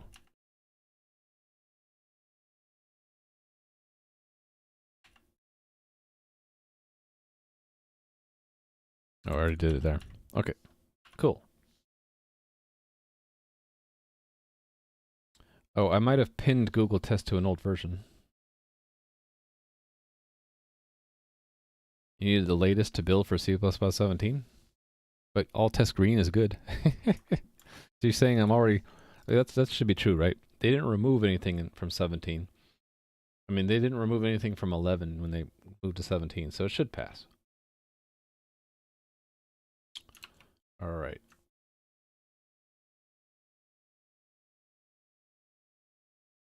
So yeah, that just means it's just me that has to update, not my code. My code already passes in 17. Okay. Yes. So this expects us to publish our new configuration whenever we change term. Publish configuration change whenever term is changed. Okay, I'm probably gonna wrap up soon because I'm getting kind of tired. Past 4 hours. I need to take a break. I need to go eat something. If I end up streaming longer eventually, this is probably where I would put my lunch break. And I might shift it back to like start at 8 or 9. But yeah, I think I can't really stream longer than 4 hours without my brain going fuzzy without eating. So for now, since I'm not an 8-hour streamer yet, I'm only 4, I'll be wrapping up soon. Go eat something and then figure out what I'll be doing on Monday. Let me just make sure this is all... Everything is checked in, right? Then I'll do a recap and I'll talk about what we'll be doing Monday. Yep. Past 4 hours, brain getting fuzzy. Okay, there were some changes I didn't check in here. Okay, that's a raft. What was this? This is an ilog API change. We now indicate when log entries should be committed. So coordinator engine update to match latest raft public API. So raft ilog commit added to let the system know when log messages may be committed to this state machine. The state machine. Actually, that doesn't need to be a bullet point because it's just a sentence. Proof. Let me look at this proof. Test Explorer, what is this? Is this something that I need to look into? That looks cool.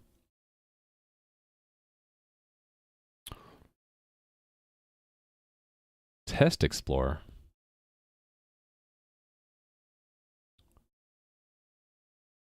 So you have a plugin that I don't have that maybe I want.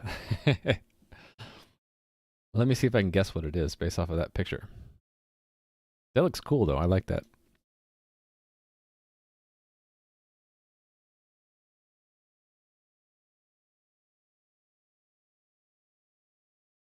Test Explorer UI? Is this it?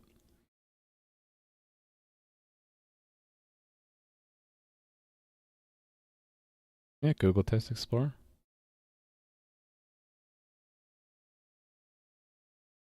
I'm assuming this is what you're using. If so, it looks really cool and I want to try it too. Let me just try it. What could go wrong? Nope. Mocha Test Explorer, okay. Oh look, no, I got it. No, it's the same one. And I can just run this, right? Yeah, that's the one I got, right? If this works, it'll be something I like. Run all tests, please. Not working.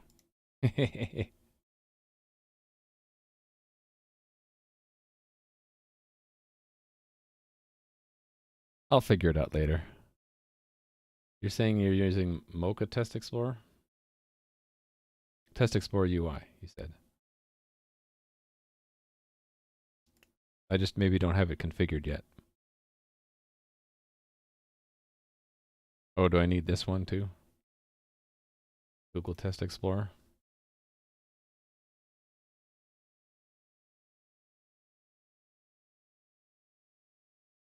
Okay, yeah, let's run that. I bet that's what it is, right?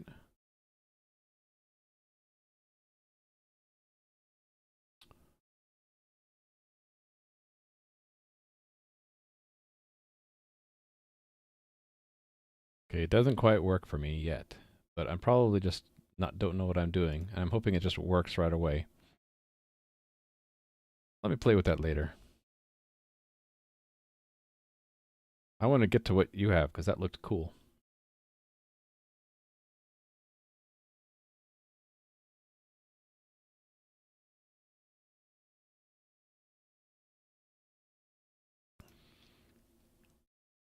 Oh, so you are using, what is that? It's something different. Okay, let me just, one more try. We'll back out what I just did.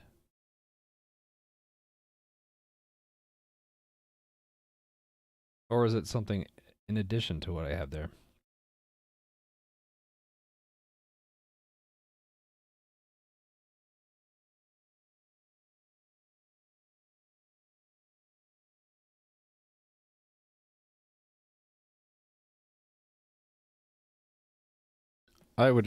I really like extensions that just figure out what I want. Let's see if it figures it out. It's reloading them.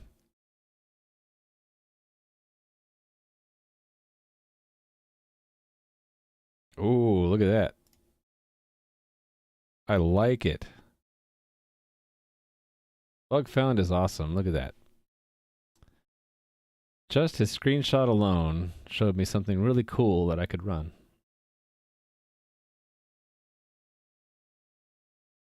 Nice. Look at that. I like it. I like it a lot. I like it a lot better than this button down here. Thank you. Okay. That was awesome. I should be up to date. I'll wrap things up. I'll go do a little bit of a recap of what I did and some postulating about what I might be working on Monday, and then we'll go host someone else. Hope you guys have a lovely evening or morning or afternoon, wherever you are. So today, I pretty much finished up the, like I hoped, the log portion of the raft algorithm. So there's a bunch of things I did, a lot of bug fixes early on. I removed some dead code. I mostly focused on adding additional callbacks. So there's a commit, there's a configuration callbacks, and then also the handling of append entries. So as a follower now, a server will accept entries from a leader and commit it to its log. So unless I miss something, this should be all I need to use in my game. I just need to, probably what I'll end up doing soon is I'll need to go back to this log entry. Right now it just has a term. And I had originally thought to make it a base class, but I'm actually thinking of using composition. And so I probably will have a log entry have as a component an opaque type that the rest of the game will implement that contains the actual command for the state machine. So the content of the log entry. Because really right now, the algorithm only is concerned about the term number and the index of the entry in the log. It doesn't really care about the command because it's irrelevant to the algorithm. But there needs to be a place for it for when, like ilog append is called, we're given a vector of those. So it's got to have all the content we need in our game. So expect to add another parameter here, not used by the algorithm, but used by the consumer of the algorithm, which is the game server. So I might be working on that next, or I might be working on, actually probably will be working on this because I need a vehicle for any kind of state changes to the game, and we'll have to add that soon. That's probably what I'll work on Monday. But we have everything set up to go algorithm-wise for that, and that I took what, 3 days to do? So it was 12 hours, not too bad. So again, if you are interested in this algorithm, the links either today or through Raft, there's links everywhere. I prefer these last two links. This is like a white paper, and this is the original PhD thesis from the author of the algorithm. But if you're not into that level of detail, there's an intro page, and there's also a Wikipedia page for a little bit more information. But we're basically done with the algorithm. I'll be leveraging the algorithm for now, using it and applying it. Excuse me. I'm going to cough again. But hope you enjoyed today. And there's, again, the Discord channel if you would like to get an announcement before I stream next. But my schedule, just to give you an idea, is 4 hours from 10 a.m. Pacific to 2 generally. So I'm a bit over today because I was getting excited about finishing this stuff and trying out some new things. So be back on Monday at 10 a.m. In the meantime, yeah, there's an announcements channel in Discord if you want to get a notification when I'm about to stream again. And there's also channels there for if you have any coding questions or any kind of ideas or suggestions. They're always welcome. So I hope you enjoyed today. I'm going to go peek off stream to see who's streaming right now. Lately, everyone's been on vacation, so I haven't had a whole lot of choice on who I host.